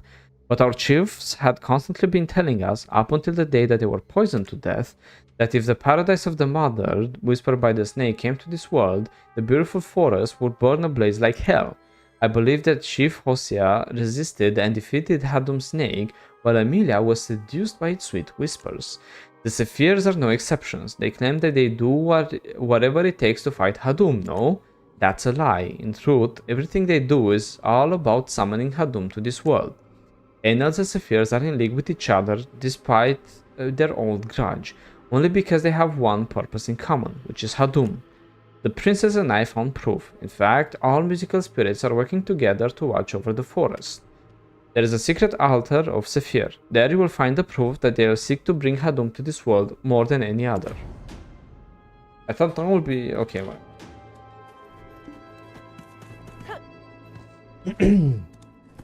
So it turns out that the guys spewing darkness and then poking children to death and stealing ice cream from babies are the assholes. God damn, who could have guessed? Who could have guessed? You bear the stake of Hadum. I, Sephir, the descendant of the radiant moon and the benevolent mother, the last savior of the sacred tree and the true master of the Ahib, and the most rightful successor to the divine throne of the Queen of Odilita, as mother sent me the serpent of truth to bestow the names on me, stand here in the midst of this land to declare from this day that my name is Sephir Odor. I shall have the deceiver Viorencia Odor removed off the Thornflower throne, for she has obscured the mind of sister far too long. Make the vile Ganels and the foolish humans that serve the malevolent god pay for their sins, and for mother who must be exhausted after locking up the god of depravity in the Black Star. Remember this, mother who must be exhausted after locking the god of depravity in the Black Star. If you remember the other quotes, it wasn't the mother that was exhausted, but whatever. I shall give the light of this world to have her former glory restored, and all shall kneel before her majesty. Ibidor, the serpent of truth, is the witness of this divine and steadfast vow. On the day when the black sun of the mother rises, at long last vengeance shall be mine, and every knee shall bow to me. Sephir claims herself as Odor. Through the illusion you see her drawing a realm on the floor with dark blood at the end of her vow. There is naught of this world, another realm of light so strong that could engulf the entire world. Blood is gushing out from the Kamasylv tree of this world. As the blood forms a pond, the Kamasylv withers and dies. From the bottom of the bond of blood, you see Kamasylv's seed beginning to move. Wolves appear from nowhere and fight to the death to protect the seed born from the pond created by the light of destruction. And at long last, the seed starts to sprout. The appearance of the leaves is the same as Sylvia's goddess Kamasylv, but the color of the Kamasylv leaves is pitch black. Then she vows to the god of depravity that exudes the light of destruction that she will bring revenge and despair to all. Aha! How strong is this Hadum to make all the Sylvia's daughter corrupted so easily? I mean, it's kinda easy, guys, come on. Aren't they supposed to be the most secretive, stubborn race? So, since Amelia's death, Ainels, her remnant followers, and Sephir Ahib formed some kind of alliance and tried to summon Hadum? Zephyrs, they said their intention is to stop Hadum, but then they summoned us, but it was all a lie. All they thought was that we would become their hurdle, and thus tried to kill us by using the false document and oak peels. Well, I guess this world is not so much normal, but the world beyond seems to be not doing so well either. Sylvia was once expelled by this unknown god of depravity, and Hadum was born. In her absence, killed the god of depravity and confined it in the Black Star. So that means Hadum is pretty much like Sylvia of vengeance. Hehe. So this is what Lema was saying. Very important. That Sylvia, the goddess, was there. Sylvia went bye-bye. And in absence of Sylvia, Hadum was born. Hadum said bye-bye to the other guy. And Sylvia is... nowhere to be found. in a better place, as we like to say. I hope. We hope so. This reminds me of the story of Edana that we read in the Ancient Stone Chamber, don't you agree? That they change after changing the whole point of Edan.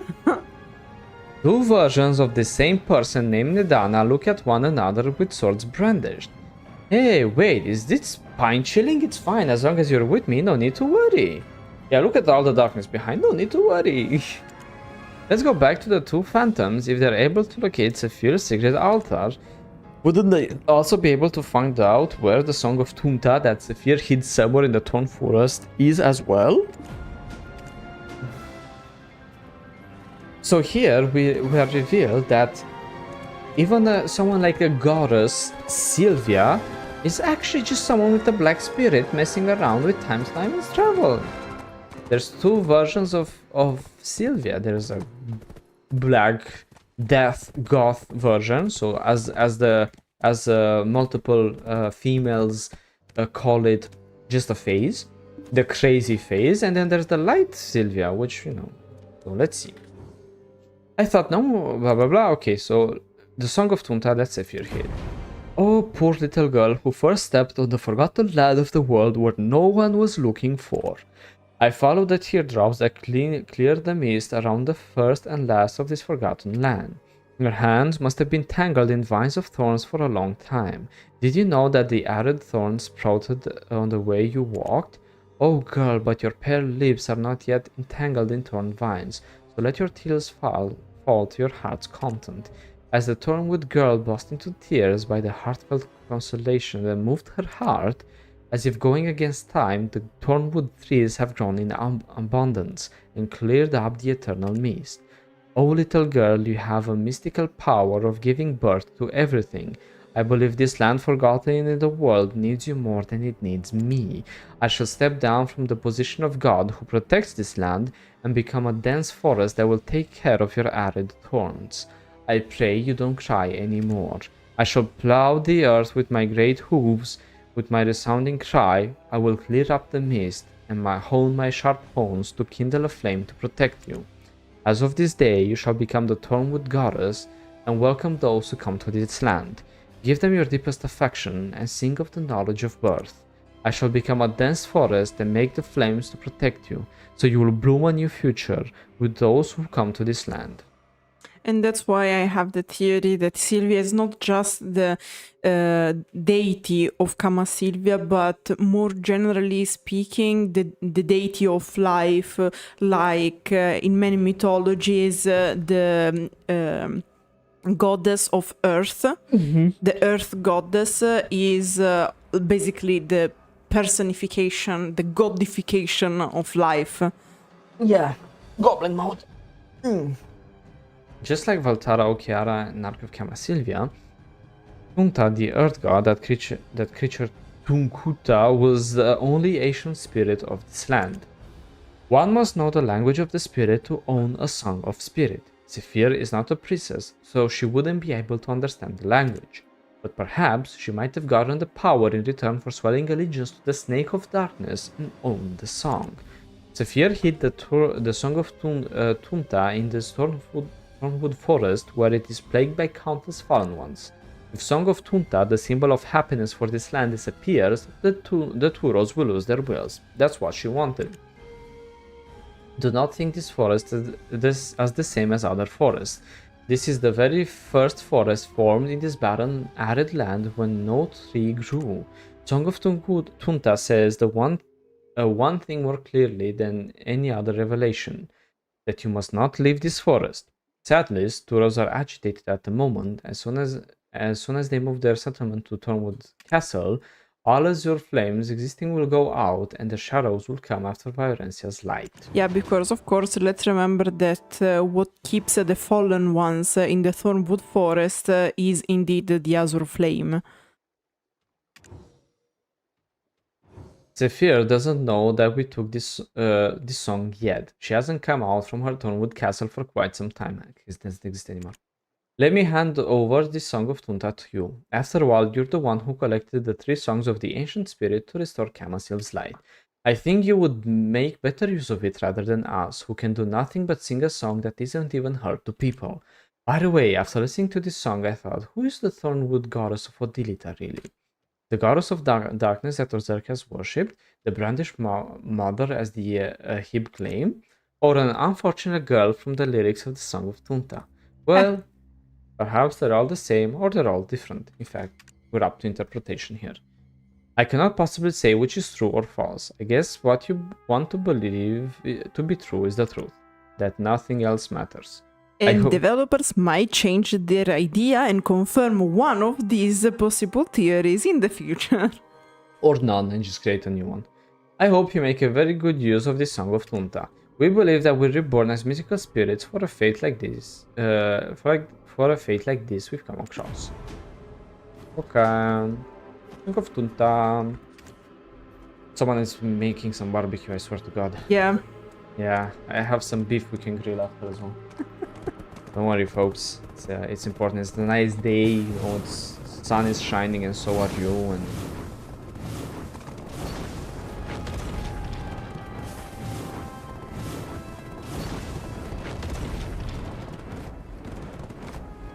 It can also be interpreted as Sylvia being the goddess of life, is able to like break herself in several pieces and be all those things at the same time. She might be even reincarnated in the Phoenix for as much as we know. yeah, this Sylvia goddess really fucked it up. The way I like to think is that she was born, made the Vedir and the Ganels and the Lutragon. Then she's like, oh shit, never mind. Got kicked out and came here, created the forest and the Turos. The Turos were like, I will do the opposite of what I did with my other creations because the others went crazy. The Turos just seem to be kind of stupid and loyal to a point, so they're kind of easily manipulated, but they're strong and nice and protective, right? And then she's like, ah, fuck, no, we can't. These guys are too much stupid, you know. We need to tone it down. So she disappears again and then creates humans. And the humans are like just in between. It's perfect, right? Because one is too much evil, one is too good. Now this is perfect. Okay, so this time you just remember, this whatever we're doing here is not a war crime, okay? This is for the better good. Killing the equivalent of the presidents of the Turos is holy crap, nothing to cover my health. Let's go, an actual challenge. We can dodge it. Okay, what? I just jumped like an idiot. Dodged. Aha! You think you can get me, fool? I am too powerful. Dodge it. Boom. In it. Stick it behind. Where the sun don't shine. Get his seed, quickly. Now while he's weak. Pump it. Do that. There you go. We got his seed. Alright. Spit in a cup. Let's go. I don't feel too good. As the chief of Turos, Ulutuka collapses, an aura of life starts to fill Tunta's cradle. You found Tunta's seed all over the rocks. That appears from the light. According to the legend of Tunkuta, it is the seed that created the azure flame that protects the land of Odilita, latent with Tunta's sacrifice. Oh damn, it shriveled up a little bit. And Yes, in it's cold. fact, it says Tunta's seed obtained after defeating Ulutuka, the Turo chief, from Tunta's fount. It created the azure flame, which protects dense Tunkuta forest and Odilita from external disasters. It's the third material required to craft the Gem of Imbalance, which can actualize Hadum's realm. Huh? Do you hear those wails of Turos out there? They sound quite desperate. They must be in chaos as the Grand Chief collapsed. Oh, look who's here. Is that Sephir's Ahib? She came again. The red eyes of her look very vicious, eh? Is she mad that we're still alive? Or is she mad that we defeated the Grand Chief? Or both? Let's find out! Yeah, hello, Pansila. So you refused our last offer. We shouldn't have invited you to the Shadow of Trials from the start if we knew you would be such a headache. I thought you either would keep following the false journal of Kafras until you meet your end being a taxidermied specimen in the Hall of Heroes, or be deceived with the oak pill and vomit blood until your soul gets shredded into pieces by the hand of the Hall of the Fallen. Now that you know everything, there's no further compromise. The gates of Thornwood Castle will soon be open, and Quilled Sephir shall show no mercy. Do you understand? I'll make you regret your decision. Okay. Right, last offer. Right, she tried to kill us at every opportunity, which we keep fucking falling for. It's incredible. Fool me once, shame on me. Fool me twice. I said, Shame on you again. let's let the second chief of Turo listen to the song of Tunta. This is the definite proof the prophecy of Tunta is all a lie. Your Hecate is trying to become an evolution. Bye. Nothing? I'll try to... Okay. You're invisible? Okay, now I see you. Okay. It was so funny because on my screen you just fell through the ground. Wanted to go back to mother. Yeah.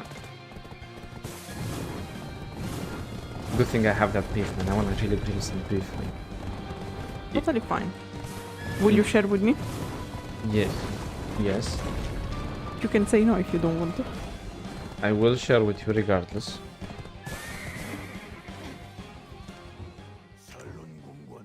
Telling him the prophecy of Tunta was a lie. I shall plow the earth with... Guys, what the hell is this? Either they did this on purpose or like the translators didn't know.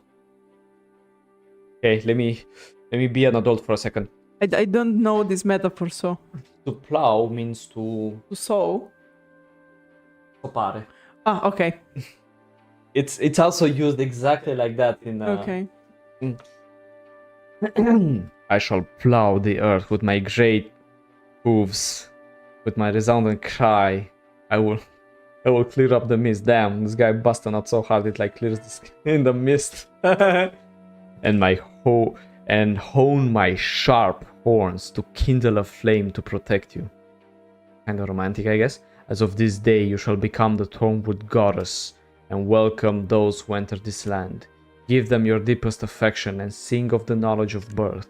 I shall become a dense forest and make flames to protect you. We will bloom a new future with those who come to this land. Indeed, this is the song of Tunta. That was the true revelation of Tunta. If the song was missing in the woods of the fallen ones, no wonder my people were so confused. We can all stand up against the Grand Chief in earnest. I mean, we killed him. Ulutuka, who dared to give this song the tantamount of Tunkuta's soul to the wicked Ahib, is no longer qualified to be called the Grand Chief. We kinda killed him. Neither are the Turo brothers who followed him. In fact, they're no longer to be called brothers. Their corrupted mind must be purged. Adventurer, I want you to cleanse Tunkuta using Flame of Despair and burn all the ideals that the traitors want. After burning the whole of Tunkuta with flames of despair, I shall grow a new verdant forest that follows the true prophecy of Tunta. More importantly, I shall punish the despicable Sephir Ahib that ruined our history of more than 1,000, no matter the cost. When you defeated Ulukuta the Grand Chief, I heard the cry of Sephir, who is hiding in Torwood Castle. It was probably something along the lines of, "Fuck!" Yeah. And though she barely shows herself, it seems she is deeply resentful this time. However, I suggest that you shouldn't attack her rashly. The Ahib are known as masters of umbromancy spells, which means she will never reveal her true self easily, as she can get attacked while in that form.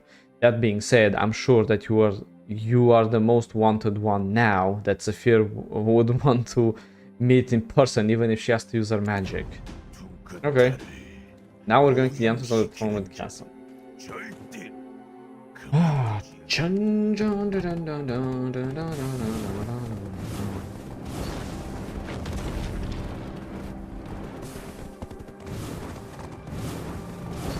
Yes. Go to the Thornwood Castle. Whoa, that Thornwood Castle looks fucking cool. Wait a minute. You've never been there? Map. No, I never been there. No, it's called Odilita Castle. Aha! Because technically here they should have changed the dialogue. I see. So you defeated one of our ultimate weapons. Have you ever come here to brag about your achievement? Amusing. He was bound to be gotten rid of as soon as we used him. However, it's impressive that you managed to make Queen Sephir reveal herself. She is the true guardian of the black, sacred tree, and the immortal judicator to deliver the world. Kneel before her majesty, Queen Sephir Odor... Oh, the fuck is that guy just fucking me? The guy just like... I was like, kneel before her majesty, see that guy like walking into a wall like... Oh, there's another one. Hey, it did the same thing. What the fuck? Yeah, they bugged it quite. Yeah. The rightful ruler of the entire world. Oh, there she is. Hey, what? Because now Why? Why the fuck would they put a black spirit here after the thing spawns? In what world, right? Because it is commenting your in your head in the meantime. God! Think about bad fucking what's it called? Timing? Not not just the timing. The when it's like Jenna in a movie. Phrasing, not phrasing. Parsing. I don't know what you want to say. When things are not set well in the timeline of a movie. Pacing? Pacing. Okay. Pacing. There you go. What horrible pacing. Like I saw the queen for 1 second and I have to look at this fucking guy smile and this wolf that keeps popping in my head because... I swear to God, you also always pick weird the position because... How do I pick them? He picks them. No, because technically the black spirit spawns where you are. If you desummon the black spirit and move, you will see that it changes. No, I'd rather not because I'm afraid to skip the quest. Last time I did, I skipped quests. Okay. Well, so that's the Sephir. Well, I wouldn't know because you pick my camera and... Myla! The Ahib rebelled against Viorencia. The Ahib that rebelled against Viorencia. Yeah. She kinda reminds me of Rhasia, the first fallen one. The darkness she's carrying seems as equally deep. Hey, looks like she's really mad at us. Hey. Where is it? Oh, there she is. Yeah. Wings of Hadum. Sephir odor, goddamn. And usually she used to be in front of the... Like, the issue is that technically they didn't make the bridge properly because the whole point was to have her in front of the bridge. I mean, she looks kind of hot. I can't believe a vermin like you created such a ruckus. The fierce utopia. Kamasylvia hero, you fool. You have the audacity to chop off the head of my pawn, Urutuka.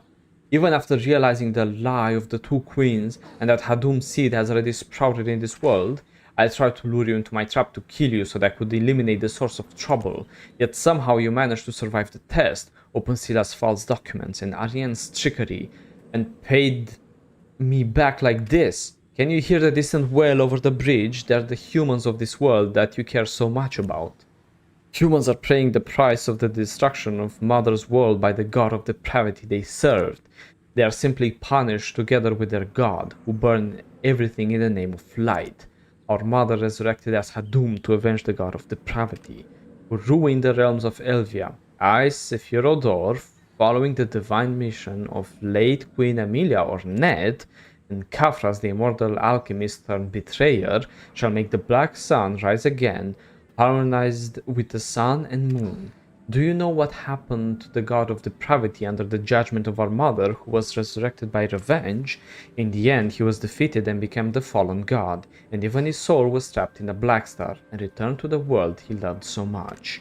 I'll be seeing you soon at Thornwood Castle. The day shall come when you dearly regret the choice you made. Bye.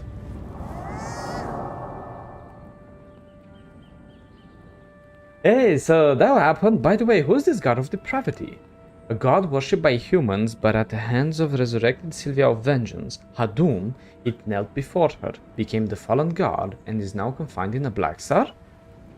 It seems the god known as Light in this world brought destruction to the other world. I don't know exactly what they're doing in Thornwood Castle, but let them come. You know what I mean? Here it would be fine if they translate as let them cook. Oh, there's someone over there looking for you.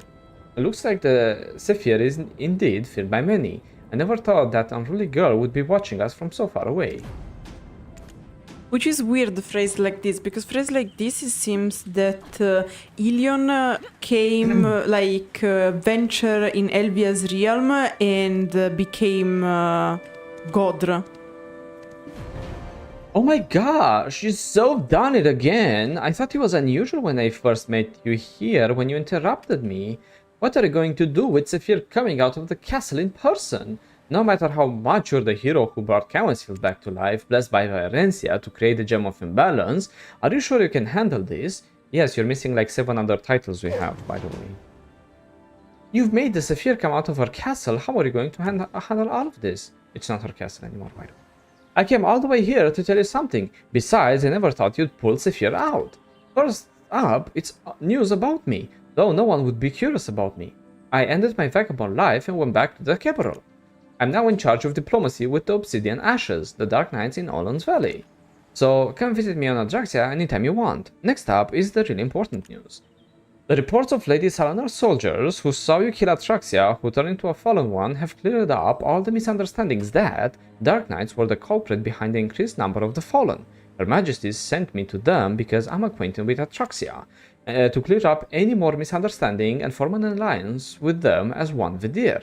With the Obsidian Ashes, we promised to fight together against Sephir, who intentionally increased the number of the fallen, in memory of the sacrifices of Atraxia and many others.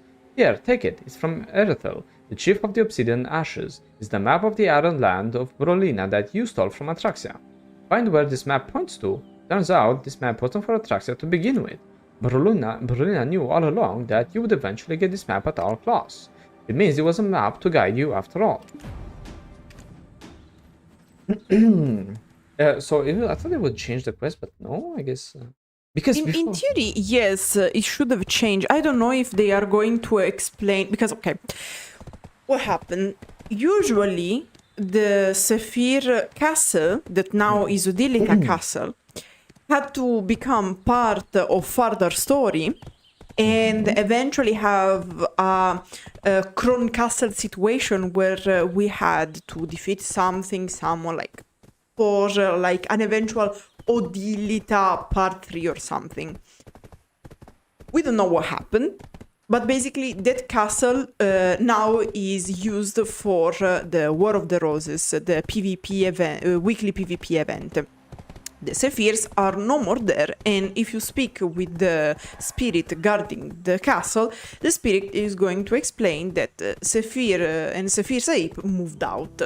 In theory, they should have changed the end of this quest line, of this main quest, explaining why they moved, which is okay. Like, you can tell me that, I don't know, they prefer to move in a more suitable place, they decide to follow Mother in the Elvia realm. Like, you can say 100 things explaining why they moved out. I expected them to explain that part in, like, at this point of the main quest. Apparently it is not. Maybe they will explain it at the end, I hope. Oh, by the way.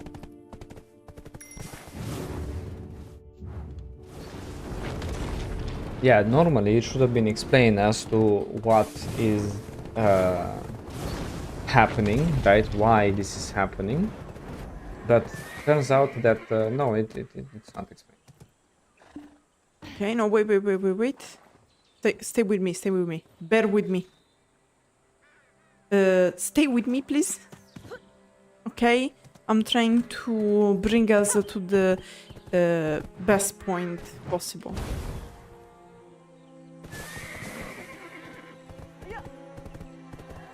Okay. Okay, should be there.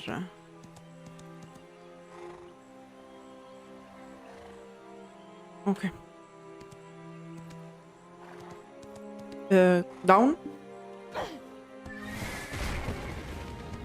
Okay, pick one and jump down.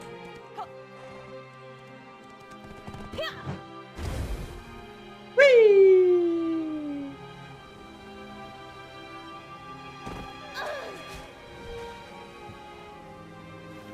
Don't worry, guys, they're with Mother now.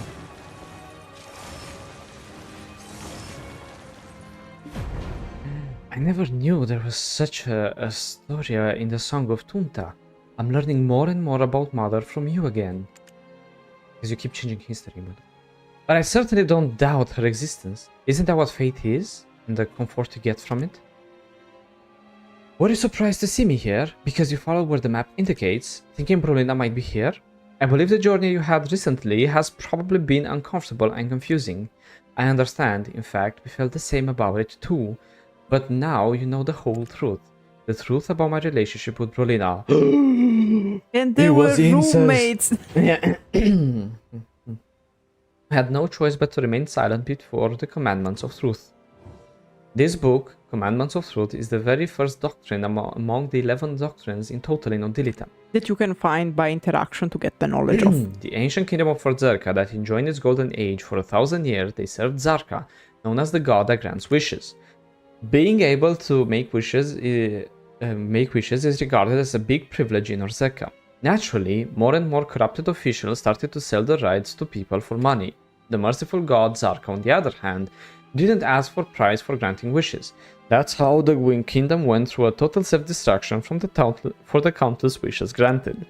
Blind for power, they came to forget their initial purpose, that they saved Zarka only to protect themselves from Hadum. Quite often, people choose to use light to drive out darkness. However, small light is no use before the deepest form of darkness. Greater darkness can easily devour light. I happened to learn this fact most vividly in Kamasylvia. That's why we both pledged to live an unfruitful life in the midst of Yanarod Field, where Catherine, the purest wildflower the world has ever seen, died. Just to save everyone, survival was the only thing that mattered to us. We chose to live as clowns. They said, not us. Yeah. Who gladly dance on the highest rope of the world. Here, where Orzecans would write the commandments of truth while drowning in tears of regret. When we two parted, we exchanged journals written with truth. I trust you already know how to break the seal. It's the stars, guys. Let's read the riddle. First I go in normal chat, so let's see. Can you read the riddle, please? Put everything down and look up in the night sky for a moment. Your stars are smiling brightly in the darkest of nights. We are all lighthouses in the night sky. How many stars are there in your lighthouse? Okay, now you have to go in general chat and type the number of stars of your sign. And they are the same of the ones we said in Kamasylvia. So 3, 4, 5, 6, 7. No, it's you don't have to count from them.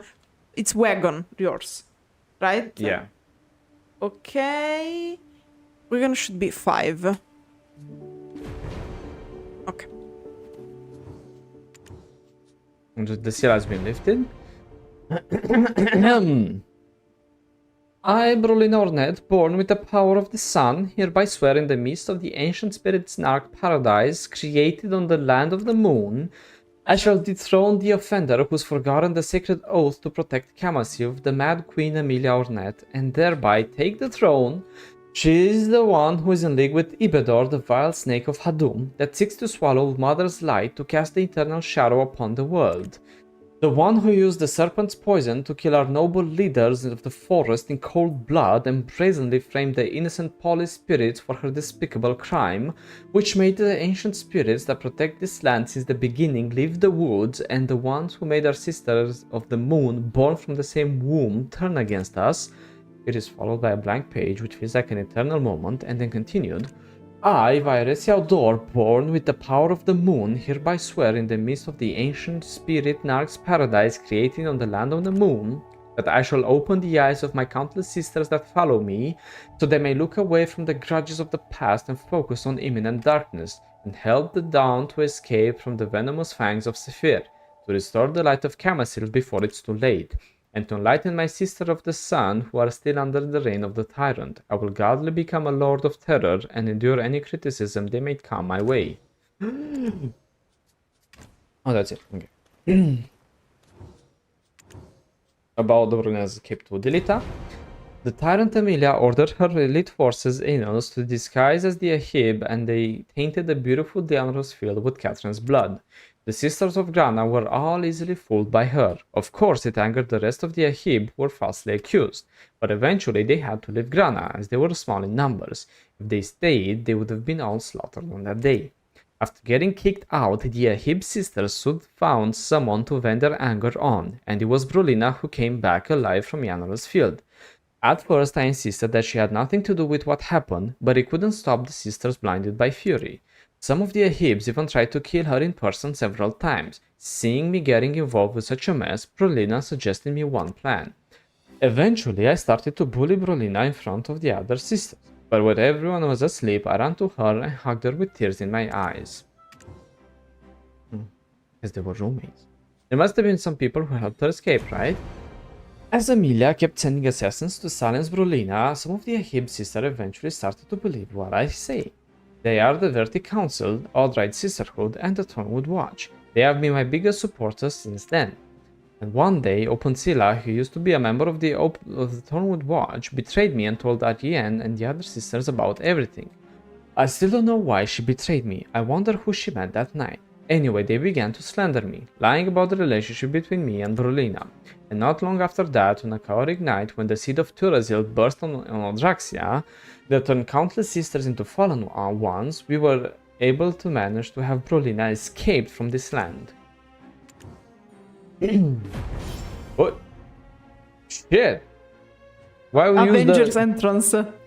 Why do we use the goddamn Magnus when you can do this? A map of the Arid Land you have is the map I made for her to escape. Just in time, Brolina is here to complete the Gem of Imbalance. Hello, Brolina, you goddamn bastard. Well, she almost got us killed and imprisoned in Grandiha. You all forgot that? Well, I didn't. Queen of Kamasylvia, at last, the day of reckoning, in which I have to confess the truth to you, has come.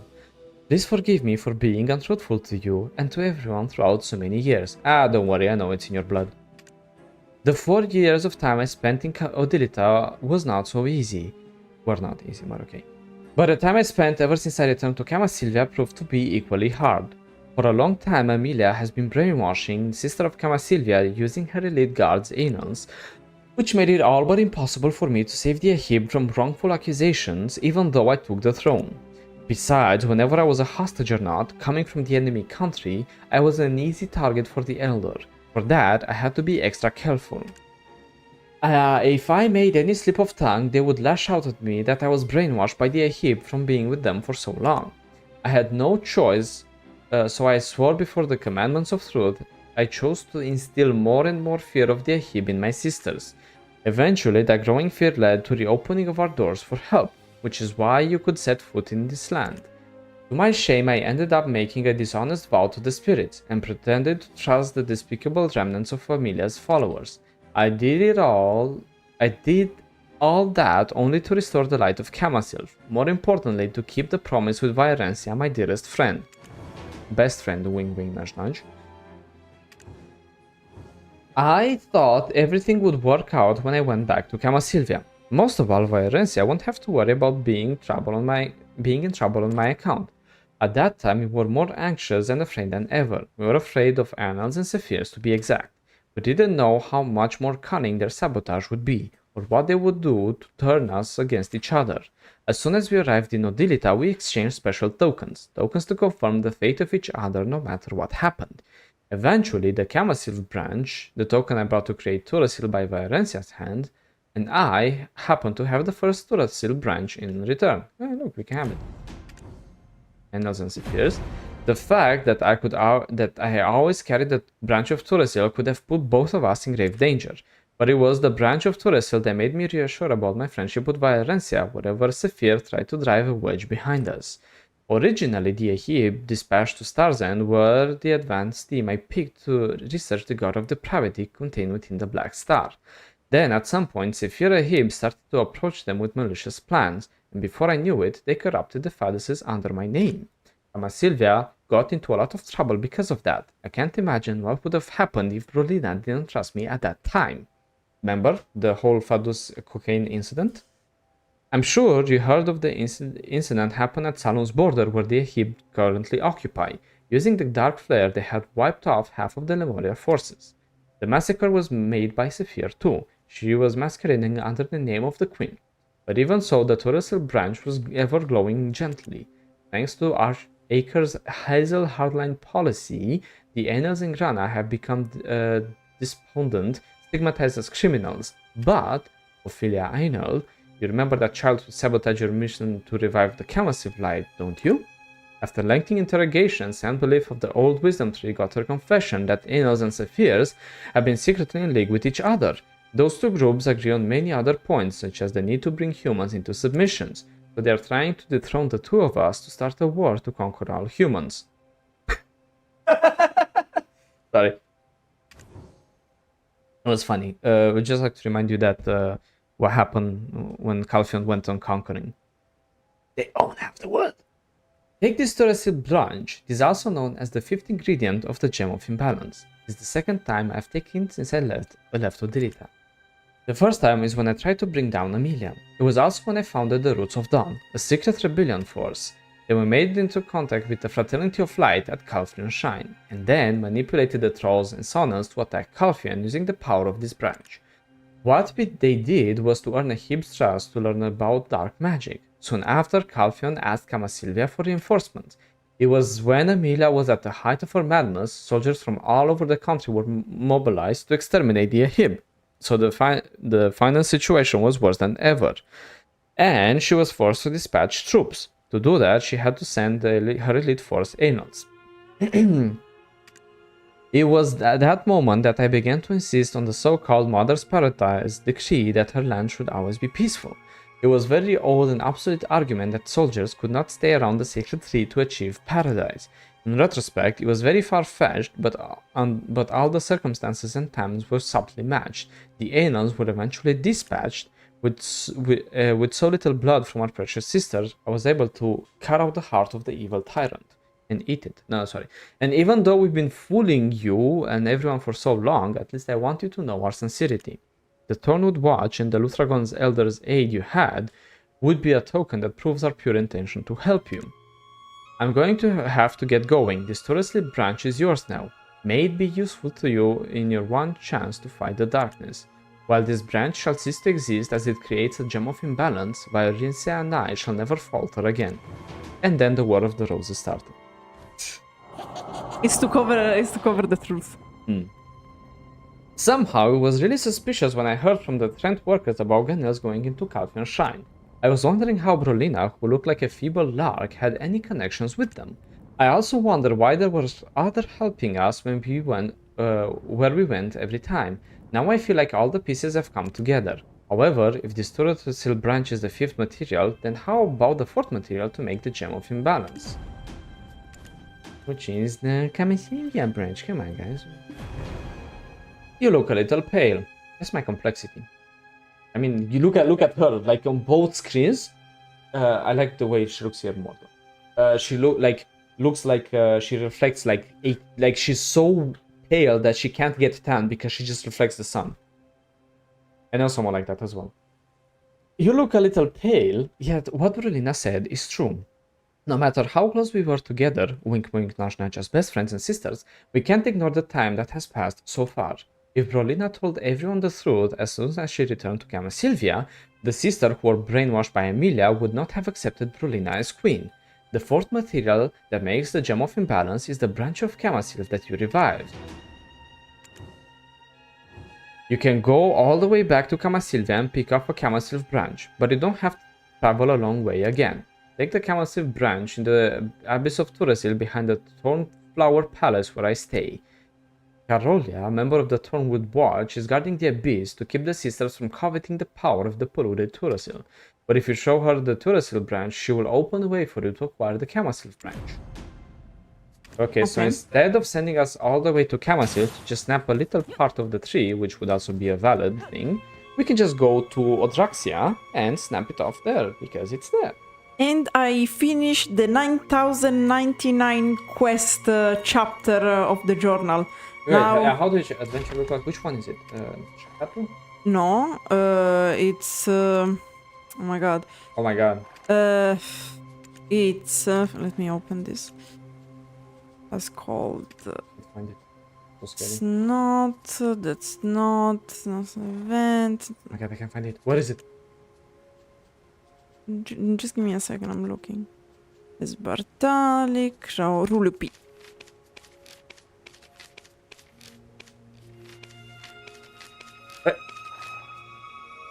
Oh, I have +1 forever, which Okay, so I need 999 quests and then 99,000 quests and then 29,000. Holy fuck. Yeah, now I started my journey towards the 19,235 quests. Okay, Black Desert developers, what the fuck is wrong with you? Do you even how many quests that is? 19,000. Well, think that after all these... Even if you were to do like 20 quests a day, every day would take you like 950 days. Jesus. Okay, let's... Anyway, let's take a traveler's map. What do you think? Sure. Yeah, I think I have one. Are you okay? My character just fuck way. Oh my god, it keeps falling. Wait. Don't move. Look at this guy. Look at this. Let's make this in slow motion as well, so it's more dramatic. Fuck this game, man.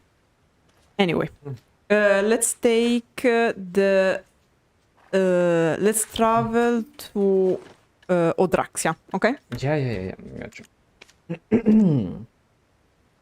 Jesus Christ, guys. Character's just like smacking like an idiot. Like. Yeah, I don't know why this happens sometimes. What happens? Alright, let's go. We're almost done with this thing. Oof. Yeah, there's a few inconsistencies. For example, first of all, one of the main things about why Calfian wants it's so happy to trade with Kamasylvia and with Odilita in general, or like the merchant guilds, right? Is because the sisters of Sylvia, like these elf races, don't really regard riches the same way as humans. Don't covet riches the same way as humans and the others do. They don't care about gold or jewels and anything like that. So I really think that the whole economic situation on being that good is kind of like meh. But it's not about economic. It's about knowledge. They basically. But it's a financial situation. That's why I don't know. Anyway, so you see this incredible girl protecting this tree so no one can use it, right? Oh man, fuck me. Wow, I'm corrupted, I guess. But because like you can come here because you have the blessing of the queen, otherwise you would be dead at this point. Yeah, I'm just saying that you could have been more dramatic with the door, you know. Alright, so show the Turos branch. By the order of the flower of the burning moon, Her Majesty the Queen, I grant you the right to enter the abyss of tourism. Okay, let's pick off the branch. Which is this little tree. Is the Turosil the sacred tree of Odilita that was created after grafting the branch of Kamasylvia onto the divine tree of Orzeca that gave birth to Zarka? Broke a branch. And then we have to combine the materials. So we open the Yaz pouch and we put Kamasylv branch, Turosil branch, Tunta seed, Cup of Oblivion, and Olun's heart. And we have to make an X. And this X is made. Just give me a second, and I'm going to tell you.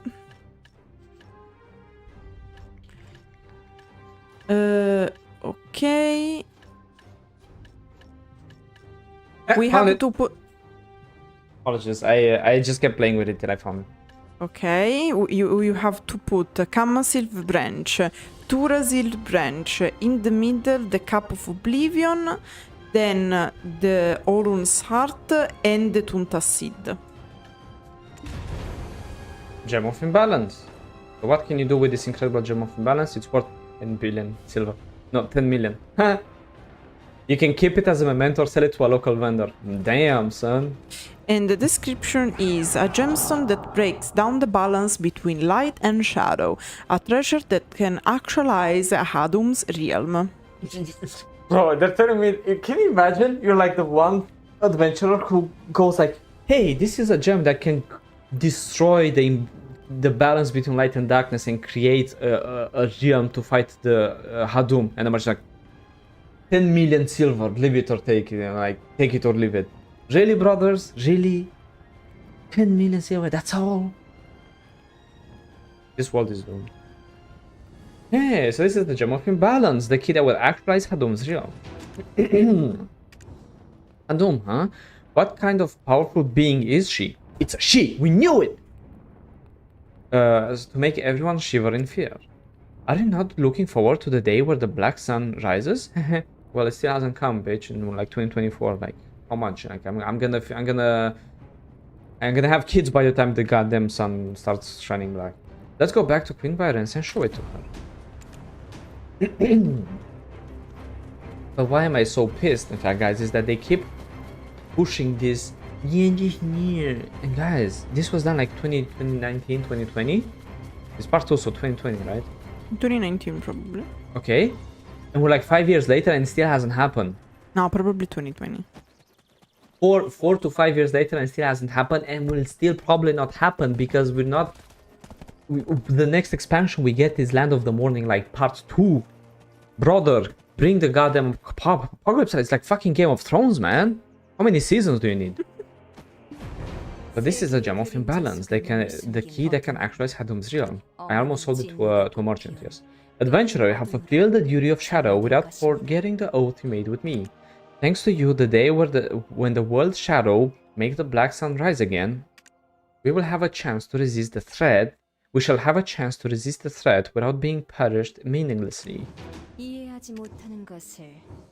Soon after, Sephir will emerge from Thornwood Castle calling Hadum as Mother of Vengeance.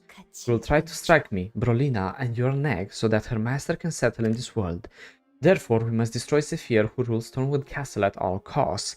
If she and her followers take us down, and the shadows come out of the world as Hadum's snake did before, the world shall be eaten by Hadum in no time. I have special interactions. Fuck my life. You've always walked the steelward path, always, for in the depths of Echidna. You found the shield, taking the darkness, dreaming of the star within your heart, and left these lands. Each time I call, it's true that it brings a chill to my corner of my heart. To a corner of my heart, for perfecting your incomplete vessel with what little was left of the aura of the Kuturan was all for the battle against Hadum. Cool. I shall be waiting for the day when the darkness hidden under the world's shadow is cleansed by your power, that bloomed the Gem of Imbalance and another darkness, while preparing for the bloody war at the end of our fate. Adventurer, with this Gem of Imbalance, you must fight the darkness on the day when Hadum's realm is open. And then to me he said, and thus you forgot all your rage along with your memories, wandering here and there until I saw you step foot on the soil once more. And I honestly ponder if I should take you in my arms once more, for I feared that the outside world had left its mark on your soul. And yet now you are the only one, most important to all of us, who can face against Hadum, forged as the imperfect gem. I let go of all doubt and extend my hand to you. Just as Calphion and Kamasylvia are currently allies, I propose an alliance between you and Odilita. You begin on equal footing as myself. You being on equal footing as myself. That you shall restore the eagle's throne, achieve what your father could not for 30 odd years, in his war with Viorencia to conquer the Black Desert. I, Queen of Odilita, pledge my utmost cooperation with the future Queen of the Kingdom of Calphion, so that we shine victoriously in the battle against Hadum. I pray you survive the countless bouts against yourself to come. Holy frick. So this means that essentially you will have basically that means that Calphion's republic will die out and return to a kingdom once again eventually, and then they would conquer Viorencia, therefore expanding its power. Wow, that's kind of cool. No, it just means that I have to kill all the other homunculi Yeah. Okay. and take back the throne. Yeah. So that part is the already. I already read it because you had a special interaction questing you. Okay, because you're special. Okay. Yeah. Go. Yeah, this is all. Yeah, just trust. Okay, and now. Yep. Okay, and now if you chat, you can return the map of the Arid Land. Thank you so much for returning it. We do not know much about the land described in the map yet. If we ever come to learn more about the secret, we will ask your help to find out more. And Bahin La Recona's map. Obviously, we didn't copy it because we're stupid. There are stories of Everfrost on the secret map, a place we've never been to. If we ever come to learn more about the secret map, we'll let you know. And we finished exploring Odilita after 10 excruciating hours of pain and suffering. And we get flawless blackstones, which, again, we still have the Gem of Imbalance, by the way, which is kind of funny. You can just sell it. And you have the flawless magical blackstones, which are used to enchant black star gear, which is kind of annoying to craft, but now that you can craft them, all I can say is it's pretty cool. You Yeah. also get like the astrology tool ornament and the sad tree song. Yeah, probably. I don't know, I have a lot of things in this character. Oh yeah, we have the sad tree songs, which you can sell for as well, like 150k, and the astrology tool. These are beautiful, but I don't really have a house I live in my character, so whatever, honey, you know. Anyway, and thus ends the sad story of no special interaction of the Vidir. If you play the Dark Knight, guys, I honestly feel sorry for you. Just play the Wusa, like, come on. The Nova is better though. Yeah, the Nova or the Wusa, both are better. Anyway, that concludes the story for Dilita. Thank you all for joining us in this adventure. Hope you enjoyed the rest of your day, night, whatever it is. See you all next time.